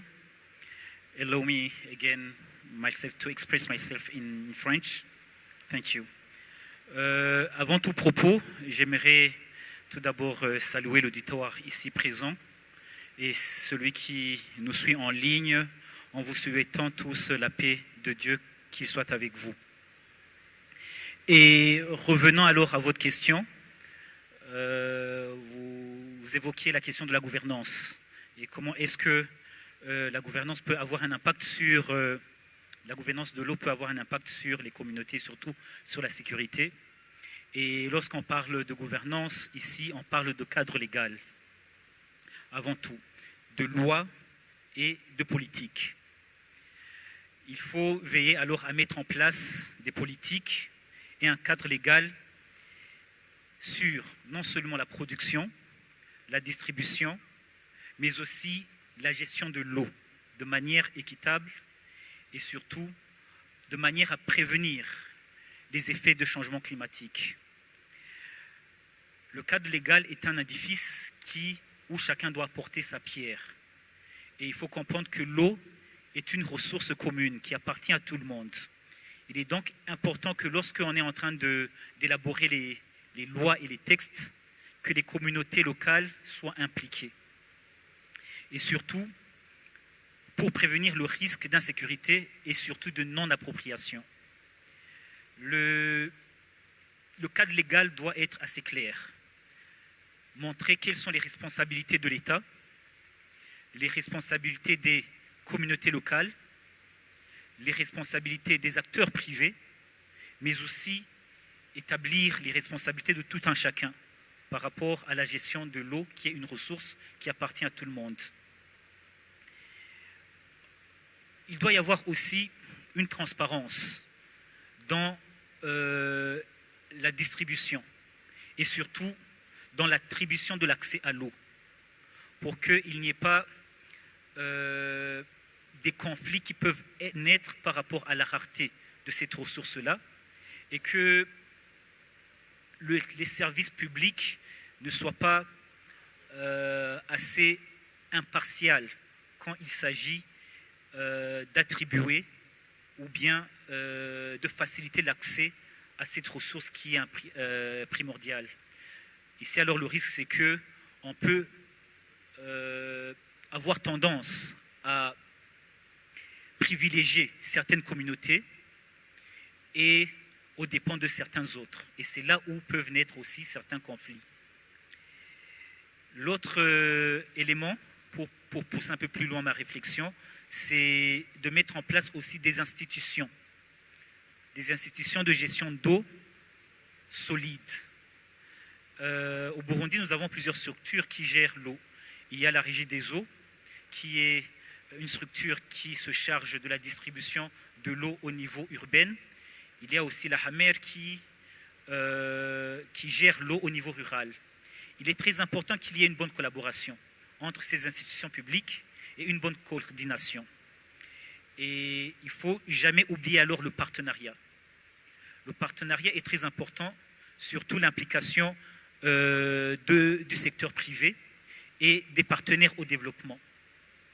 Et dans ce sens-là, ce que l'on a fait ici au Burundi, c'est mettre en place une plateforme commune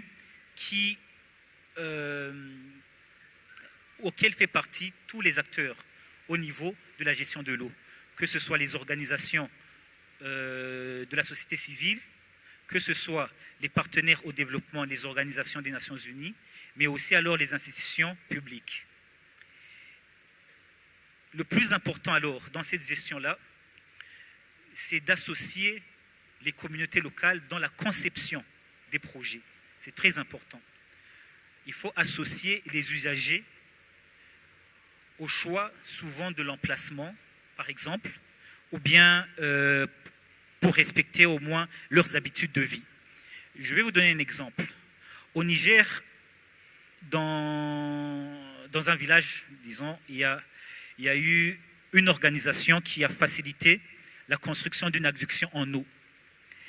Les femmes faisaient plus d'1 heure pour aller chercher de l'eau. Et ils ont rapproché cette eau-là à peu près à 15 minutes. Mais qu'est-ce qui s'est passé? Les femmes ont préféré abandonner. Ils ont continué à traverser pratiquement 1 heure pour aller chercher cette eau-là. Je peux vous poser la question, vous savez pourquoi? Parce qu'on n'a pas eu le temps de leur demander, est-ce que vous avez besoin de cette eau à 15 minutes?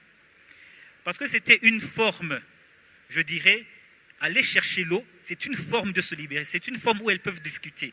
faire ce trajet-là les permettent de pouvoir discuter de la vie de tous les jours, de ce qu'ils ont fait, et les ramener ces taux-là à 15 minutes, en réalité, c'était c'est une façon de les empêcher, au fait, de casser leurs habitudes. Il est très important aussi alors de savoir comment respecter les habitudes de vie. Et c'est pour ça qu'il faut les impliquer. En réalité, alors, il faut aussi investir dans une gestion qui est adaptée au changement climatique. Très important, pourquoi il faut investir dans des infrastructures de collecte et de stockage d'eau. Il faut protéger les bassins versants. Il faut aussi tirer profit de la technologie. La technologie en développant des systèmes qui peuvent prévenir les changements climatiques, surtout accessibles aux producteurs, que ce soit les agriculteurs ou les éleveurs.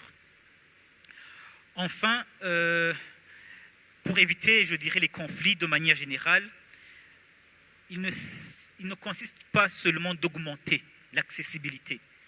Non, non. Il faut aussi garantir un cadre légal, il faut garantir une répartition équitable, c'est très important, mais aussi une participation réelle des populations.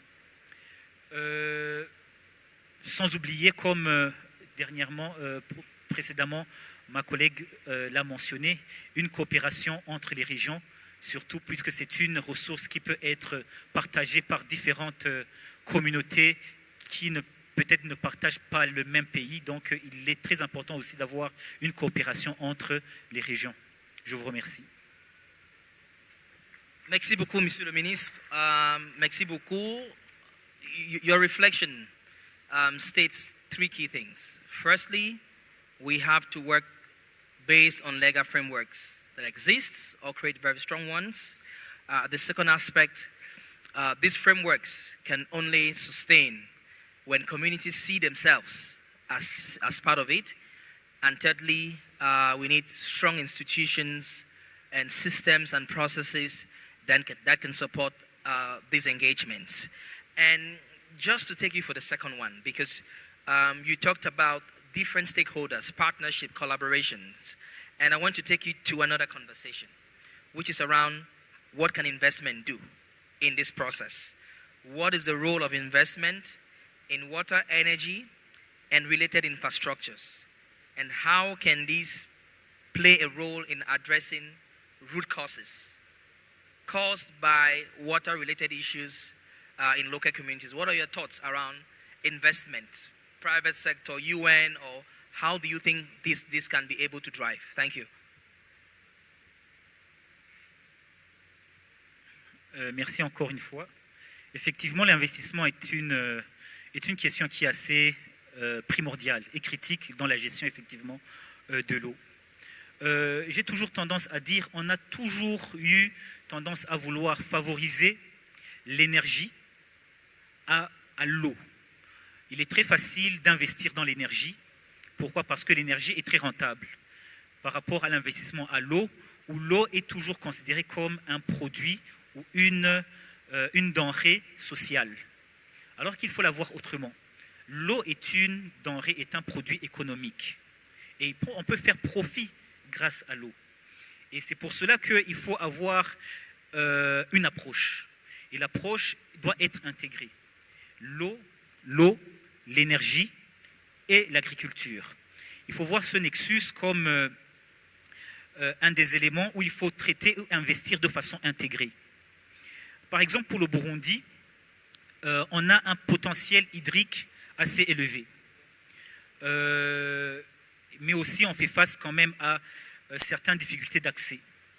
Et pour y faire face, normalement, nous avons l'État du Burundi qui est sous le leadership de son Excellence Evariste Ndayishimiye, a mis en œuvre plusieurs projets d'infrastructures en eau, mais qui sont intégrés aussi pour résoudre aussi des problèmes d'énergie et d'agriculture.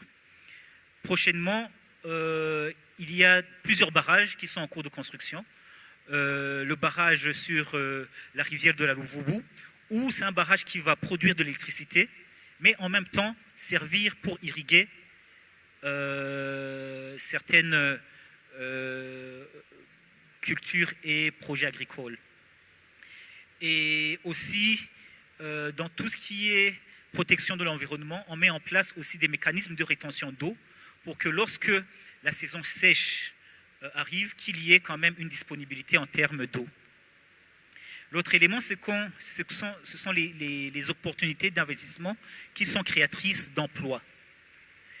Et les projets de mise en place d'infrastructures en eau peuvent être mis en œuvre par les communautés à travers des programmes d'entrepreneuriat.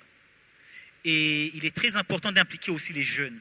Les jeunes peuvent être des créateurs d'emplois à travers des projets d'irrigation, des projets de distribution de l'eau. Et maintenant, au niveau de la loi, nous avons ouvert l'accès à la distribution en eau.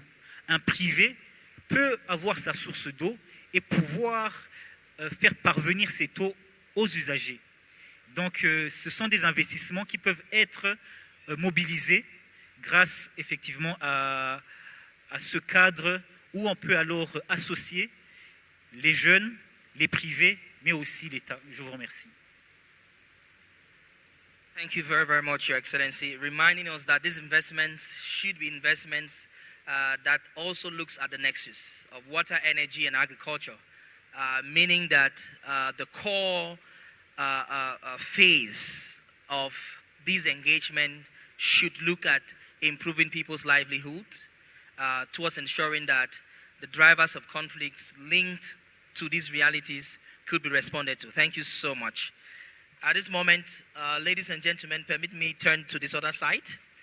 And we talked about having young women who are leading conversations in communities around these issues.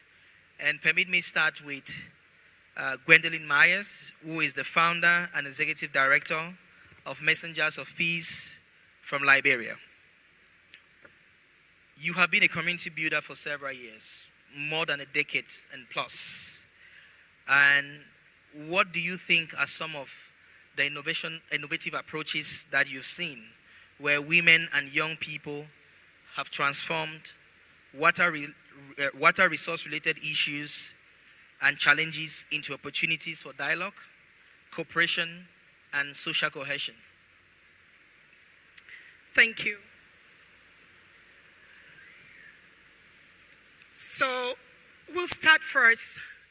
Excellencies, young people, especially young peace builders who are representing our beautiful continent, development partners, and of course, one and all. A moment like this is a time for us to be able to celebrate young people who are making efforts on a daily basis to make sure that communities are safe, to make sure that communities are protected. Please join me.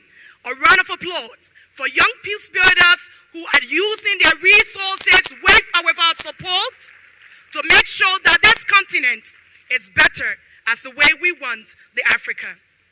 Also, we cannot do this in the absence of people who are supporting us, champions, mentors.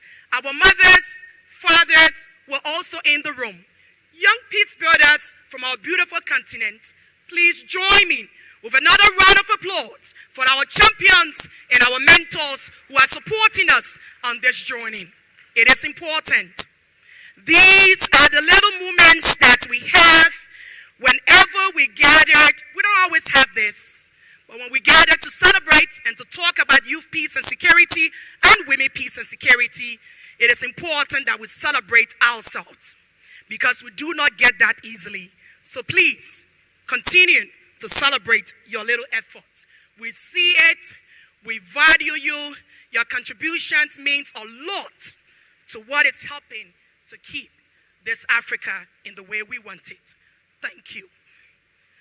Now, so we're talking about water, eh?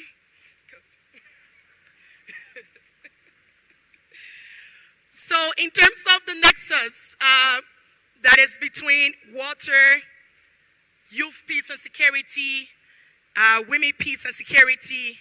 First, I think we all know this usual saying or the phrase that water is life. And if water is life, so is water is peace. All right?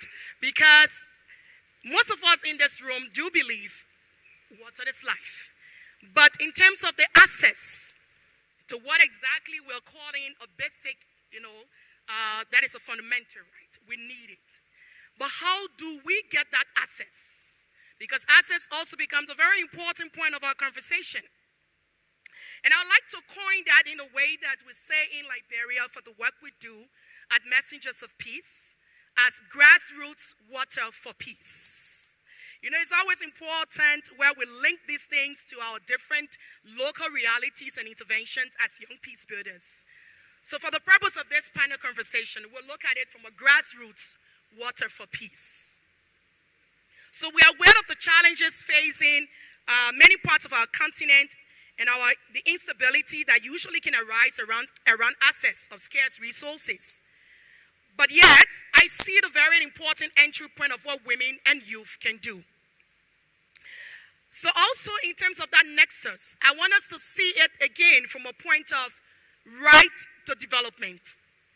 So the nexus for water, youth peace and security, and women peace and security can be looked at also from the right to development standpoint. And that brings us to when we said the grassroots water for peace conversation. I want to say thank you to the African Union, to the entire team here. I'm sorry I'm not seeing His Excellency Commissioner Bankole here, but it's also to his entire team at the African Union for their support. Because in this work we do, my dear brother, it is important where we have people who are very practical in their approaches to making sure that all of the different interventions we are talking about can come to reality for the ordinary people. So we all know about this famous wartime high school in Margibi County in Liberia. We've heard a lot about it at different meetings at the African Union. Or even when you go to PAPS, you will see a video usually there as an entry point or a welcoming way. And it's important when we come to these events for people to know the African Union is working for us. The union is not just sitting in Addis Ababa where most times people think, what is the union doing? But the union is actually all of us, and the union is working for us. And that speaks to the reality of what the union is doing for things on the ground.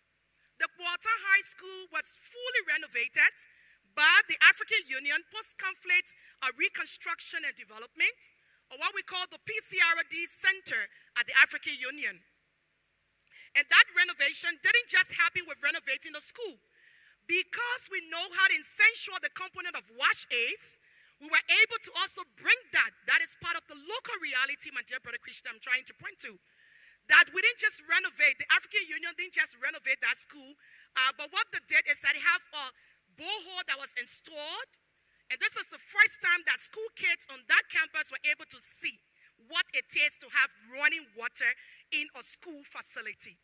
The African Union improved the classrooms, all right, included other components, sports dynamics, the sports for peace component, but then have a functional facilities with clean running water that is also within that community. But here is the catchment point I'm bringing to this conversation. You will see that that access point was the school. But then, from the school, by extension to the community. So because of that PCRD initiative, you now have women leaders, you have youth leaders who are within the wartime community in Margibi County in Liberia. They come together usually to protect the facility of what the African Union gave to them. And that is what is important for what we call local ownership.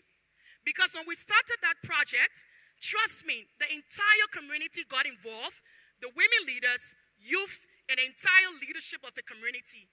That ownership is what led today as I speak. I was on my way to this meeting and then driving past because it's a road leading towards our airport, our major airport.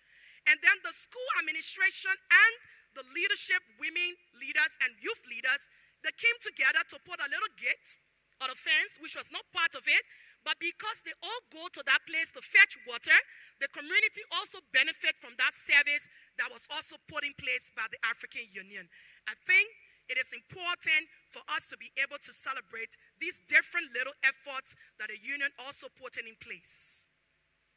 Also, to that point, the recently just ended Youth Peace Summer Camp in Liberia, which brought together over 125 young people.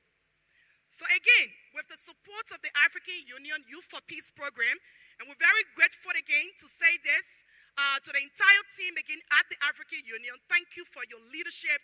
Thank you for finding tangible ways to always support these different interventions around the YPS and WPS. 125 young people, Christian, came together for 10 good days. And this time around in Liberia, the entire conversation of the camp was on Agenda 2063.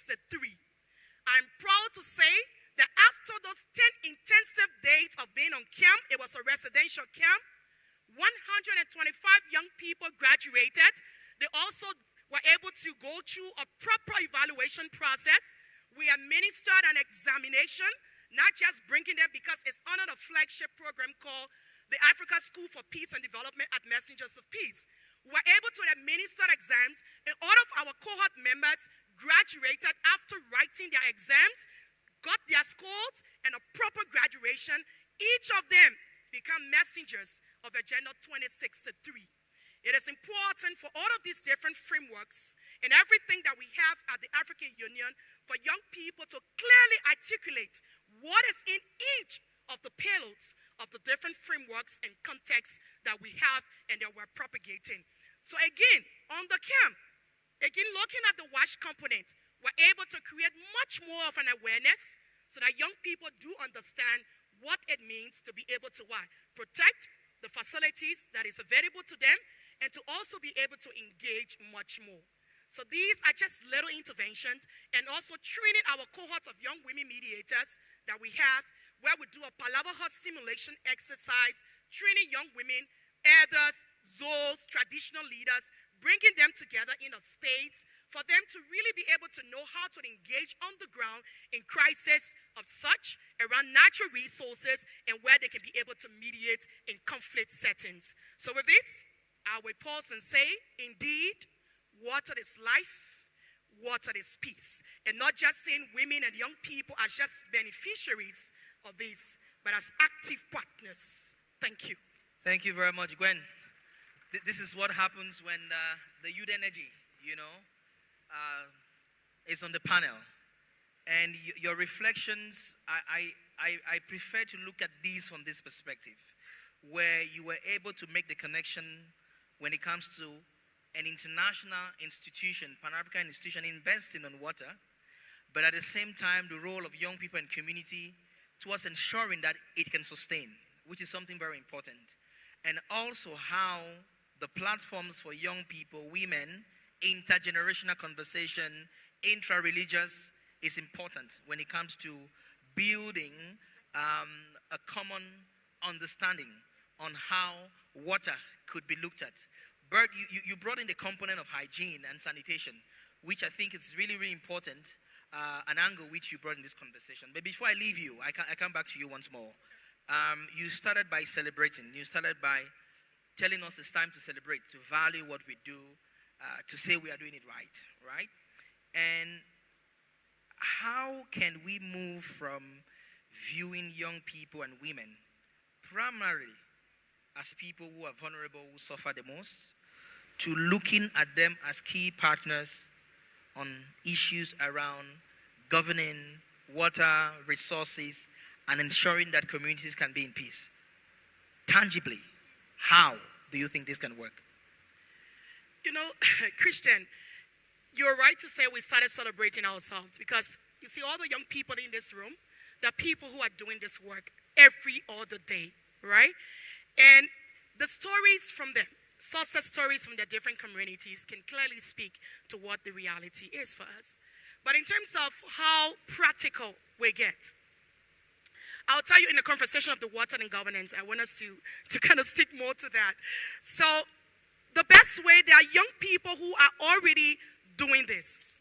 young people in our different networks, in different countries, who are working on water governance, who are working on a network, for water, peace, and security.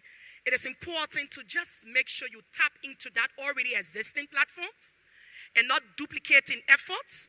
So it's very important where, in terms of my recommendation, even I would say, from African Union, other development partners that are here, to be able to just use the existing platforms and spaces young people already have. Nurture them more, support them. And sometimes, this issue of funding mechanism we talk about, it's not always, because even the projects we're talking about, we didn't have cash that was given to us at the African Union to do this. The procedure and all of the different procurement stuff around it. So as a youth-led organization, we were not given the money to implement. But our role that was given to us by the African Union was to make sure that leadership for peace component comes in. Our job there was to make sure that this project gets to be delivered on time. And that is one thing that all of the young people who came from different parts of Africa for the official dedication and commissioning ceremony of the Quartan school that were renovated is something that is said, and I'm just saying it's very humbling. They said, Gwen, what you did, you and your team, it demonstrated and cleared this doubt of people feeling that young people cannot be trusted. Because we didn't have the cash in our bank account from the AU, but our role, even up to 2 a.m., I will be on site with my team, making sure that that renovation of that project could be completed at the time, the deadline that we had, and everything that needed to be put in place. Sometimes we will leave that site at 3, 4 in the morning, especially when we're getting to the time of dedication. We didn't have money from AU, but we said, you know what? The fight this is benefiting our community, the fight this is coming to our country, that leadership for peace from young people had to be clearly demonstrated. And that's something we're really proud of, because at the end of the day, as young peace builders, we were trusted and we delivered. And that means it is possible. Thank you. Thank you very much, Gwen. I think your reflection shares that the value of women and young people in this conversation is not only about sitting on the table. It's not only about having the resources to take action. It's the ability to be able to leverage on every energy they have to be able to make it work. Because when it works for all of them. I think this is the message that you were able to share, that young people are taking the lead. They are not expecting to sit on the table to govern this or whatsoever. But even when the opportunities are rare, they are ensuring that they play their part in putting everything it takes, with or without resources, to make it work. I think this is so inspiring, how young people are supposed to engage, what is happening, women in these processes, and this takes us now to another key conversation over there. My thought is to close the reflection with another young person, but I move over to Her Excellency Banakem Nelly, Commissioner in charge of the promotion of gender, human and social development at the ECAS Commission. Ma'am, you've heard these reflections coming from security sector, coming from people working on governance, coming from young people doing work in the community. And the region, ECAS, is a very interesting one. You have realities in the Lake Chad Basin stretch as well on this same subject. And in your leadership, these are things you deal with, very everyday. My question, water insecurity has gendered specific impact, exposing girls and women to protection-related issues. This places an additional burden, to the context that we have in the region. What policy and regional mechanisms are needed to better protect these women and ensure that their meaningful participation leads to solution? Please try. Can you test the mic to see if it works? If not, I'll walk towards you. No. Okay. Thank you very much, Mr. Moderator. Thank you for the question. It was really interesting. Before answering them, I would like to acknowledge all the people in the room and particularly the government of Burundi for organizing this historic event, also acknowledging the presence of the invitation that was extended to ECAS. I was saying that je disais que cette question est très importante, elle est très intéressante, parce que nous avons entendu ce qui est fait au niveau régional, au niveau national, par les exemples qui ont été présentés par le Burundi. Nous avons entendu ce que notre collègue d'ONU Femmes présentait au niveau de l'Union africaine. Nous avons entendu notre jeune collègue pour la société civile. Mais il faudrait bien que tout cela rentre dans un cadre précis. Et au niveau régional, il est important qu'un rôle soit joué. Les actions qui sont entreprises au niveau national, comme on sait, l'eau est également un élément transfrontalier. Il y a beaucoup de rivières, il y a beaucoup de fleuves qui traversent un ou plusieurs pays. On a cité l'exemple plus tôt ce matin de tout ce qui a entouré la construction du barrage de la Renaissance. On sait que l'eau peut être source de conflit, non seulement à l'international, mais aussi au niveau national. Alors au niveau régional, ce qui est important de faire, c'est de rassembler tout ce qui est fait au niveau national, au niveau des gouvernements, au niveau de la société civile, au niveau des partenaires et mettre en place un mécanisme de coordination. Il y a 2 mots-clés à mettre en place, 2 mots-clés à retenir. Il y a la coordination et il y a l'harmonisation et la création des plateformes. Il faut commencer par mettre en place des cadres régionaux qui vont encadrer ce qui est fait au niveau national par les différentes parties prenantes. Ces cadres régionaux peuvent concerner les femmes, concerner les jeunes, concerner l'eau également, qui est le sujet en ce moment. En Afrique centrale, au niveau de la CEAC, nous avons un cadre qui concerne les femmes, notre agenda commun. Et dans l'agenda commun, il y a des actions qui ont été préconisées pour permettre que les femmes se mettent ensemble, que les États se mettent ensemble pour gérer la question des femmes. C'est vrai que l'eau ne ressort pas de manière particulière, mais ce sera peut-être le point de départ aujourd'hui pour qu'au niveau régional, cette question soit mise sur la table et qu'elle soit discutée au niveau des pays de la CEAC. On a parlé de la budgétisation sensible au genre. C'est très bien, c'est fait au niveau national, mais il faudrait qu'au niveau régional, un cadre soit mis en place pour permettre que cette budgétisation sensible au genre permette que les infrastructures d'eau tiennent compte des réalités des femmes. Si par exemple les femmes sont susceptibles de subir des violences sur les points d'eau, autour des points d'eau, en chemin vers les points d'eau, il faudrait qu'au niveau des instances régionales, l'attention soit attirée, les cas de concertation soient mis en place pour qu'on puisse tous ensemble réfléchir et adopter la mesure appropriée pour que les budgets, lorsqu'ils sont attribués au niveau des ministères compétents, que ce soit la défense des infrastructures, même au niveau de la société civile, tiennent compte également de tous ces aspects qui impactent les femmes lorsqu'elles vont chercher de l'eau. Il y a les réformes foncières. La femme, dans beaucoup de pays, n'a pas la même latitude que les hommes à avoir accès à la terre. Et parfois, généralement, l'eau est liée à la terre. Si la femme n'a pas cette possibilité d'avoir accès à la terre, d'avoir accès à l'eau, cela complexifie également sa situation. Et un dernier point qui n'est pas des moindres, par lequel je vais terminer, c'est la question des données. Parce qu'on ne peut pas traiter un sujet qu'on ne connaît pas. On ne peut pas traiter un sujet sur lequel on n'a pas de données. Et il est important qu'au niveau régional, des données soient collectées, désagrégées par sexe et aussi par sujet, notamment le sujet de l'eau. Au niveau de la CEAC, nous avons le projet d'avoir un observatoire régional sur les femmes. Il serait vraiment partant des discussions d'aujourd'hui. Et ce serait bien utile d'avoir un élément relatif à l'accès à l'eau pour que toutes les données qui soient collectées au niveau des pays soient compulsées au niveau régional à l'observatoire et permettre qu'on prenne des politiques appropriées pour permettre que les femmes aient accès à l'eau et minimiser les violences qu'elles peuvent avoir au niveau des points d'eau, vers l'eau et autour de l'eau. Merci. Merci beaucoup, madame. Thank you so much. Votre réflexion était vraiment séante parce que vous avez bien noté le fait que votre travail au niveau régional, c'est pour rassurer que les réflexions nationales peuvent être mieux encadrées.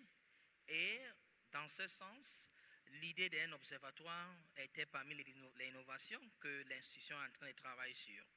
Having an observatory of women who can be able to reflect on this conversation and help their countries, to be able to do this even better. And something very interesting is the role of the institution in advising governments budget-wise on how to invest and put money on this conversation.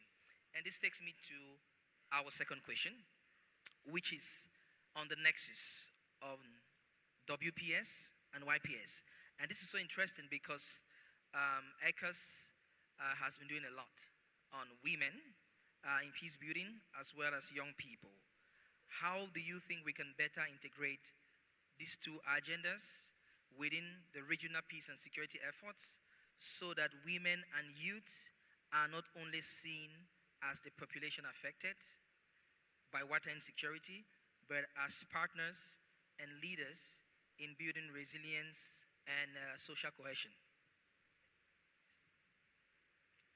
Merci beaucoup. On l'a dit tout à l'heure, cette réunion est historique. C'est la première fois que les agendas femmes, paix et sécurité et jeunes, paix et sécurité sont liés. Vous savez, une fois qu'on a les femmes, une fois qu'on a les jeunes, on a les trois quarts du monde. Et avec eux, qu'est-ce qu'on ne peut pas faire? Donc, une fois qu'on a lié les femmes, paix et sécurité, l'agenda paix et sécurité, je suis presque sûr qu'on a géré la moitié ou les trois quarts du problème. Parce qu'on a la force de la jeunesse, on a l'ingéniosité et la sensibilité des femmes qui, mis ensemble, peuvent apporter des solutions innovantes. Mettre ensemble la femmes, paix et sécurité, jeunes paix et sécurité, passe également par la mise en commun de la gouvernance de l'eau avec les architectures de paix. On sait qu'il y a un certain nombre de mécanismes qui existent au niveau africain, au niveau international, en matière de paix et sécurité. Il faudrait que les femmes et les jeunes soient intégrés dans ces mécanismes-là, pas seulement comme victimes, pas seulement comme sujets, mais comme acteurs, comme leaders dans la mise en place de ces mécanismes. Cela inclurait les mécanismes d'alerte précoce qui sont inhérents à ces mécanismes de gouvernance institutionnelle. Cela impliquerait également la diplomatie préventive de l'eau, parce que l'eau est une source de conflit, mais on peut prévenir ces conflits-là au niveau communautaire, au niveau national, au niveau international. On peut intégrer les femmes, on peut intégrer les jeunes dans les mécanismes de gouvernance de l'eau par la diplomatie préventive, parce qu'il vaut mieux toujours prévenir le conflit. Les femmes ont cette habilité à détecter bien avant que le conflit éclate des signaux précurseurs. Si les mécanismes de paix et de sécurité peuvent intégrer les femmes et les jeunes pour pouvoir détecter assez rapidement les signes avant-coureurs de conflits, on aura fait un grand pas. On pourrait également utiliser les femmes et les jeunes pour valoriser les savoirs locaux en les intégrant dans les mécanismes de gestion paritaire des eaux, en les intégrant dans la médiation environnementale et aussi dans les innovations et dans les technologies. Et c'est pour ça qu'il est également important que lorsqu'on met en place ces mécanismes de paix et de sécurité, lorsqu'on met en place des mécanismes de gestion préventive des conflits liés à l'eau, qu'on ne perde pas de vue toute la question liée à l'éducation et à l'innovation. Encourager les femmes, encourager les jeunes à venir avec des solutions innovantes qui peuvent permettre de pallier les difficultés qu'on peut trouver sur le terrain et de résoudre plus facilement les questions de conflits liés à l'eau. Donc il est vraiment important, et c'est encore une fois l'occasion de saluer l'initiative aujourd'hui de lier ces deux agendas, parce que comme je l'ai dit au début, une fois qu'on a les femmes et les jeunes, on a les trois quarts du monde. Merci. When we have young people and women, we have it all. I mean, that is your reflection.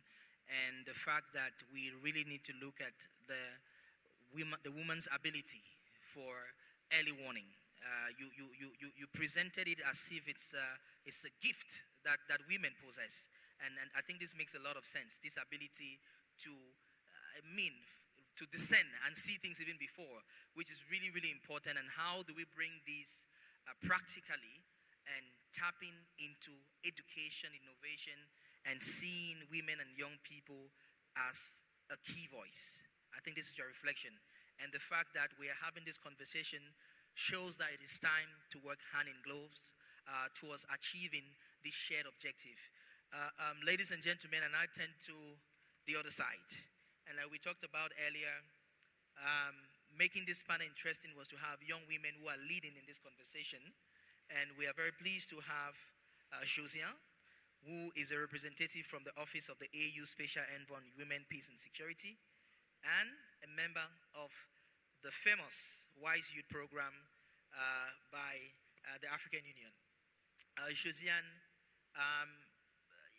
your work cuts from understanding what happens locally, and you've been engaging in this conversation at a policy level, at AU level.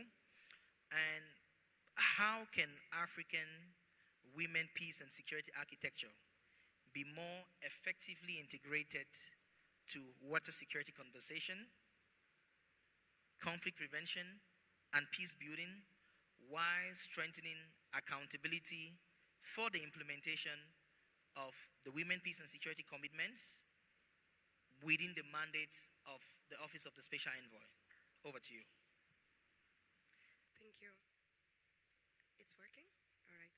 Your Excellencies, senior colleagues, distinguished women and youth leaders, good afternoon. Bon après-midi à tous. Ujambo. Thank you very much. Standing on the existing protocol, please allow me to extend my warm regards and thanks to the government and the people of Burundi for the incredible hospitality we have benefited since the beginning of this very important meeting, and more specifically thank truly the President of the Republic of Burundi, the Chairperson of the African Union, and the African Union Champion on Youth, Peace and Security for bringing us all together today. Thank you also for making sure that the Women, Peace and Security is part of this very important conversation here in Bujumbura, the capital of youth, and I might say the capital of youth and African women as well. Now to come back to your question, Christian, and also under the control of my boss, Her Excellency Liberata Mulamula, the Special Envoy on Women, Peace and Security. I would like to say that this question is very complex, and making sure that water security is integrated into the women, peace and security architecture of the African continent, and specifically within the mandate of the peace and security, the mandate of the Women, Peace and Security Office, requires a number of tools. It requires tools such as high-level advocacy. It requires tools such as evidence generation through research. It requires also coordination and mobilization tool. But most importantly, it also requires accountability. And I'm a little bit biased towards this point, which I'm going to focus more towards, because in the Office of the Special Envoy, my portfolio really focuses on gender monitoring and also reporting on the implementation of the Women, Peace and Security agenda. And in regards to that, there are two key frameworks: the National Action Plans on Women, Peace and Security that Madame Doris has briefly mentioned, and also the Continental Results Framework. The National Action Plans are really the main tool when it comes to implementing the Women, Peace and Security. And as of today, the African continent boasts about 36 National Action Plans from member states who have adopted the National Action Plans, and also 6 regional economic communities who have also adopted regional action plans on women, peace and security. I'm also referencing the Continental Results Framework, which is a groundbreaking tool that the Office of the Special Envoy on Women, Peace and Security has developed and was adopted in 2018 to ensure that member states are held accountable on the implementation of the Women, Peace and Security agenda. And the Office of the Special Envoy is the only mandated office when it comes to receiving the report of member states on their implementation of the NAPs.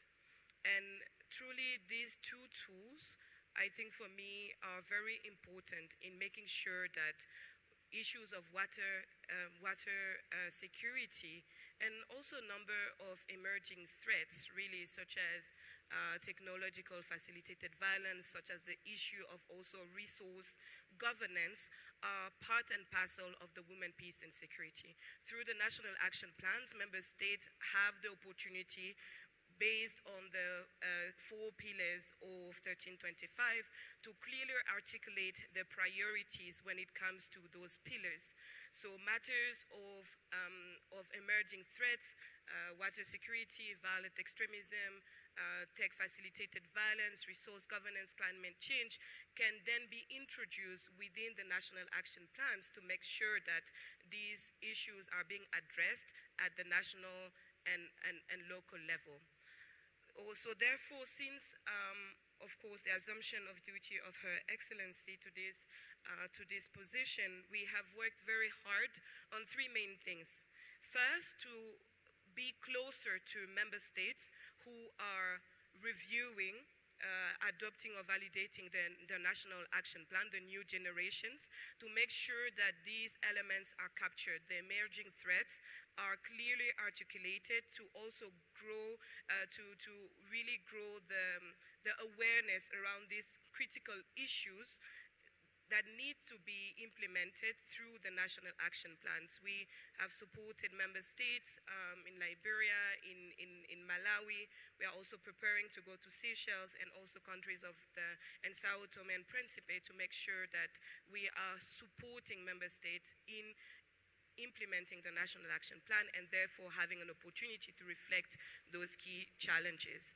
The other also tool that we have been working on is to develop a guideline, a continental guideline on the development of national action plan, to be sure that beyond the few pilot countries that the office has targeted to provide that technical support, we have a dedicated guideline, a document, a toolkit that can support member states whilst they are developing the national action plan. Because as we all know, 1325 was adopted 25 years ago, almost 26 years. In October, and therefore it is important that we have this tool to not only help harmonize the development of national action plans within our member states, but also to make sure that these new issues are reflected, that member states have the knowledge and the tools to integrate those emerging threats and issues within the national action plan as they are developing it. The third and final point is really also the continental results framework that I had mentioned from the onset.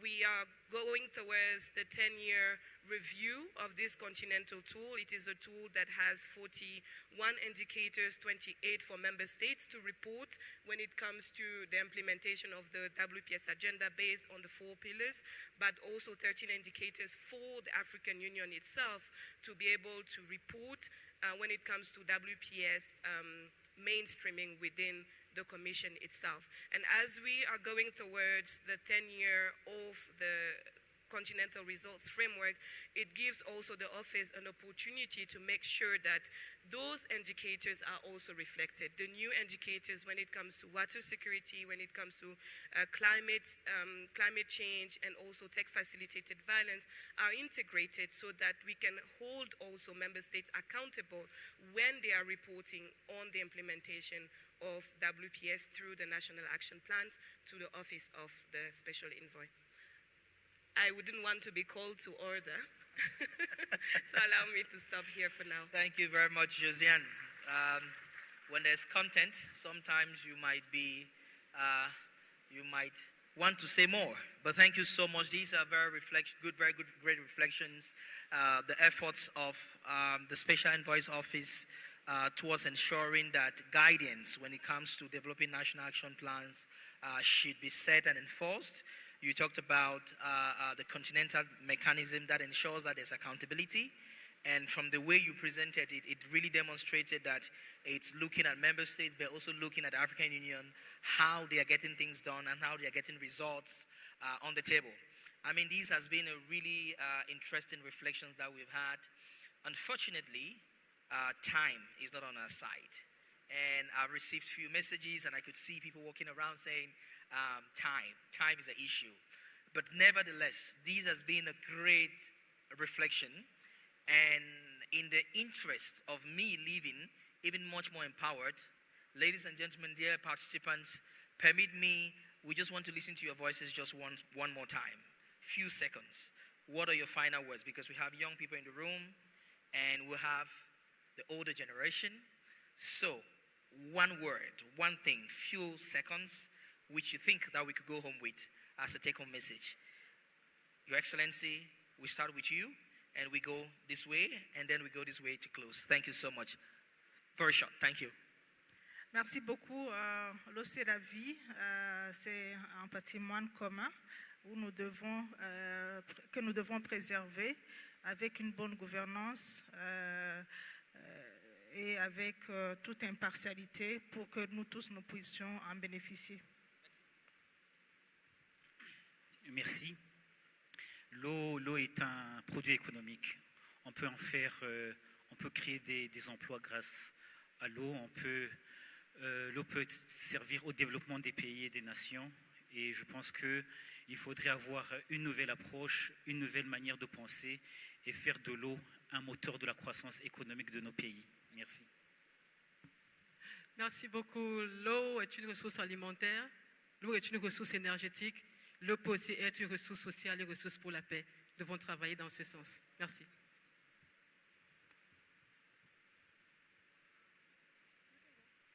D'accord, merci. Pour moi, je suis très fière du niveau d'engagement que les jeunes accordent à l'agenda jeunesse, paix et sécurité. Je suis très fière du niveau d'engagement que les femmes accordent à l'agenda femmes, paix et sécurité. Et aujourd'hui, on nous offre cette belle plateforme pour pouvoir discuter de ces deux agendas. Et je pense qu'on en ressortira vraiment grandissant si on continue à travailler en synergie. Merci. If we want to prevent conflict, we have to address the issues people are fighting over before they become conflicts. Water is one of those. An investment in water is an investment in livelihoods, in dignity, in the protection of women and girls, and in the possibility of peace. I think this is the message. We should leave this dialogue remembering water is life, water is peace, and it's a human security issue. Thank you. Thank you very, very much, Gwendoline and everyone. One thing that I've picked from all of this conversation, and I want us to do it together. Donc, un seul mot. Dans tout ce qu'on a dit ici, et on va crier ensemble. Donc, je pense que dans toute cette conversation, un seul mot, c'est collaboration. Parce qu'on est ensemble. Collaboration, c'est ça? Donc, when I will say un seul mot, and we say collaboration, are we okay? My French and English is good, right? This is the benefit of being Cameroonian sometimes. It makes it different. Donc, ladies and gentlemen, all those in the room, I want us to say this together. Un seul mot. Un seul mot. Thank you very, very much, dear panelists, and to the President of Burundi, thank you for trusting on the young people and for bringing us together. I was your moderator, Christian Achaleke from Cameroon. Thank you very much and enjoy the rest of your day. Thank you.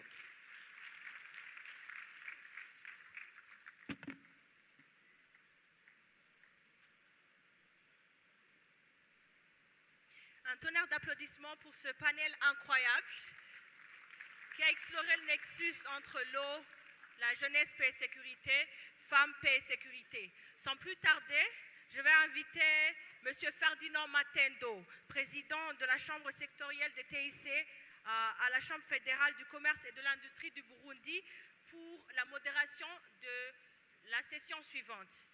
M. Ferdinand, the floor is yours.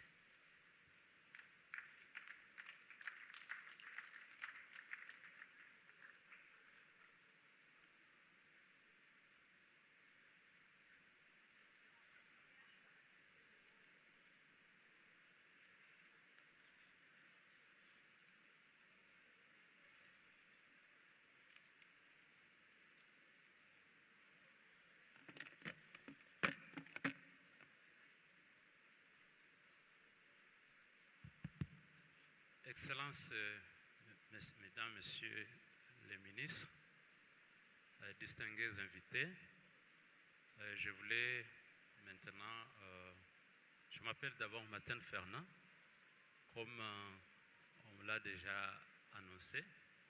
Je préside actuellement la Chambre de commerce, Chambre sectorielle de technologie de l'information et de communication au sein de la CFCIB, qui est la Chambre fédérale d'industrie du commerce du Burundi.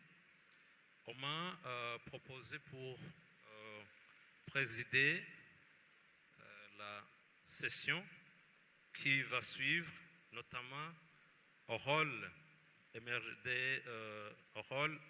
émergente des technologies émergentes et de l'intelligence artificielle dans la promotion des jeunes, des femmes, et la paix et la sécurité. Sans tarder, je voulais inviter directement les panélistes qui vont participer à cette discussion. Je commence directement à Son Excellence le ministre de Finances, du Budget et de l'économie numérique du Burundi, Dr Alain Ndikumana, de joindre ici le panel. Je poursuis également avec Gaspard Banhimbona, commissaire chargé de l'éducation, des sciences, des technologies, de l'innovation au sein de l'Union africaine. J'invite Simone Bondé Diouf, ancienne ambassadrice de la jeunesse africaine pour la paix en Afrique de l'Ouest. J'invite également Madame Pétridier Paul, membre du réseau Femmes Wise Afrique. J'invite également M. Blaise Kizito Ndukwe, co-organisatrice de Youth Creative Consortium, de joindre le panel.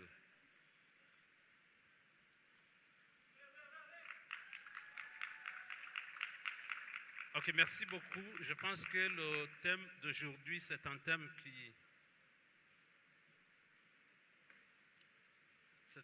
qui intéresse beaucoup plus, je pense, la jeunesse, parce que, comme vous le savez, la jeunesse, avec les technologies, je dis, ce sont au moins des sujets qui sont liés, parce qu'aucun jeune aujourd'hui n'a pas encore, qui dirait qu'il n'a pas encore exploité les technologies. Ils utilisent les technologies de l'information pour s'informer, pour se former, mais aussi pour produire. Vous le savez, les technologies de l'information sont devenues un outil de production, un outil de développement dans tous les secteurs. Mais malheureusement, comme vous le savez, cet outil est un outil à double tranchant.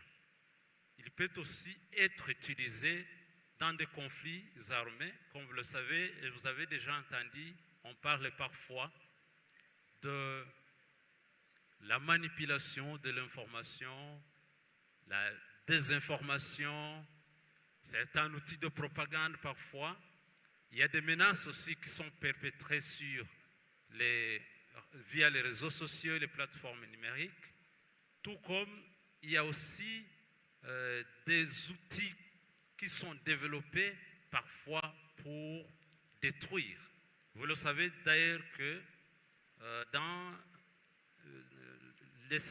ces dernières années, il y a beaucoup d'utilisation des technologies avancées, que ce soit dans l'armée, dans le renseignement et dans la cybersécurité. C'est pour cela que nous voulons effectivement nous poser certaines questions. Qui sont les principaux acteurs dans ce domaine? Et vous le savez bien évidemment que les principaux acteurs, ce sont les jeunes. Ce sont les jeunes qui inventent cette technologie. Ce sont eux qui les produisent. Ce sont d'ailleurs eux qui le maîtrisent plus que quiconque. Et c'est pour cela que c'est aussi une opportunité. Si nous avons une jeunesse qui maîtrise ces outils, cela peut être aussi une opportunité pour former une armée de paix. Une armée pour vulgariser la paix, pour mobiliser les financements pour les dons humanitaires, pour participer dans la lutte contre la désinformation. Donc, c'est aussi une opportunité. Mais nous allons aussi associer à ce sujet les femmes. Les femmes qui sont aussi victimes parfois de ces outils numériques, parce que vous savez qu'il y a aussi des violences qui sont parfois perpétrées via ces technologies de l'information, via le numérique. C'est pour cela que nous avons associé dans ce panel les femmes pour que nous puissions effectivement voir comment transformer ces outils en des outils de paix et de la sécurité. Je voulais sans tarder inviter directement les panélistes à participer dans cette discussion, en commençant par l'ancienne ambassadrice de la jeunesse africaine, Madame Simone Diouf, en lui posant directement des questions, parce que comme nous avons le temps assez limité, je m'adresse directement à elle à des questions. Madame, d'après votre expérience, où voyez-vous les plus grandes opportunités pour les jeunes d'utiliser les technologies numériques et l'IA comme outil de prévention des conflits et de consolidation de la paix et d'engagement civique? La deuxième question, comment pouvez-vous mieux connecter les jeunes et les femmes dans les zones de conflit tout en les protégeant contre la désinformation, les cybermenaces et de la violence en ligne sans limiter leurs opportunités? À vous la parole, Madame Simone. Merci beaucoup, j'espère que vous m'entendez. Mon nom est Simone Diouf, comme vous l'avez dit, ancienne jeune ambassadrice pour la paix de l'Union africaine, chercheuse, praticienne aussi des agendas femmes, paix et sécurité, jeunesse, paix et sécurité. Je remercie vraiment le gouvernement du Burundi. Vous m'entendez? Ok, je remercie le gouvernement du Burundi. Ok, est-ce que Merci, c'est beaucoup mieux.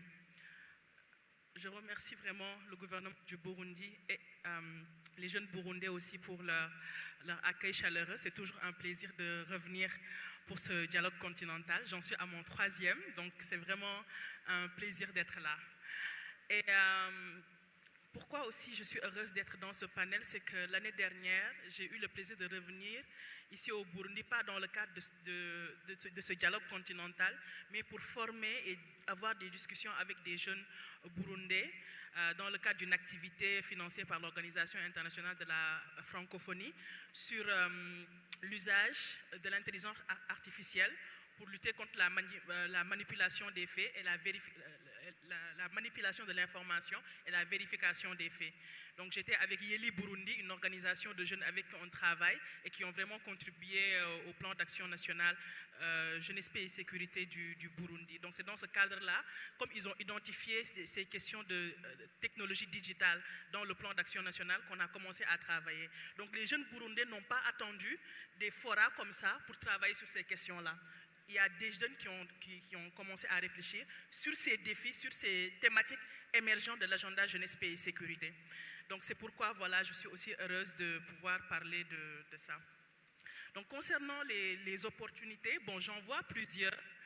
Tout d'abord, la première opportunité, c'est lié au pilier prévention. Donc je vais essayer de lier vraiment mon intervention avec les différents piliers. On a la chance, on a des piliers au niveau des agendas femmes, paix et sécurité et jeunesse, paix et sécurité qui se recoupent. Donc là, j'aimerais parler davantage du pilier prévention.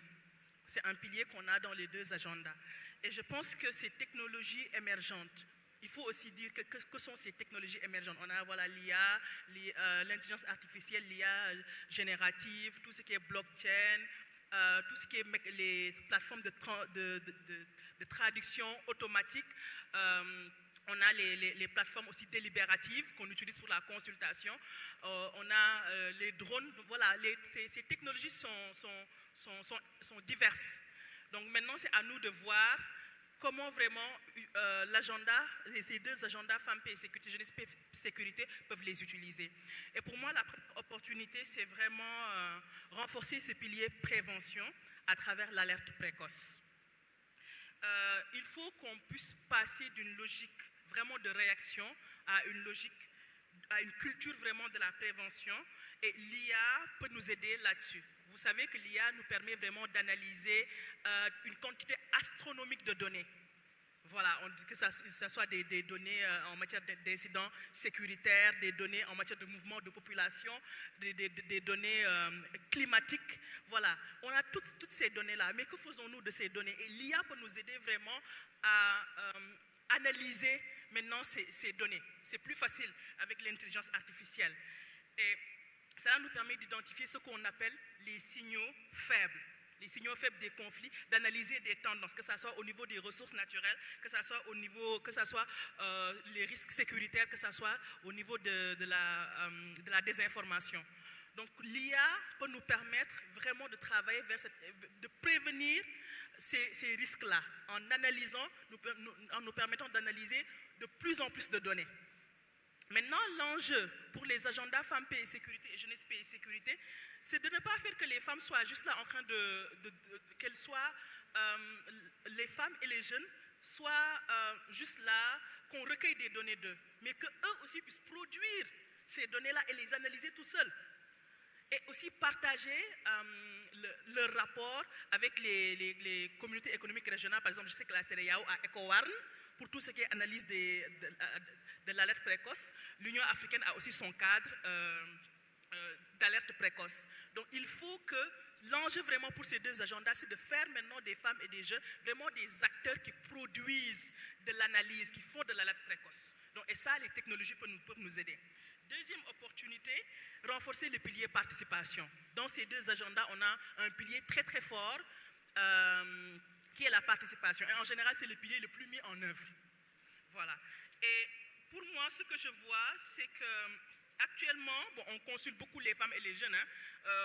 On nous appelle toujours à remplir des questionnaires. On nous demande de venir dans des ateliers. On nous consulte. Et ça, le problème, c'est qu'il y a ce qu'on appelle maintenant une black box. On nous demande juste, on nous consulte, mais on n'a pas de retour. On ne sait pas vraiment qu'est-ce qui a été fait des données que nous, on a produites. Et dans la recherche, c'est ça qu'on appelle le black box. Maintenant, ces nouvelles technologies émergentes-là, notamment les plateformes délibératives, les plateformes de traduction, peuvent nous permettre maintenant qu'on ne s'arrête plus seulement à la collecte de nos opinions. On peut aller plus loin.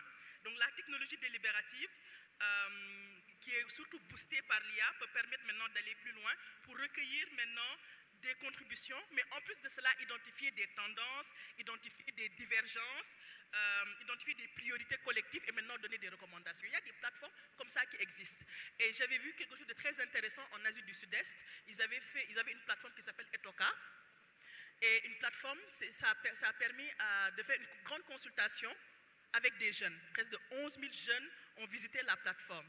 Et cette plateforme-là, ça ne permet pas seulement de capter ce que disent les jeunes, mais ça permet aussi d'échanger entre jeunes avec des mécanismes de traduction. Il y avait 7 langues où des gens pouvaient discuter, il y avait des recommandations, il y avait des priorités qui se dégageaient à travers cette plateforme. Et cela redéfinit la participation en tant que telle. On ne collecte pas seulement l'information, mais la participation va un peu plus loin.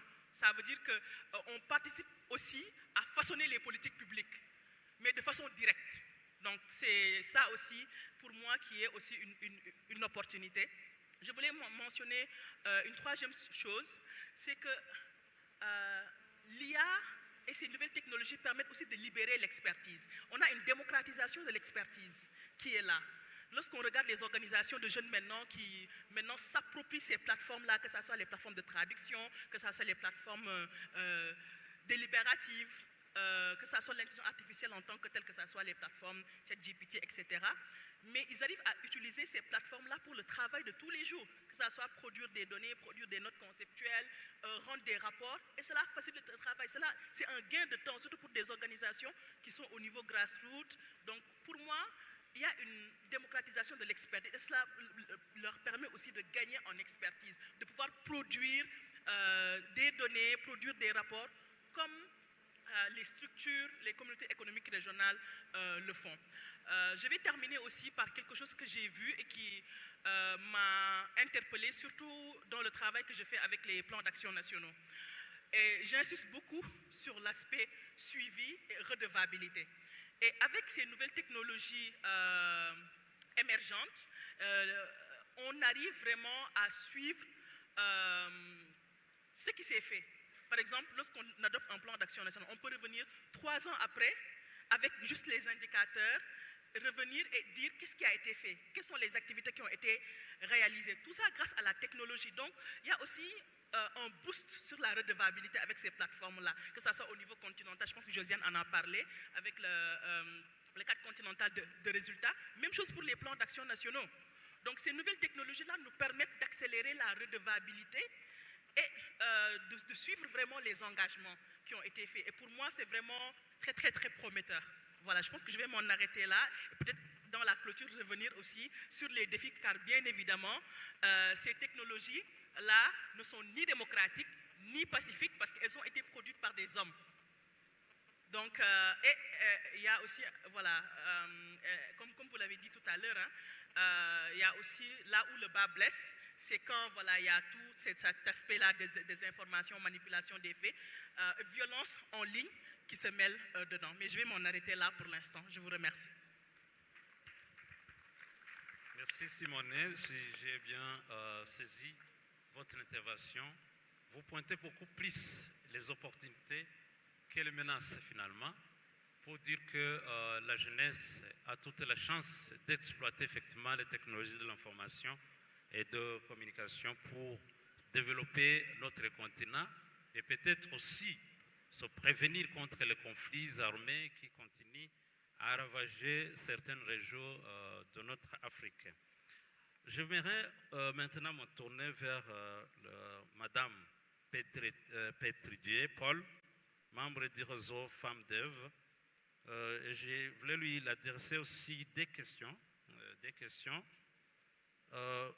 Vous êtes dans le réseau de femmes et comme vous le savez, les femmes sont souvent des victimes des menaces en ligne, mais du point de vue des femmes médiatrices, comment les technologies de l'information et de communication peuvent-elles renforcer la participation significative des femmes au processus de médiation et de paix, notamment en permettant aux femmes au sein des communautés d'apporter des informations, des points de vue et des signaux d'alerte précoces aux efforts officiels de paix.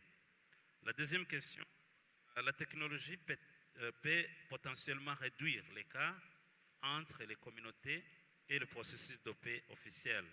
Quel mécanisme numérique concret pourrait contribuer à garantir les expériences et les priorités de femmes de la communauté soient prises en compte et contribuent efficacement au processus de médiation des voies 1 et 2.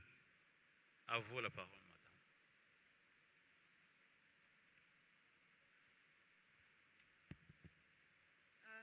Merci. J'ai fait mon intervention en anglais, please. Excellencies, ladies and gentlemen, please allow me to also stand on existing protocols. As a member of the African Union Femwise Africa, but also I do co-chair the Tanzanian Women Peace and Security Coalition that is under the oversight of the Ministry of Community Development, Gender and Special Groups of the United Republic of Tanzania. I wouldn't really go deep to start introducing what is Femwise, since that was eloquently done by our co-president of Femwise earlier today, Honorable Justice Effie. And she already shared what Femwise is and what we actually do.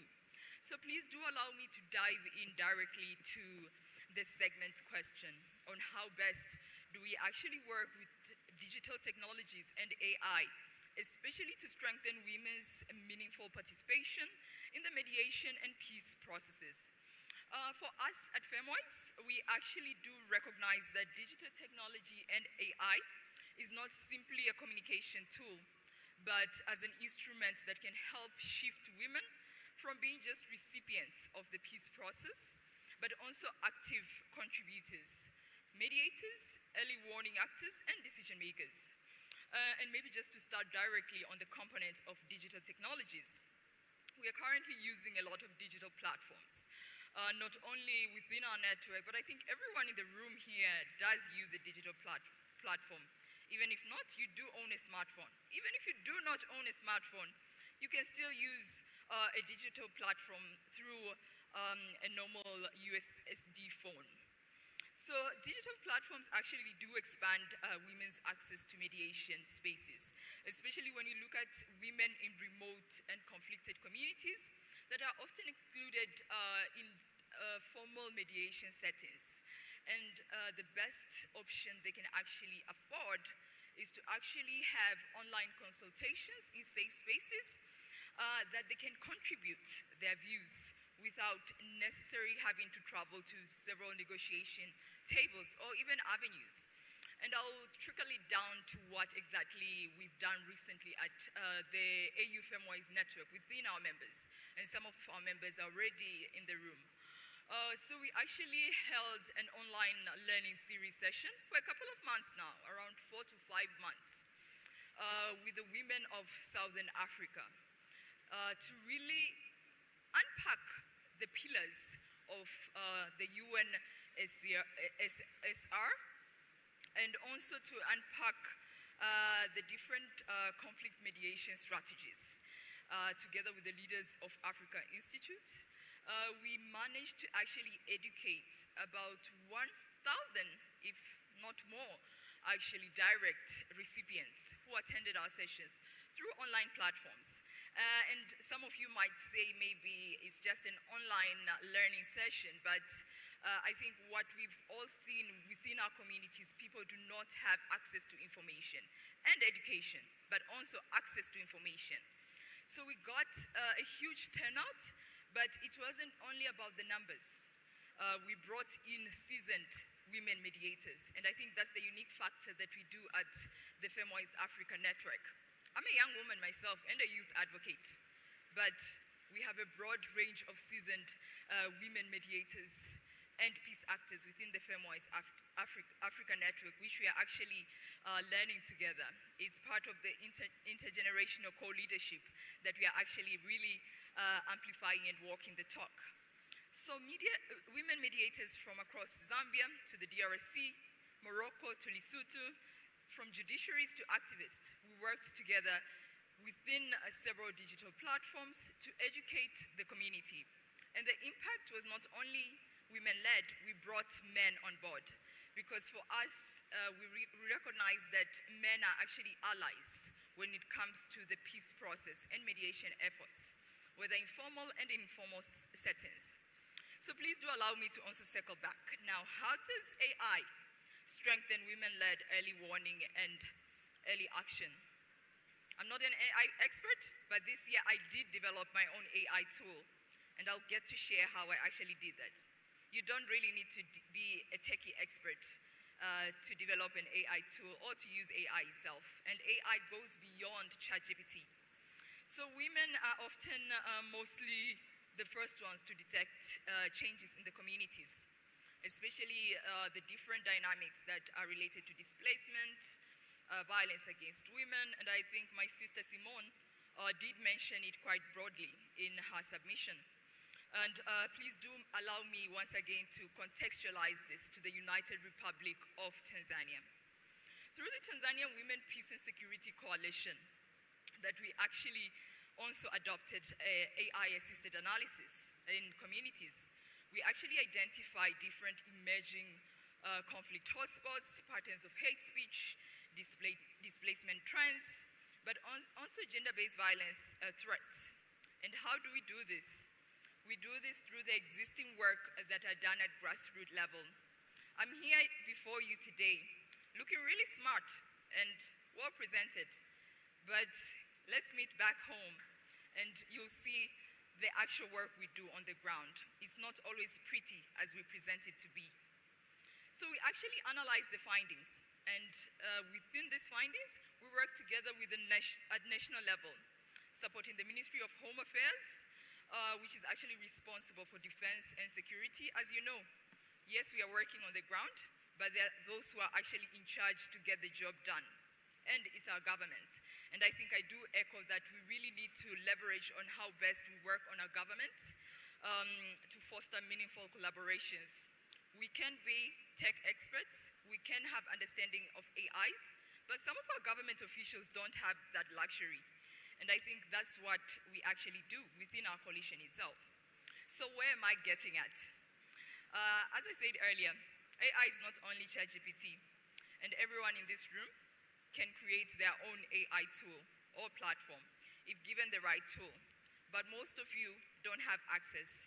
So despite the fact that we do have, and we have actually engaged women in the AI mediation process, and the technology that currently is designed is around do not harm, but we have seen the effects of digital technology, AI, in creating conflicts, attributing to protests, and creating chaos in our countries.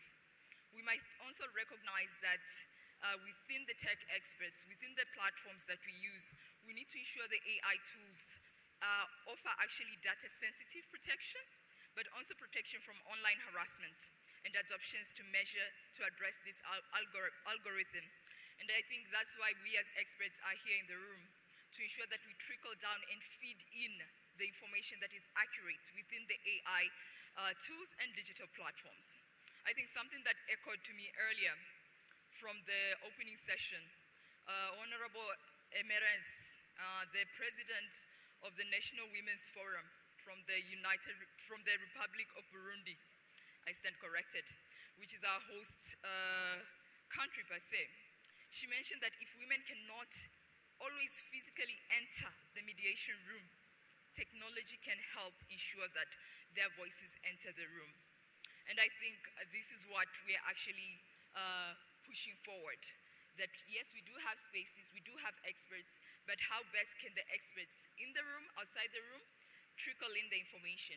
We can't educate a population of 66 million all in one forum, and I mean 66 million, I'm referring to my country in the United Republic of Tanzania. But if we do have the right platform, resources, that is something that can be done, and we need to work smartly, moving with the current digital trends. It's not being lazy per se, it's being smart-oriented and ensuring that what actually works within our settings for us who work at the grassroots can also work for everyone, and we reach hundreds or even thousands in multiple folds. I thank you.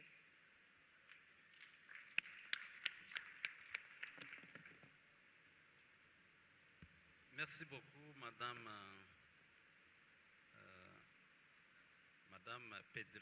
Pétridier.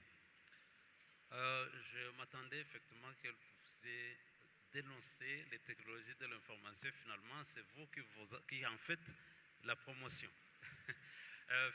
Donc, si j'ai bien suivi, l'utilisation de l'IA, c'est déjà un outil qui est bien exploité, qui est bien connu dans le monde,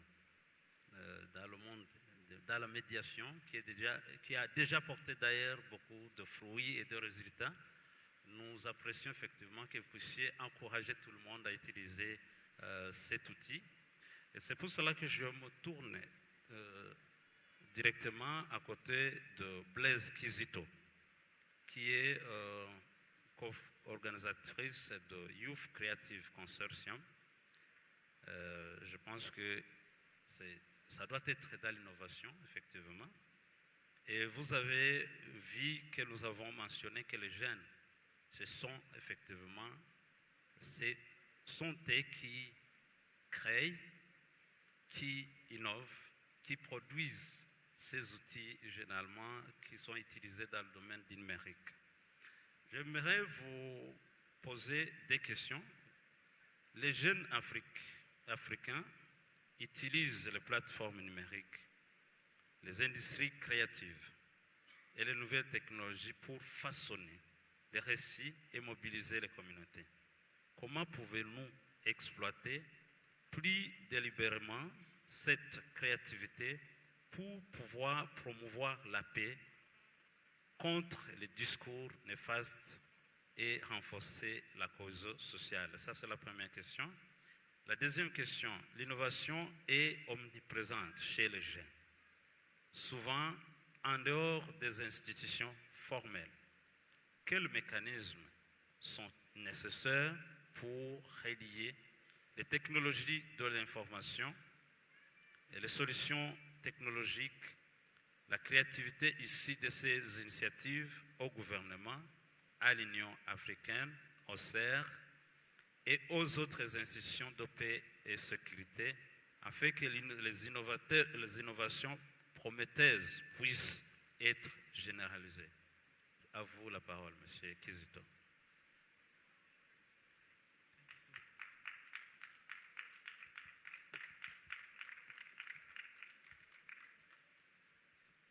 Thank you, Mr. Moderator. Your Excellencies, distinguished delegates, fellow young people, permit me to align myself with the already established protocol. My name is Blaise Kizito Ndukwe. All of my names are typical African names. Kizito from Uganda, Blaise from Uganda, and Chiedozie from Nigeria. I think we need to make this conversation very practical. And I come up with this question. Do we want to continue being consumers or co-creators of artificial intelligence and technologies that understands our realities? When we talk of the role of emerging technology and artificial intelligence in promoting youth, women, peace, and security, are we considering a young peace builder in the typical rural environment that have little or no access to data, no access to electricity and network? So if we must aim at using digital transformation to advance peace and security, it must be organic. I want to stand here as the convener of the Youth Creative Consortium to state that we should move from consumption to creating systems, artificial intelligence, and technologies that understands that in some part of this country, there is limited electricity. In some part of Nigeria, we don't have good roads and all. So we should understand that these systems that understands us better can function well. I'm a computer scientist by academic, and I'm working on a master's project, which is hybrid artificial intelligence for early warning and crisis prevention. And I always ask myself one question. When I try to use my artificial intelligence when I ask my AI to advance a photo of an African young man, most time it doesn't come out clear. But when I ask the same AI, the same system, to advance a picture of a white man, it comes as perfect. So even in technology and AI, Africans are being marginalized. So we should start building our own systems.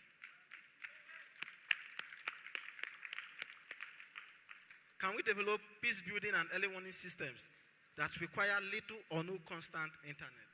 It is very possible. Those that created the system that we are using today, I don't think they came from heaven. They are just like us. Let us look into our resources and see how we can build systems that make use of our resources and solar. Technology must transit from being communication system to peace building system. I'm not entirely saying that we shouldn't use the already available artificial intelligence for peace building. But what I'm trying to say, there is a story. 2 years ago, I was on a WhatsApp call with a friend, Emeka. While on the call, I heard a gunshot and he screamed. As somebody that is already informed in early warning signs, I had to contact a local vigilante. And as God may have it, fortunately, they were able to intervene, and that was how the situation was brought under control. Now, this is to tell us that these systems that we have been distracted to just making use of them for communication can do much work in early warning mechanisms. For your question, I think the first thing we need to recognize is that young Africans are shaping narratives and mobilizing communities. Young Africans are building wonderful systems, wonderful solutions for peace building, but there are limitations. Many of these systems ends at the prototype stage because of us, financing. There is much gap between youth innovation and government, regional economic communities. I wouldn't say there is gap between youth innovation and African Union, because if there was a gap, I wouldn't be sitting down here. The gap has been closed. Clap hand for African Union.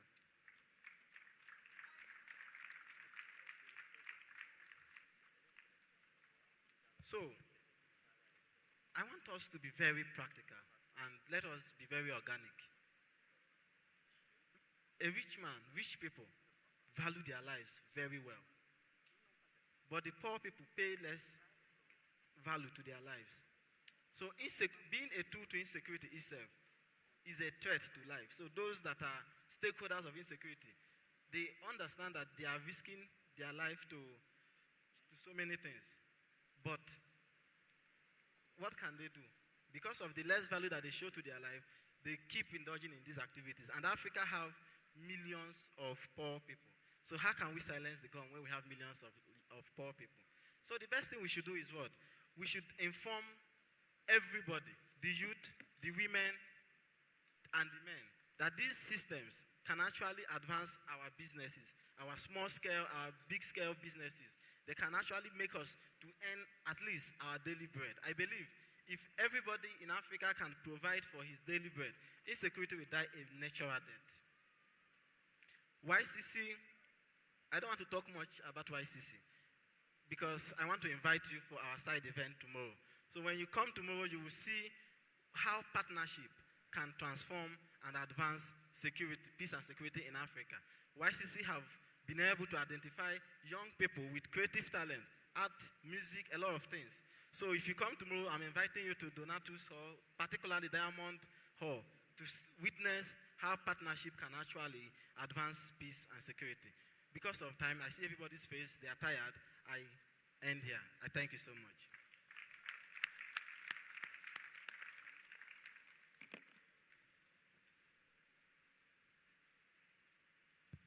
Merci, Monsieur Kizito, pour votre intervention qui soit intéressante, parce que vous associez l'innovation finalement aux technologies numériques. Et c'est très important pour la jeunesse en Afrique, parce que moi, comme je le dis toujours, que les jeunes africains sont naturellement des entrepreneurs, sont naturellement des créatifs. Et d'ailleurs, quand on parle de la jeunesse en Afrique, il faut associer aussi l'artisanat.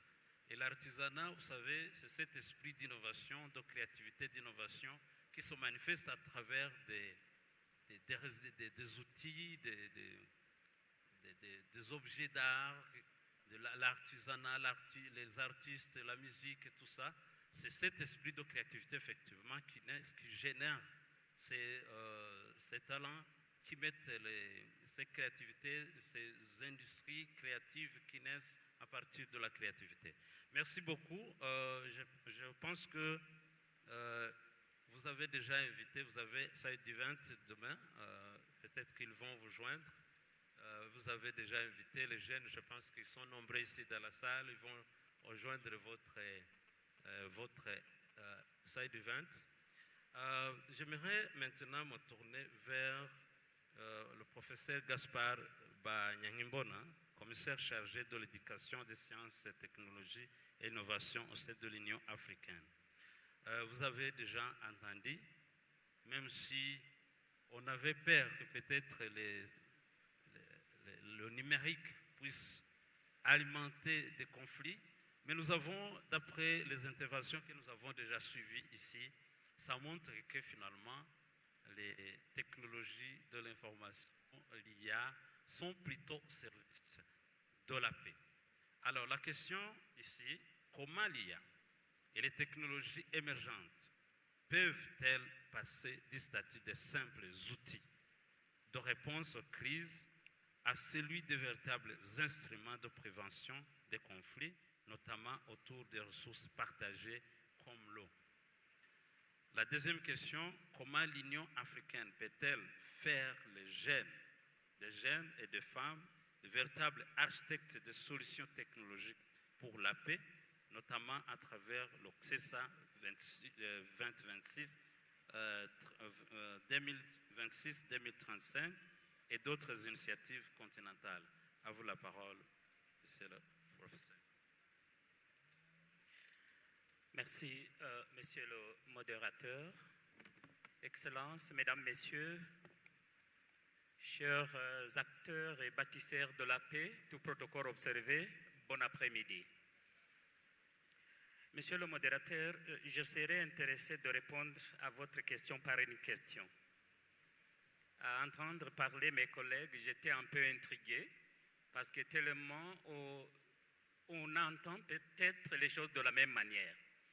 Mais je suis tenté de demander si dans la salle, il y a quelqu'un qui n'a pas été à l'école, qui est là. Est-ce qu'il y a quelqu'un dans la salle qui n'a jamais été à l'école? Oui, à l'école. Vous m'avez entendu. Voilà, je vais vous dire, il n'y a pas eu de main levée, je pense que j'étais audible. C'est que peut-être ce qu'on manque n'est pas forcément ce qu'on est en train de discuter ici. Permettez-moi, monsieur le modérateur, de plutôt citer Nelson Mandela qui disait que l'éducation est l'arme la plus puissante que vous pouvez utiliser pour changer le monde. Et je pense que l'injustice commence par là. Il y en a, et ils sont nombreux, ceux-là, à qui on n'a pas donné cette arme. Mais on veut maintenant qu'ils contribuent à changer le monde comme nous le souhaitons. Et c'est là le premier problème. Mais sinon, permettez aussi que je puisse constater avec vous qu'en fait, cette arme réelle chez certains et hypothétique chez les autres est entre les mains finalement de notre puissance de frappe en tant que continent. C'est entre les mains de la jeunesse et j'ai entendu des statistiques ce matin. Si on limite l'âge de la jeunesse à 25 ans, comme le font le système des Nations Unies, on est déjà à 60%. Si on va jusqu'à 35, comme le fait l'Union africaine, on est à 75%. Et si on combine avec les femmes, ça veut dire que les gens comme moi, bon, je ne suis ni jeune ni femme, on est minoritaire.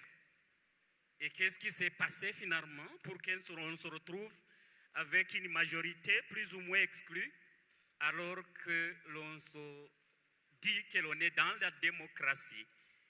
Toute cette histoire d'intégrer, d'impliquer, etc., moi je trouve que c'est un débat qui devait être fait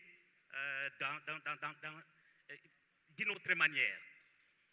Mais disons, je veux dire que quoi? Je veux dire que en tenant cela en considération, c'est là en fait que l'on considère que le département de l'éducation, la science, la technologie et l'innovation de l'Union africaine finalement peut jouer un rôle parce que nous faisons, disons, nous voudrions que l'éducation soit le rempart pour la paix et contre la violence.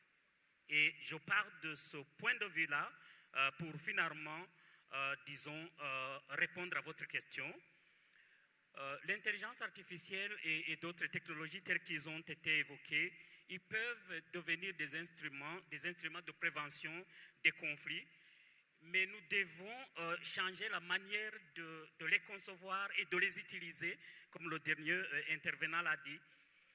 La technologie, elle n'est jamais naître, elle ne sera jamais naître parce que c'est développé par des gens qui ont leurs propres idées, qui ont leurs propres visées. Et nous, on est, jusqu'à aujourd'hui, en tout cas au niveau du continent, on est en majorité des utilisateurs. Voilà, des utilisateurs, des consommateurs. Et ça fait partie de notre problème parce qu'en tant que consommateurs, nous devrions nous interroger plutôt sur la qualité de ces données qui sont récoltées et que nous utilisons, sur la robustesse de ces technologies que nous utilisons et finalement, est-ce qu'ils tiennent en compte nos réalités locales? Est-ce qu'ils sont vraiment les données, les outils que l'on devrait utiliser? Un algorithme, par exemple, qui est biaisé, il y a le chat GPT et tout autre. Et si, par exemple, il y a un problème avec chat GPT et que vous essayez un prompt, vous croirez que la réponse que ça vous donne, c'est normal. Et si la base de données est corrompue, par exemple, donc vous ne saurez rien. Un jour, j'ai tenté de rechercher comment on se comporte sur une table en Afrique, une table à manger. Ce que j'ai eu, c'était ridicule, tout simplement. Parce qu'il n'y a pas de données là-dedans. Excellent, monsieur le modérateur, vous m'avez demandé sur l'eau, je vais ne pas m'attarder. Quand même, il dispose d'un certain atout. Je ne vais pas rester très négativiste. Ils ont un atout.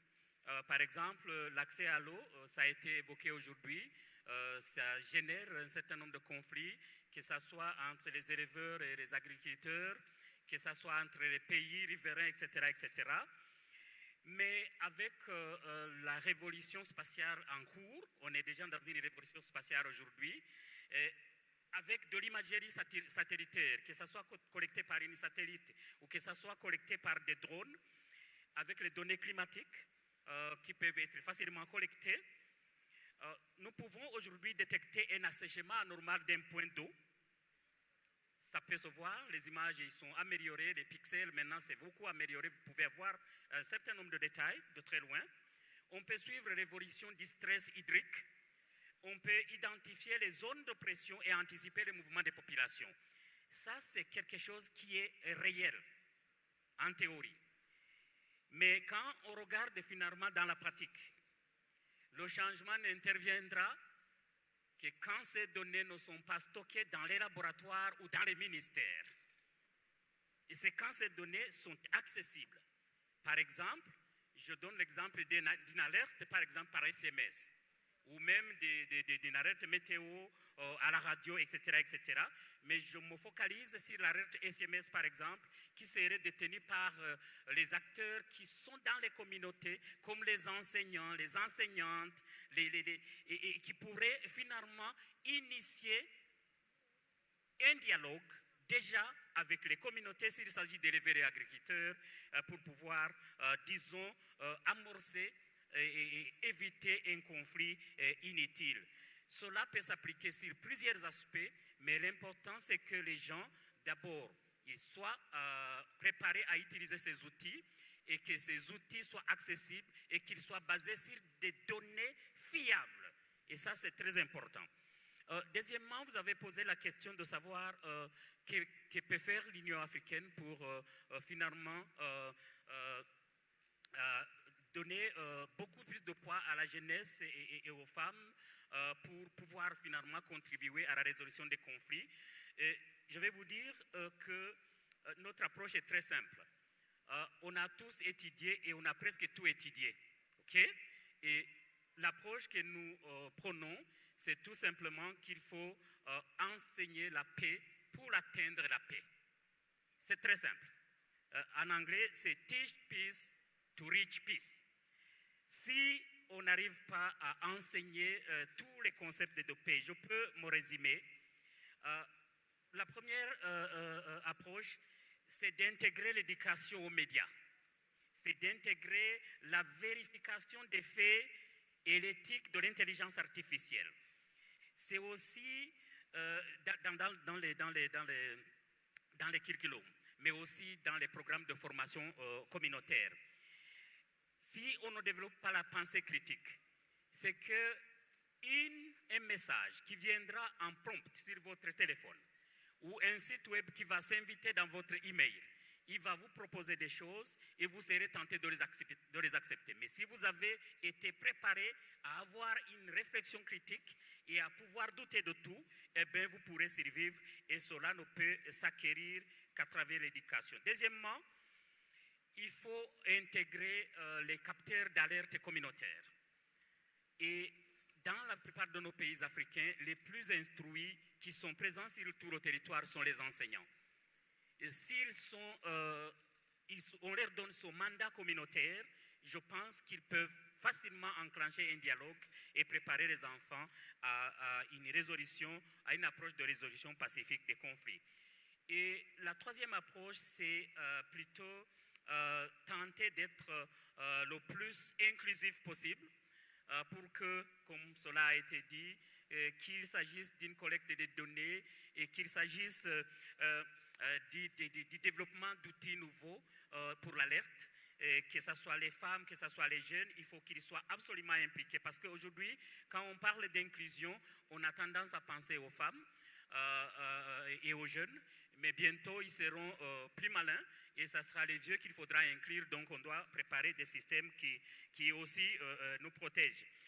Je dois évoquer une initiative, monsieur le modérateur, initiative qui est portée par la présidence burundaise de l'Union africaine, qui est l'initiative Arise. C'est, disons, une plateforme panafricaine stratégique qui prône la souveraineté intellectuelle, technologique et économique du continent en ancrant la recherche et l'innovation et le développement des compétences dans les valeurs des langues africaines. Ça, c'est aussi un autre aspect qu'il faut absolument mentionner parce que l'IA nous communique aujourd'hui en anglais, en français et peut-être en swahili pour ceux qui ont de la chance pour ne parler que les langues communes dans notre région ici. Mais il faut savoir que ça n'atteindra que ceux qui connaissent ces langues. Donc, il faut que l'on arrive à produire finalement une IA qui nous comprend dans nos langues, dans nos cultures et dans nos pratiques afin d'avoir une parfaite harmonie avec la vision 2063 et nous permettre de passer finalement de la dépendance qu'on appelle une dépendance épistémique à une souveraineté innovante. Merci, monsieur le modérateur, je vais m'arrêter par là. Merci beaucoup, professeur Gaspard, pour votre intervention. Vous avez mentionné le mot-clé que j'ai bien souligné ici, que l'Afrique, finalement, est consommateur des technologies de l'information et de la communication, mais ne sont pas encore vraiment des véritables producteurs. Cela, effectivement, m'amène directement à me tourner vers son Excellence, le ministre des Finances, du budget de l'économie numérique. Vous savez, c'est vous qui pilotez finalement l'économie numérique. Et l'économie numérique, c'est la transformation numérique des secteurs économiques pour produire finalement de la valeur. Mais vous le savez, pour y arriver et pour qu'on arrive effectivement à pouvoir à transformer cette jeunesse qui est aujourd'hui les consommateurs ou ces Africains qui sont aujourd'hui des consommateurs en producteurs, il faut de l'investissement. La mise en œuvre, je vous pose la première question, la mise en œuvre des initiatives des jeunes. De jeunes, paix et sécurité, et femmes, paix et sécurité exigent un investissement soutenu. Du point de vue du financement et de l'économie numérique, comment les gouvernements peuvent-ils passer de la simple reconnaissance de l'importance de l'inclusion numérique à l'allocation concrète des ressources pour garantir aux femmes et aux jeunes l'accès aux infrastructures numériques, aux compétences, aux opportunités d'innovation? Ça, c'est la première question.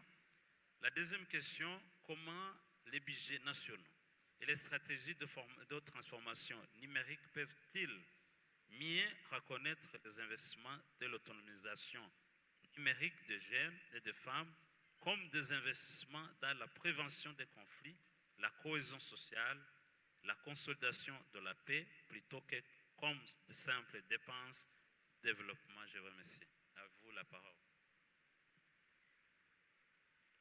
Merci beaucoup, monsieur le modérateur, mesdames et messieurs les commissaires, excellences, distingués invités. Pour commencer, permettez-moi de partir d'une vérité plutôt simple de la manière dont nous concevons les technologies en se basant sur le thème même de ce panel, qui est le rôle des technologies émergentes et intelligence artificielle dans la promotion des programmes jeunesse, paix, sécurité. La technologie ne pacifie pas une société par elle-même. Ça, il faut le comprendre. Elle amplifie ce qu'elle trouve. Là où il y a de la confiance, elle accélère la coopération. Là où il y a de l'exclusion ou de la rumeur, elle peut donner à ces fractures une vitesse nouvelle. Revenons maintenant sur la question de l'intelligence artificielle, qui est donc avant tout une question politique, avant d'être technique. Et cette ère est déjà là. Notre véritable choix est entre la subir ou la gouverner. Nous devons faire un choix. Si je reviens sur le cas du Burundi, nous avons choisi de commencer par les fondations.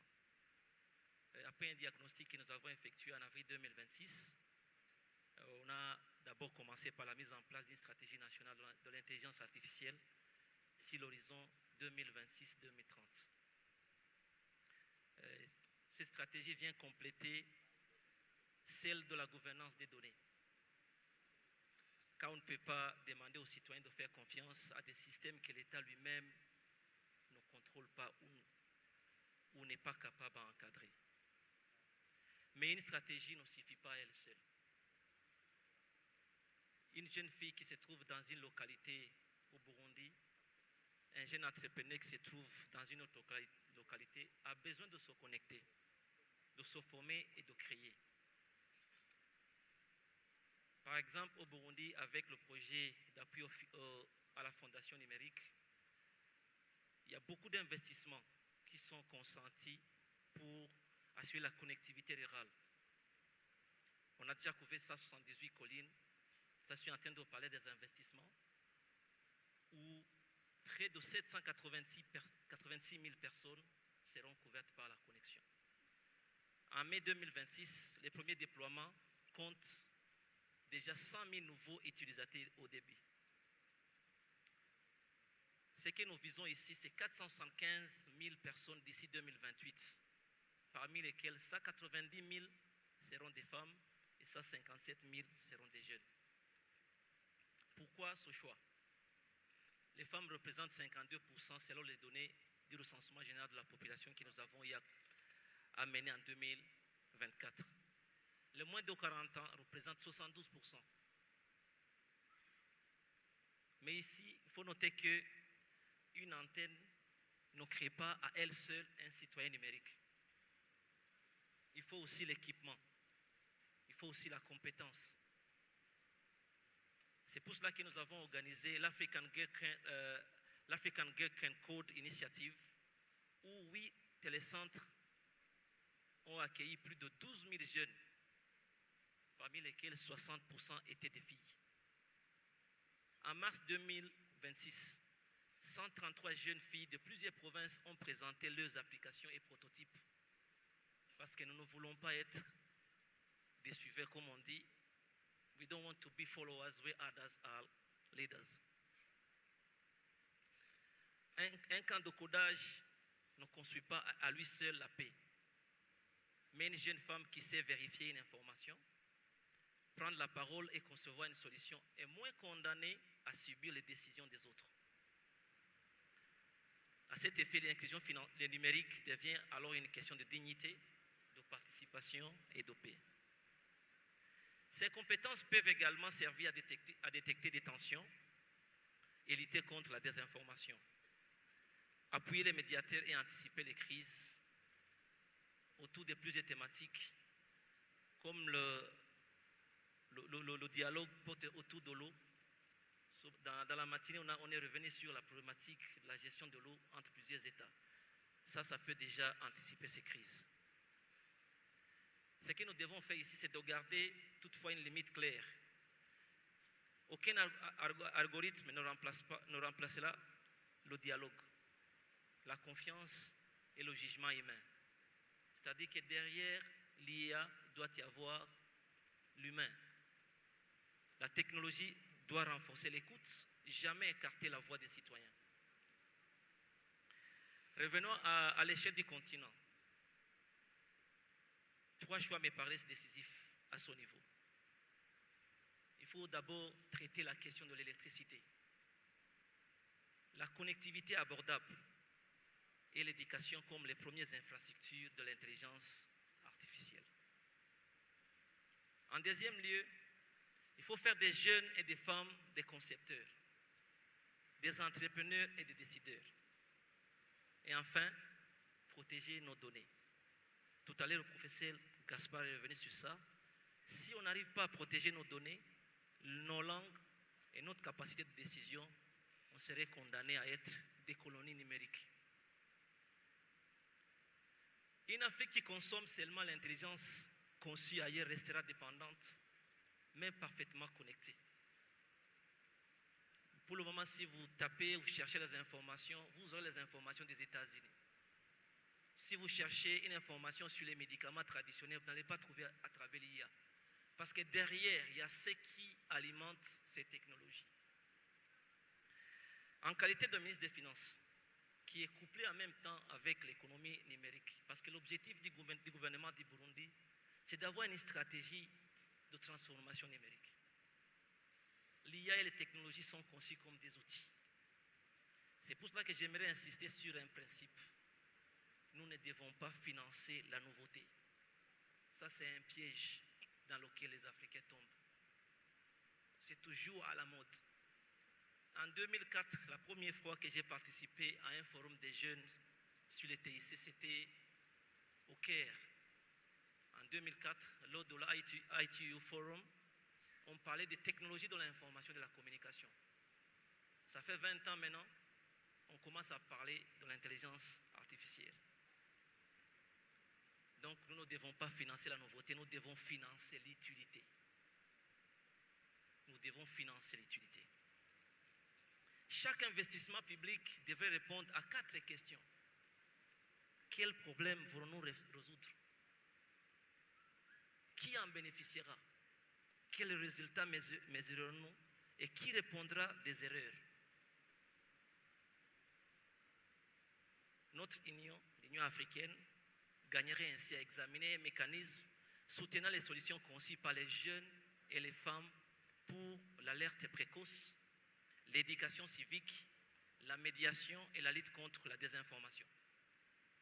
Quand on parle de génération Z à Madagascar et ailleurs, c'est parce qu'on a utilisé ces outils. Donc il faut les associer au financement, l'accompagnement technique et l'expérimentation dans les communautés. Il faut donner la possibilité à nos jeunes de tester leurs applications. Si l'Afrique ne finance pas ces jeunes innovateurs, elle finira par financer sa propre dépendance.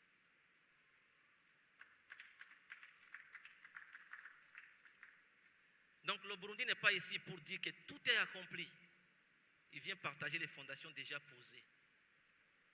Des premiers résultats et une conviction qui est celle l'intelligence artificielle ne sera pas véritablement africaine que si elle parle à nos réalités, que si elle protège notre dignité et élargit la place de ce que l'histoire a trop souvent laissé en marche. Donc j'ai essayé de répondre à des questions d'une autre manière. Donc il faut investir. Investir dans l'IA en utilisant nos jeunes qui représentent, pour le cas du Burundi, 72%. Ça c'est une possibilité de créer des emplois. Que ce soit pour le Burundi, que ce soit pour l'Afrique. Je vous remercie. Merci, Excellence, Monsieur le Ministre, pour votre intervention. j'ai souligné le mot si l'Afrique ne finance pas ses jeunes innovateurs, il finira par financer sa propre dépendance. C'est bien souligné et je pense que maintenant je voulais me tourner vers le public. Le public rempli de jeunes, c'est sûrement qu'ils ont des questions parce que c'est la thématique qui est en train d'être présentée ici, discutée dans le dialogue ici devant, ça intéresse beaucoup plus la jeunesse. Alors comme le temps est très limité, j'aimerais quand même vous accorder au moins à 2 ou 3 personnes qui vont poser des questions et que les questions soient brèves et directes pour que nous puissions gagner du temps. S'il y a quelqu'un qui a une question, qui lève la main.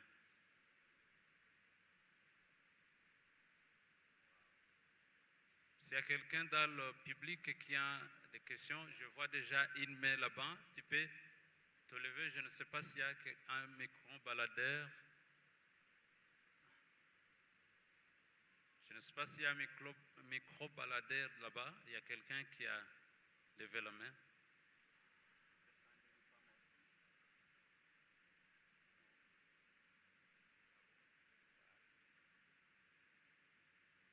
Est-ce qu'il n'y a pas un micro-baladeur là-bas?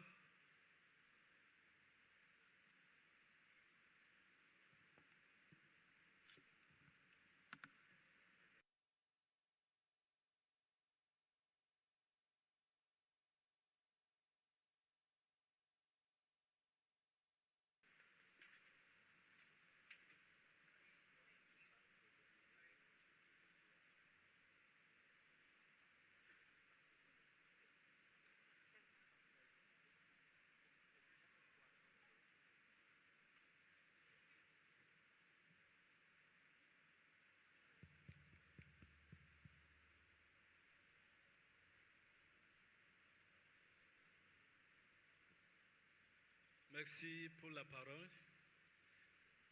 Je voulais demander en ce qui concerne l'intelligence artificielle, est-ce qu'il n'y a pas une loi qu'on peut voter dans les États africains? Votre nom, s'il vous plaît. Votre nom, s'il vous plaît. Moi, je m'appelle Christian. Je voulais demander si, dans les mauvaises utilisations des technologies ou de l'Internet, est-ce qu'il n'y a pas une loi qu'on peut voter pour la désinformation à ceux qui utilisent la technologie dans une mauvaise utilisation, oui, la désinformation. Donc, pour lutter contre la désinformation, comment on peut utiliser, quelle technique qu'on peut appliquer pour stopper les gens qui utilisent l'artificiel dans le sens négatif? Merci.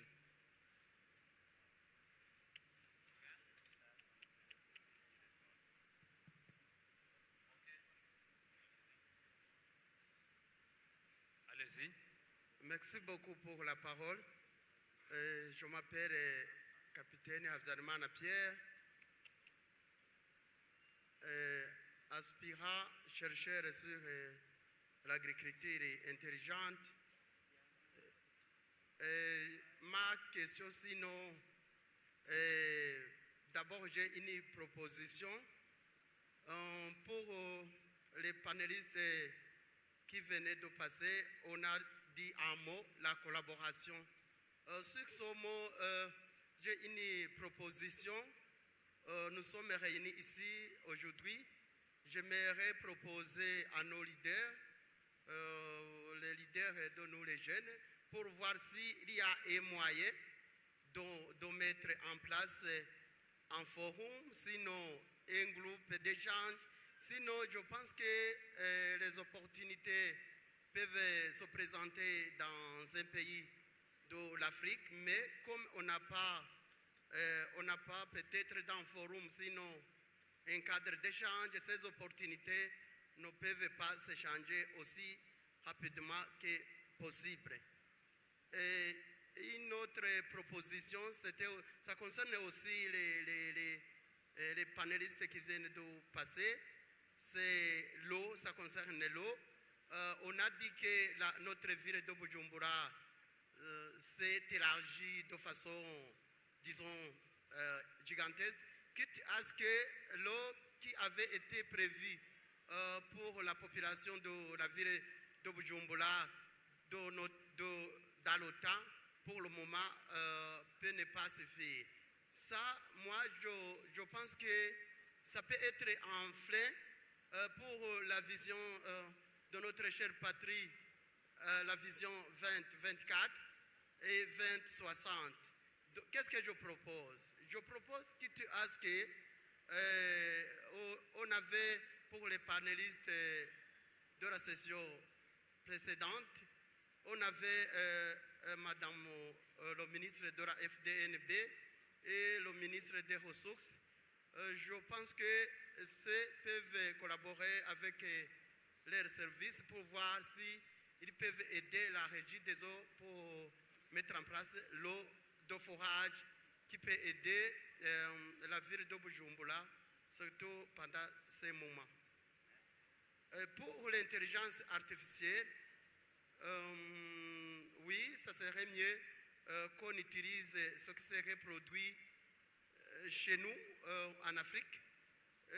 Mais moi, je m'en doute que, à l'absence de ce qu'on veut, nous pourrons utiliser ce qu'on a pour le moment. Parce que je pense que si on essaie de prendre le côté négatif seulement, nous risquons d'être en retard. Parce que je pense qu'actuellement, l'intelligence artificielle s'utilise beaucoup dans la technologie, même, je crois, même pour les guerres et pour les drones.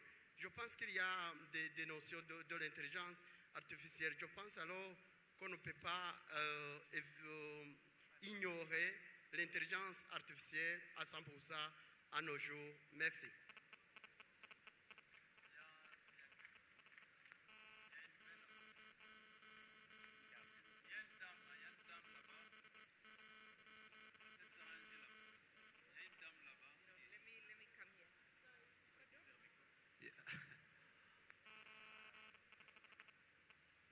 Merci. C'est Madame Christine Ndachimi, chercheur au niveau de l'école docteur de l'Université du Burundi, et je représente aussi la coopérative des femmes africaines pour le développement, l'équipe des chercheurs. Est-ce que vous pouvez parler à haute voix? Oui, je disais que je suis Madame Christine Ndayishimiye. Je suis à l'école doctorale de l'Université du Burundi. Je représente l'équipe de femmes chercheurs regroupées en coopérative des femmes africaines pour le développement. Il y a une question que le ministre Gaspard Banyagbona a demandé si dans la salle, il y aurait une personne qui n'a pas fréquenté le banc de l'école. Et les langues qui sont utilisées aujourd'hui ici dans la salle sont des langues étrangères par rapport à la formation de la langue nationale. Alors, la réponse ne pouvait y être obtenue parce que si les personnes existent ici dans la salle, elles ne pouvaient même pas savoir la question qui lui a été posée. Et aussi, au niveau de l'intelligence artificielle, nous sommes cohabités avec les femmes, surtout les jeunes ruraux, qui n'ont pas aussi fréquenté le banc de l'école. Et quels seront les bénéfices, donc quel sera leur bénéfice, surtout au niveau de l'intelligence artificielle, si par exemple il y avait ces jeunes qui développeraient des applications avec le paramétrage même des plantes médicinales, Est-ce que la femme en bénéficiera alors qu'elle ne connaît même pas ce que c'est l'intelligence artificielle en langue nationale? Jusqu'à maintenant, nous ne le savons même pas. Merci beaucoup s'il y avait des interrogations. Ici, une autre femme ici, là-bas. Donnez le micro à cette femme-là. Lève-toi.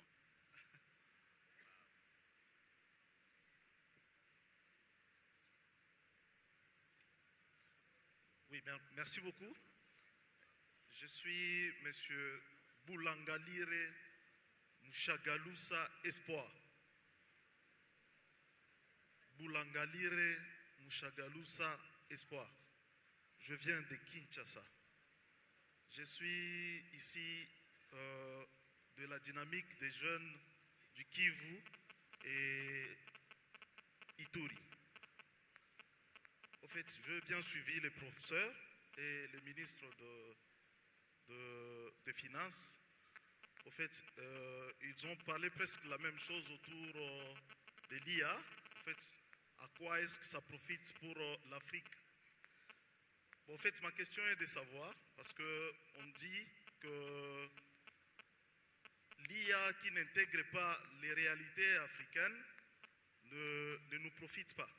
Mais maintenant, quelles sont les modalités pratiques pour que les jeunes ou les femmes africains ou africaines parviennent à intégrer la boîte derrière la technologie d'IA pour qu'enfin les réalités africaines y soient figurées? Merci beaucoup.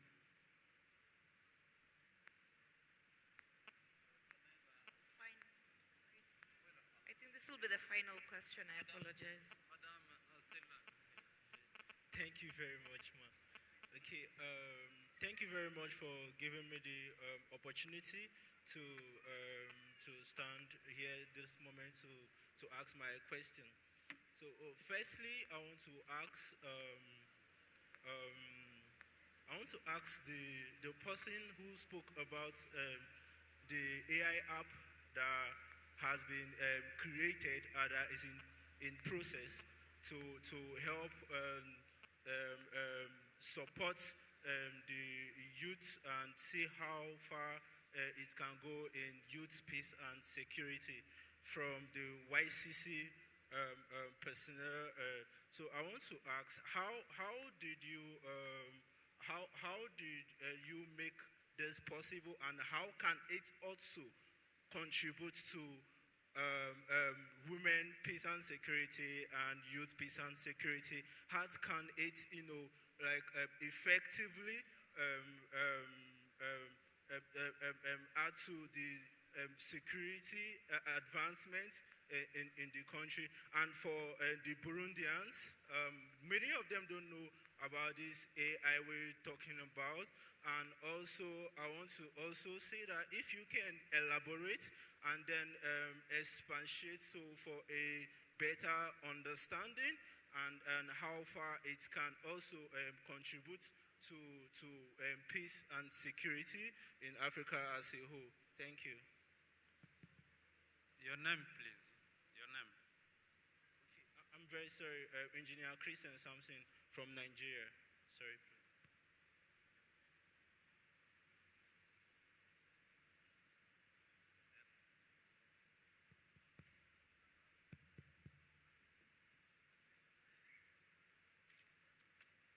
All right, thank you very much. My name is Dominion Akerotimi from Nigeria, and as a youth in data, I sit and wonder at times how we'd catch up, how Africa as a whole, we catch up with the Western world. So as mentioned here, youths are building, and the issues most of them face is financing majorly, because there are youths that are collecting data, there are youths that are building solutions to solve problems that we face as a nation. But the issues they face is financing. And what we use majorly in Africa right now is highly dependent on Western technologies. Most of the technologies we are adopting.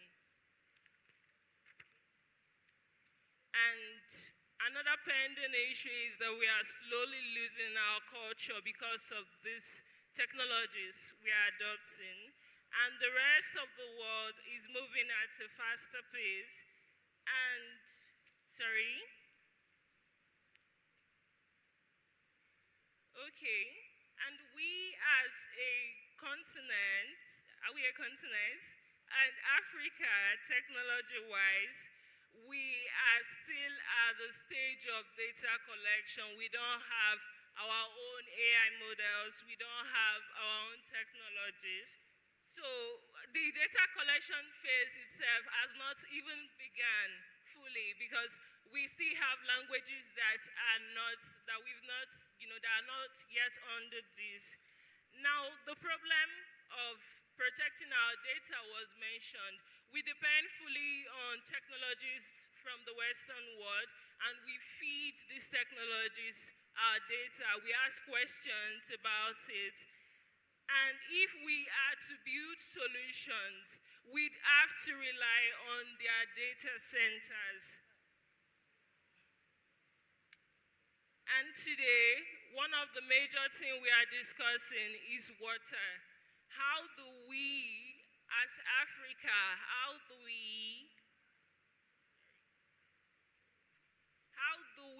do we have plans in place to manage this? Do we have plans in place to manage the issue of building our data centers and, the issues we have at hand, water? Because data centers rely heavily on water, to manage, to cool these systems down. So I would just love, more light to be shed on this. Thank you very much. Nous arrêtons jusqu'à là à ces 5-6 interventions pour laisser le temps aux panélistes de répondre aux questions, s'il vous plaît. You have one question, final question. Okay, la dernière question. Keep it quick, huh? Quickly.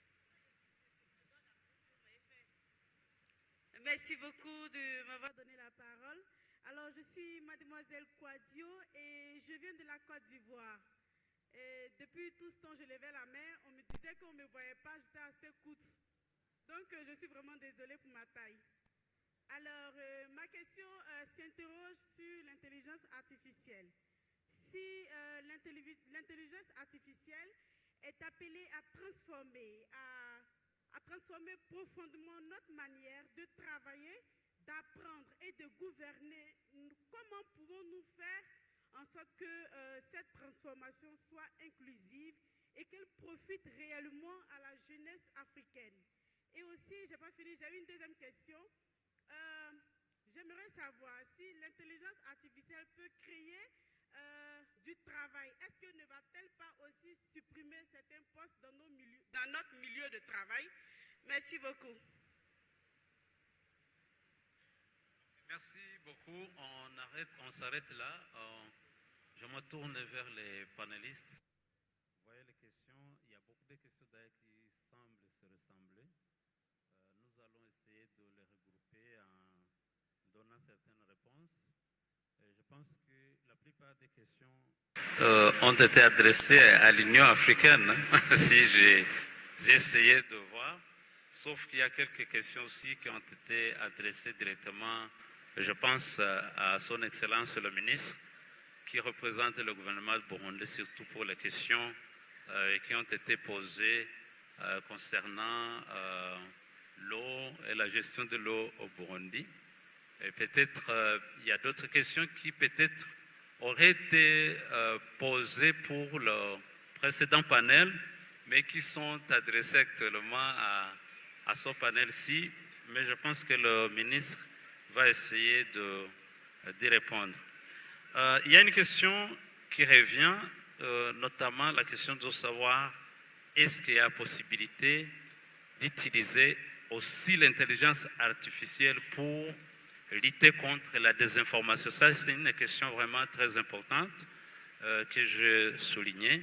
Et j'aimerais m'adresser à vous, plutôt, de nous aider à répondre à cette question.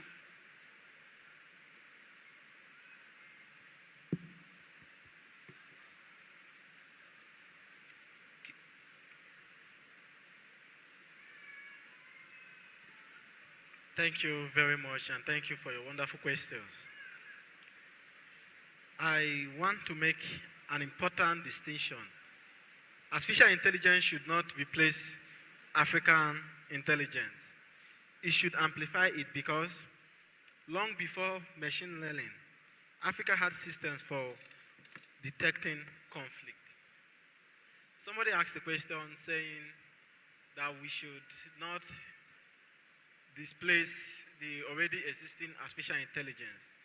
Nobody is telling you not to use the already existing artificial intelligence, but we are trying to bring emphasis on the limitations. Africa have more than 2,000 languages, and little or very little, 90% of the languages have little or no place or data set in the data set of artificial intelligence, of building the artificial intelligence. So that is a problem. So that is why we say for us to intentionally ready our mind to to use artificial intelligence and technology to solve African problems, to solve peace and security, we must be 100% organic. So why we use the one we have, but let's build more. If you are scared, if you think that we cannot build it, I am ready to lead the course of youth that is going to build technologies that will function within Africa realities. I think that was the main question that was channeled to me. I thank you all.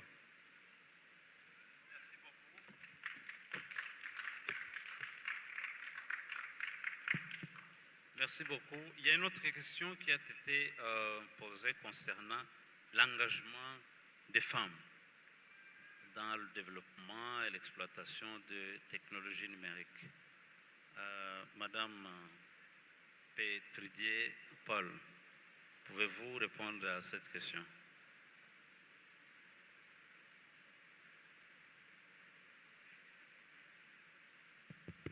Merci. So ideally, I think that particular question, if I stand correctly, was from Christine from the University of Burundi, and a women's researcher.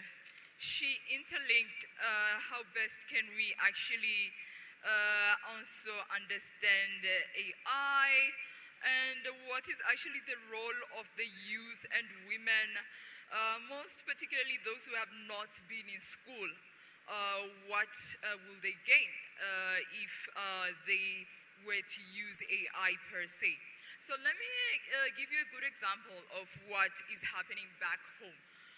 So currently, our Ministry of Education, Science and Technology is actually implementing a primary numeracy digital program with several partners in the country.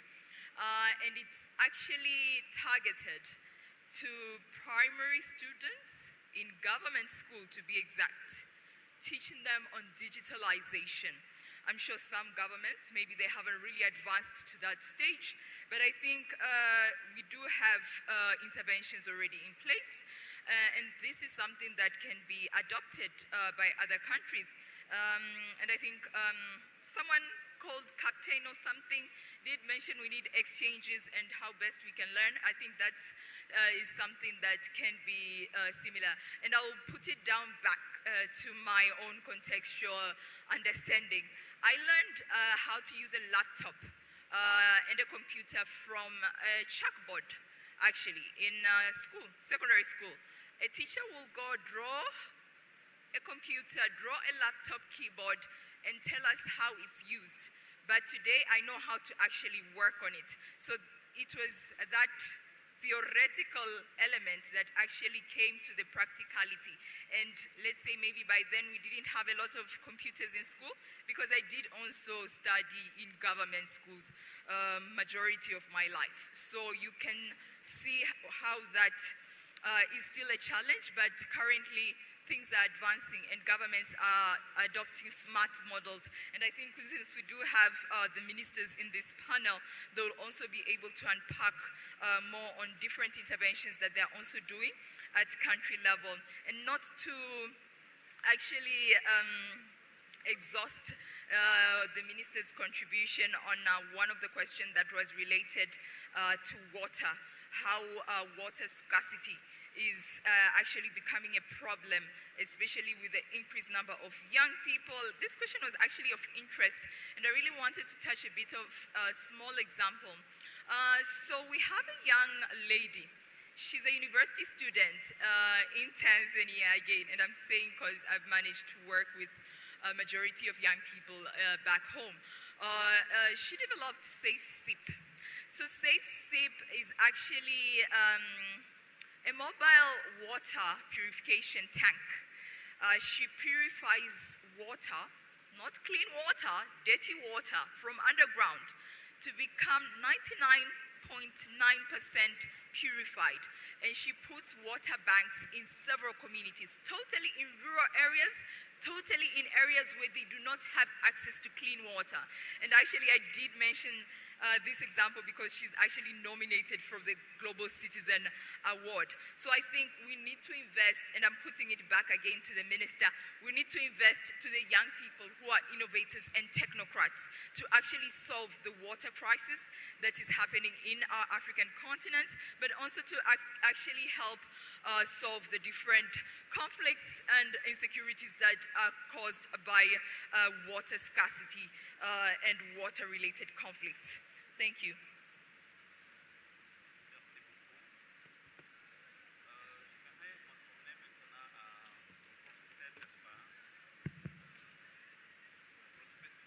Au professeur Gaspard, il y a des questions qui lui ont adressées, je crois, parce que les questions semblent avoir été adressées à l'Union africaine.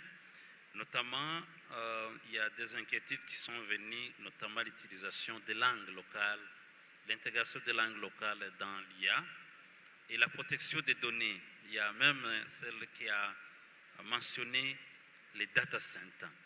Est-ce que l'Union africaine a déjà pensé à la mise en place des centres de données africaines pour que, comme à l'Union européenne, les données normalement du continent européen, de l'Union européenne, ne vont pas normalement sortir pour aller être installés ou hébergés dans d'autres continents. C'est la même chose concernant la langue. Avez-vous déjà pensé au programme de développement de langues locales, de l'intégration des langues locales dans le développement de l'IA? Merci, monsieur le modérateur, et merci pour les jeunes et les moins jeunes qui ont contribué à ce débat. Je prends immédiatement la question de langue locale, parce que ça, c'est plutôt plus important, mais le plus important, c'est le contenu local. Parce que pour la langue, on pourrait un peu s'ajuster. Il y a beaucoup qui comprennent des langues non locales, mais localiser le contenu, c'est ça qui est beaucoup plus urgent. Et là, je pense, ce matin, j'ai vu le recteur et quelques universitaires. Et ça, c'est vraiment du domaine de la recherche et de l'innovation. Qu'est-ce qu'on fait? Que font nos chercheurs et qu'est-ce qu'on fait des données qu'ils collectent? Et c'est là où, effectivement, ça me conduit à la nécessité de la base de données. Jusque maintenant, à ce que je sache, parce que l'Union africaine, il faut aussi comprendre que ce n'est pas à Addis, c'est l'Union, c'est les pays. Les pays, ils ne sont pas forcément au même niveau de développement. Il y a des pays qui sont plus avancés avec des systèmes de collecte et de stockage de données de qualité très consolidés. mais il y a aussi d'autres pays qui ont des données, pour le meilleur des cas, ils sont stockés dans le cloud. Et là, si c'est stocké dans le cloud, on sait qui peut y accéder, qui peut, et qui peut bloquer l'accès. Donc, c'est un défi énorme, mais ça doit se comprendre dans la logique où la collecte de données n'était pas forcément du fort de nos pratiques africaines. Maintenant, on sait que quelqu'un qui a tes données, il a tout sur toi, il peut faire de toi ce qu'il veut. Il y a une certaine évolution dans les consciences, et je suis content de le dire en présence du ministre des Finances qui a promis des investissements. Je pense que si au niveau du continent, la conscience devait être en sorte que la donnée, finalement, ça fait partie de la souveraineté et ça pourrait susciter beaucoup plus d'investissements. J'ai eu la chance, et là je vais répondre aussi à la question de la gouvernance de l'IA. Il y a quelqu'un qui a évoqué des lois pour réguler l'IA. Au niveau de l'Union africaine, on a une stratégie, mais il n'y a pas vraiment une loi, parce qu'on ne produit pas des lois. Des lois, c'est des lois payées. Certains pays sont déjà avancés, ils ont fait des lois, mais la gouvernance de l'IA, c'est une question globale. Pour ceux qui suivent l'actualité, déjà au mois de juillet, il y a eu 2 conférences, une en Suisse et l'autre à Shanghai, sur la gouvernance de l'IA. Il y a même une institution de gouvernance de l'IA qui a été créée à Shanghai et avec 29 États membres engagés, dont 10 pays africains qui sont partis de la dynamique. En fait, l'IA n'a pas de frontières. Et c'est là où la régulation, finalement, ça doit impliquer tout le monde, ça doit être global. J'ai eu la chance de participer dans l'une de ces conférences et j'ai eu la chance de discuter avec un certain nombre de partenaires où j'ai posé une question de soutien par rapport à l'établissement d'un centre de données. Et je me focalisais plutôt à l'éducation et à la recherche, mais en fait, c'était pour dire la question de la collecte et du stockage des données est un domaine de souveraineté et les pays africains devraient s'en saisir. Il y a eu quelqu'un qui a dit, est-ce qu'on va finalement rester des gens qui essaient toujours de rattraper sur base des technologies des pays étrangers? Moi, je pense qu'il faut rester positif. Parce que il faut vous détromper. L'IA n'est pas apparue le jour où on a commencé à utiliser ChatGPT ou DeepSeek ou je ne sais pas encore quel Claude ou je ne sais pas encore quoi. Il y a eu des recherches dans ces pays-là qui ont initié. Il y a eu des initiatives, il y a eu des investissements. Ils ont été soutenus. Maintenant, ils nous le proposent gratuitement. Méfiez-vous, ce n'est pas très gratuit. Parce que nous contribuons au développement de ces outils. Même ici, sur le continent, il y a beaucoup d'idées. Il y a beaucoup d'innovations, mais les innovations ne sont pas financées. Et c'est là où je me tourne encore une fois à Monsieur le ministre des Finances. Essayez de financer ces idées innovantes de ces jeunes. Rentrer dans ces centres de recherche, dans ces centres d'incubation universitaire, détecter les talents, financer ces talents. C'est peut-être de là que nous viendra le salut. Et l'IA inclusive, est-ce que l'IA va tuer des emplois? Est-ce que l'IA va en créer d'autres? Je dirais que c'est dans les deux sens. Mais les emplois les plus menacés, il y a quelqu'un qui a dit que si vous travaillez comme une machine, la machine est susceptible de reprendre votre travail. Mais si vous restez humain dans votre travail, eh bien vous garderez votre travail. Donc la prédominance de l'homme sera là. L'IA, il a déjà ouvert beaucoup d'emplois. Maintenant, on a des jeunes ici, ils ne vont pas vous le dire, mais qui sont employés par des compagnies qui sont au Singapour. Déjà, à travers l'IA, c'est possible. Donc, je me dis qu'il faut rester optimiste, mais il faut rester objectif aussi, parce que c'est de notre survie qu'il s'agit. En tant que continent, si on a été colonisé à un certain moment de l'histoire, il y a eu des erreurs, mais maintenant on est presque éveillé. On peut résister à cette colonisation numérique, mais il faudra beaucoup d'efforts. Alors, une IA qui intègre les réalités africaines, M. Mouchagaloussa, oui, c'est possible. Mais comme je vous l'ai dit, je suis toujours tourné vers l'éducation. Si on ne forme pas nos gens, si on ne leur donne pas une formation de qualité, ils ne vont pas être plus innovants pour pouvoir raisonner et finalement penser à nous faire finalement des recherches applicables chez nous. Par exemple, quelqu'un avait demandé si par exemple la médecine traditionnelle pouvait bénéficier de l'IA. Bien sûr. Maintenant, allez-y, si vous avez des mots de tête, décrivez cela dans n'importe quelle application de l'IA, ça va vous prescrire le médicament. Parce qu'il y a eu des recherches et c'est publié. C'est disponible. Et si quelqu'un, vous pouvez l'appeler un sorcier ou n'importe qui, pouvait communiquer sa recette et que c'est dans la base de données et que vous avez une maladie, eh bien l'IA va vous donner des options. Si vous voulez l'option moderne, ça vous donne des comprimés. Si vous voulez l'option traditionnelle, ça va vous donner la formule que vous allez utiliser pour vous faire soigner. Voilà, je partage justement ma réflexion et je ne prétends pas de tenir des réponses à vos questions. La réflexion continue. Merci. Merci beaucoup. On commence à me signaler le temps, parce que le temps est déjà passé. On m'avait demandé de ne pas dépasser 18h. On est déjà à 18h06. Mais plus rapidement, je vais vous donner au moins à chaque panéliste au moins 1 minute. Mais je vais effectivement donner, avant de partager, je vais passer la parole à son Excellence, Monsieur le Ministre, pour répondre à certaines questions qui lui ont déjà été adressées.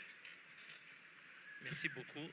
C'est un complément de réponse par rapport à la question relative à l'IA et la gestion de l'eau. Comme vous le savez, l'eau c'est une ressource rare. Mais dans certains pays comme le Niger, quand vous visitez ces pays, vous allez comprendre que c'est vraiment une ressource. Mais bizarrement, au Burundi, nous avons 9 mois de pluie. Mais à cause de la non-maîtrise des eaux de pluie, par exemple, il y a des régions où on peut avoir de la famine parce qu'on n'a pas su gérer cette ressource. Avec l'IA, on peut déjà avoir les informations en temps réel et essayer de gérer cette ressource en utilisant l'IA. Ça, c'est un élément de réponse que je voulais apporter. Par rapport à la question de M. Espoir, l'IA qui ne tient pas compte de nos réalités africaines ne sera pas bénéfique à nos populations. Et la question est de savoir quelles sont les modalités pratiques pour les rendre bénéfiques aux jeunes. Ici, je vais partir par 2 approches. La première approche, c'est l'approche théorique. Ce que nous sommes en train de faire, par exemple, au niveau du ministère des Finances, du budget de l'économie numérique. On est en train d'élaborer une stratégie de transformation digitale, là où on se focalise beaucoup plus sur 6 piliers. Le premier pilier que j'ai déjà évoqué, c'est le cadre légal. Il faut légiférer par rapport à tout ce qui est IA, avoir un cadre légal qui est complet et qui protège la population. Deuxième pilier, c'est la mise en place des infrastructures. Quand on parle des infrastructures, j'ai déjà évoqué l'électricité. On a besoin des antennes, on a besoin de la fibre optique, mais aussi on a besoin de l'Internet. Il nous faut aussi des data centers pour la gestion des données. Maintenant, on nous oblige d'aller stocker nos données dans les clouds. Si on ne fait pas attention, on va avoir des problèmes. C'est-à-dire qu'on peut avoir l'information sur votre population et prendre des décisions en fonction de ça. Donc, il faut faire très attention. Troisième pilier, développement des compétences digitales. Dès l'école primaire, il faut introduire ces technologies et les utiliser à bon escient. Par exemple, pour le cas du Burundi, nous avons un centre polytechnique et on est en train de vouloir mettre en place au moins un centre polytechnique dans chaque province. On en a 5. essayer de fournir ces compétences. Quatrième pilier, c'est le développement des applications et des logiciels. Si on veut vraiment être des contributeurs, il faut qu'on arrive à développer nos applications. Je vais donner tout à l'heure des cas pratiques avec les jeunes avec qui nous travaillons. Cinquième pilier, c'est la cybersécurité. Il faut savoir protéger nos applications. Ça, c'est très important. Sixième élément, c'est mobilisation des financements. Quand vous êtes en train de chercher des financements à d'autres partenaires, je ne sais pas s'il y a nos partenaires de la Banque mondiale et les autres. Généralement, quand ils financent, ils veulent vous imposer les technologies à utiliser. Des fois, quand on fait avancer nos jeunes qui ont déjà développé des applications, ils vont vous dire qu'ils n'ont pas l'expérience. Alors que dans d'autres pays, ce n'est pas le cas. On donne la chance à ces jeunes en finançant leurs start-up. Ça, c'est très important. Donc, essayons de financer ces initiatives à travers nos budgets. Pour le budget actuel, pour le cas d'espèce, on est en train de financer notre data center. Ce n'est pas suffisant, mais on a déjà pris ce risque. On est en train de financer tout ce qui est digitalisation de l'état civil. C'est un risque, mais on ose. Sur le plan pratique, ce que nous sommes en train de faire, Son Excellence avait déjà rassemblé les jeunes qui ont des talents dans ce domaine. Et puis nous a donné l'instruction de les accompagner. Ceux qui ont déjà présenté leurs applications, on les accompagne pour la gestion, par exemple, de la filière café. On a mis en place des applications, ça nous a permis de gérer cette filière. On est en train de le faire dans les engrais chimiques. Le Burundi subventionne presque l'équivalent de 100 millions chaque année pour les engrais chimiques. Il y a beaucoup de pertes en termes de finances publiques parce que ce n'est pas bien suivi. Maintenant, on est en train de digitaliser ça pour pouvoir au moins optimiser les dépenses en minimisant les coûts.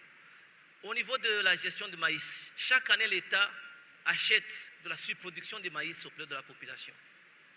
On est obligé de débourser de l'argent, mais on ne sait pas si ceux qui sont payés sont des vrais cultivateurs ou ce ne sont pas des usuriers.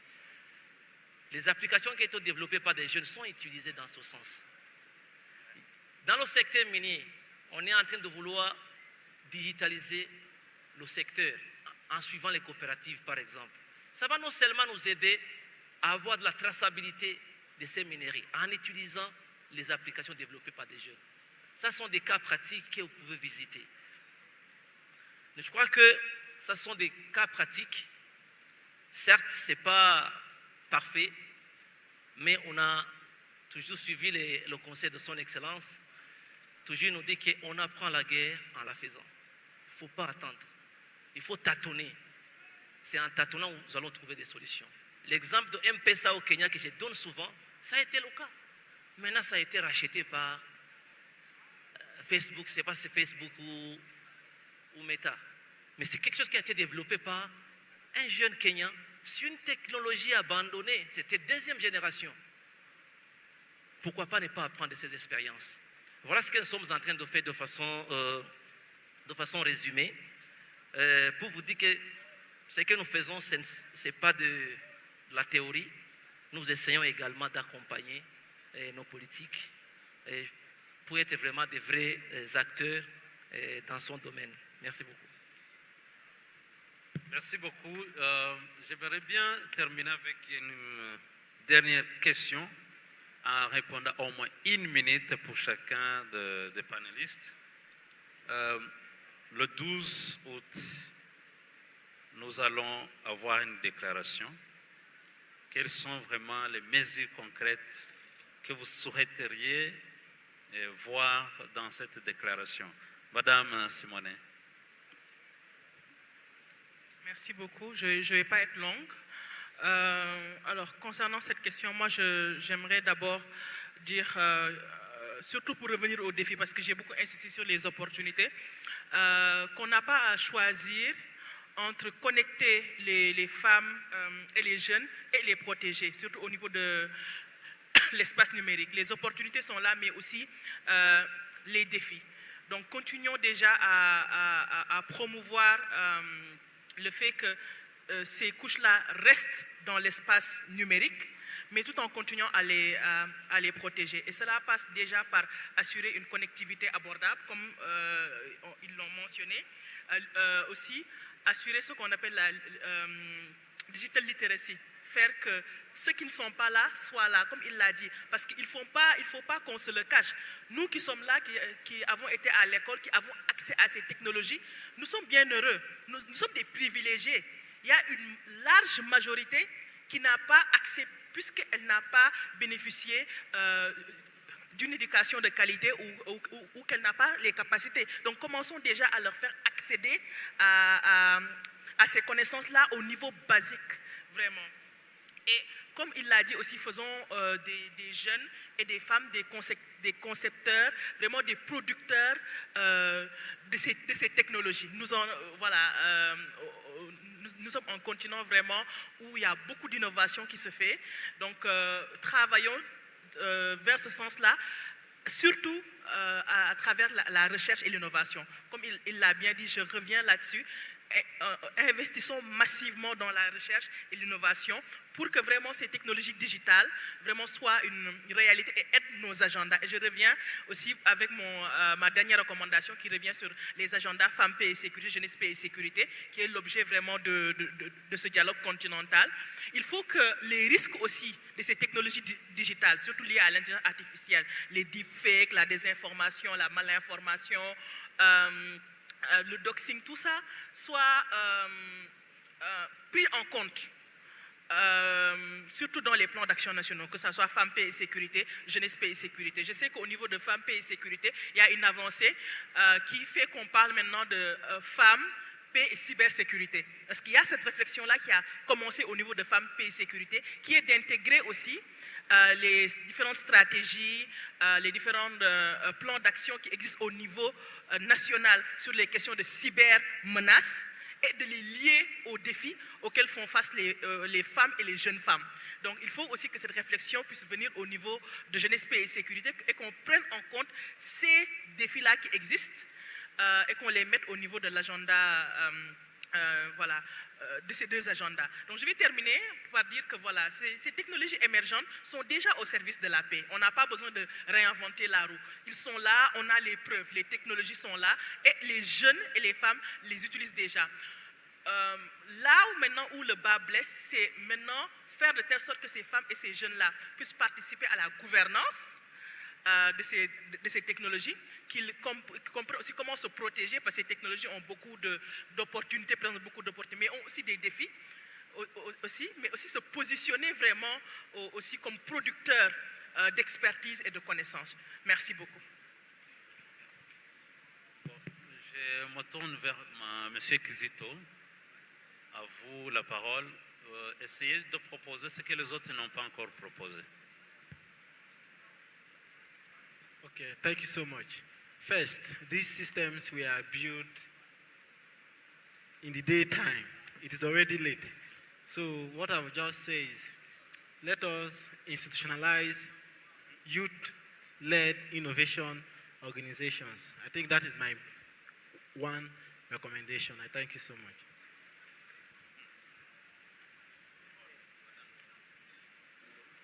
Merci.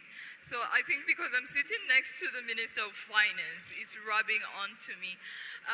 My key recommendation is not only to the African Union Commission, but also to member states and through governments.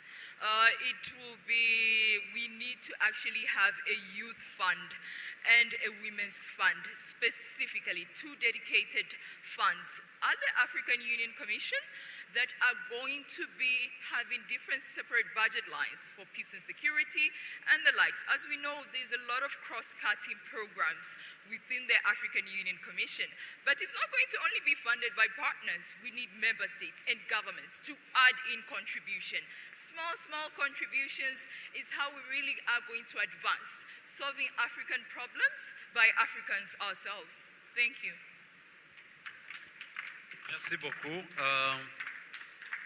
Je vais terminer par les deux personnalités de l'Union africaine, son Excellence ministre pour le Burundi.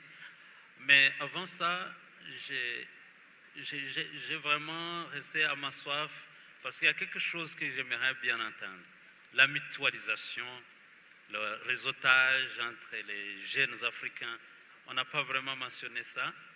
C'est très important. Moi aussi, je recommande ça, qu'il y ait quand même des cas de réseautage pour mutualiser ces innovations, partager les ressources, même aussi les infrastructures que nous avons. Si peut-être le Burundi n'a pas encore son data center et peut-être le Kenya a le data center, on peut peut-être avoir définir des modalités pour utiliser ou exploiter en attendant que le Burundi puisse en avoir sa propre data center. Ça, c'est aussi une recommandation qui peut être bénéfique à l'Afrique. À vous la parole, Excellence, Monsieur le Ministre.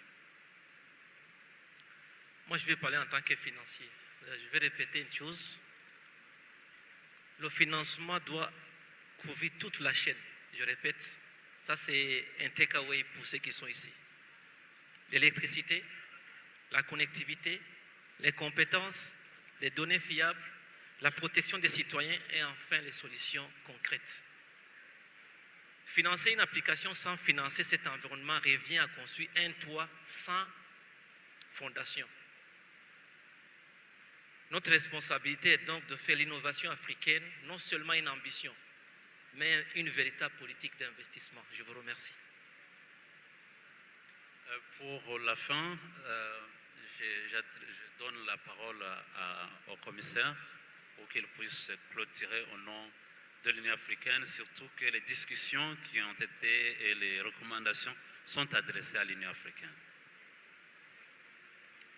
Merci encore une fois, monsieur le modérateur. C'était un grand plaisir de faire partie de ce panel, bien sûr, et de voir l'agenda paix et sécurité pour la femme et les jeunes combinés. C'est plutôt dans ce sens qu'il faudrait aller. Je vais être très direct. Je recommande, premièrement, une institutionnalisation de la campagne « Enseigner la paix pour atteindre la paix ». Et ça, le contenu serait détaillé, mais je pense que la campagne en soi en dit long. Deuxièmement, et ça je répète ce que les autres ont déjà dit, sanctuariser des financements sensibles au genre, je dirais aussi à l'âge, parce qu'on est en train de parler de la femme et de la jeunesse. Surtout pour élever le niveau digital global de la population et rentrer dans les secteurs professionnels. Troisièmement, cartographier les initiatives qui se passent sur le continent, initiées par les jeunes et par les femmes, et passer à l'échelle pour les initiatives porteuses. Plutôt que d'inventer la roue, s'il y a une initiative dans une région de l'Afrique et qui est porteuse, pourquoi ne pas l'identifier et la porter à l'échelle? Et c'est là où l'échange d'expérience et le réseautage donnent du sens. Et pour terminer, j'ai 3 convictions et je voudrais les partager avec vous. Premièrement, l'éducation, la science, la technologie et l'innovation est une infrastructure de paix et devrait faire partie des discussions de paix et sécurité à chaque opportunité. Deuxièmement, la technologie doit nous permettre de prévenir les conflits, pas seulement de les gérer quand ils sont déjà en ébullition. Et enfin, et je parle au nom des jeunes et des femmes, rien sur nous sans nous, surtout concernant les technologies qui façonnent notre avenir. Merci beaucoup. Merci beaucoup. J'aimerais remercier les panélistes. Je demande au public d'acclamer pour les panélistes. Merci.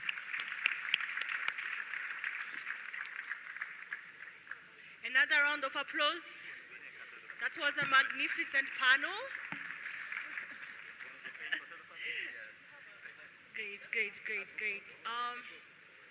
Since time is going, I'm going, since time is going, we're going to proceed to the closure of the first day. But I would like to make some announcements for day 2. As you probably all know or seen on the agenda, we have 4 side events that I will name accordingly in French. La première session parallèle qu'on a demain, c'est la conférence créative des jeunes, YCC, sur le thème de faire taire les armes, à Donatus Center dans le Golden Hall. Première session parallèle, conférence créative des jeunes YCC sur le thème faire taire les armes. La deuxième session parallèle que l'on a, c'est sur la charte africaine de la jeunesse à 20 ans, de la promesse à la prospérité. Et ça se tiendra à l'hôtel Club du Lac Tanganyika. Nous avons également une 3e session parallèle demain sur le thème de repenser la sécurité de l'eau dans le cadre de l'architecture de paix et de sécurité de l'Afrique, les jeunes et les femmes comme moteurs d'une résilience inclusive. Cette session parallèle numéro 3 sur la sécurité de l'eau se tiendra à Donatus Conference Center au chapiteau, dans le jardin. Alors, la session 4, c'est la session sur le leadership des jeunes femmes dans les négociations de paix et l'accès à la justice dans le cadre de l'architecture de paix et de sécurité africaine.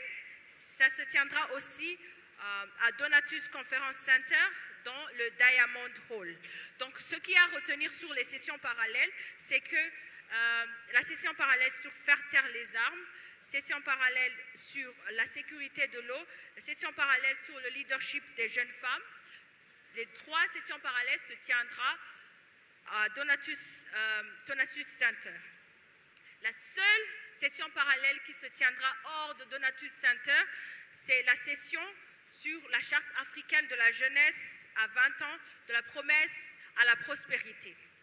Sur ce, j'aimerais demander aux participants nationaux d'arriver demain comme on l'a fait aujourd'hui à 6 h du matin. Les check-in vont commencer dès 6 h du matin, demain à Skeppers. Pour les délégations étrangères, les protocoles vous en informeront sur votre chemin. Aujourd'hui même, vous aurez les informations. Oui. J'aimerais aussi demander si quelqu'un a perdu une clé. Kiriri Garden, veuillez venir la récupérer auprès du comité scientifique. Kiriri Garden, une clé. Super. Mesdames et messieurs, j'aimerais sur ce vous remercier pour votre participation, pour votre patience. On voit que l'heure est déjà tard, mais je voudrais humblement vous demander de laisser d'abord les participants, les délégations étrangères de passer, et puis ça sera le tour des participants nationaux.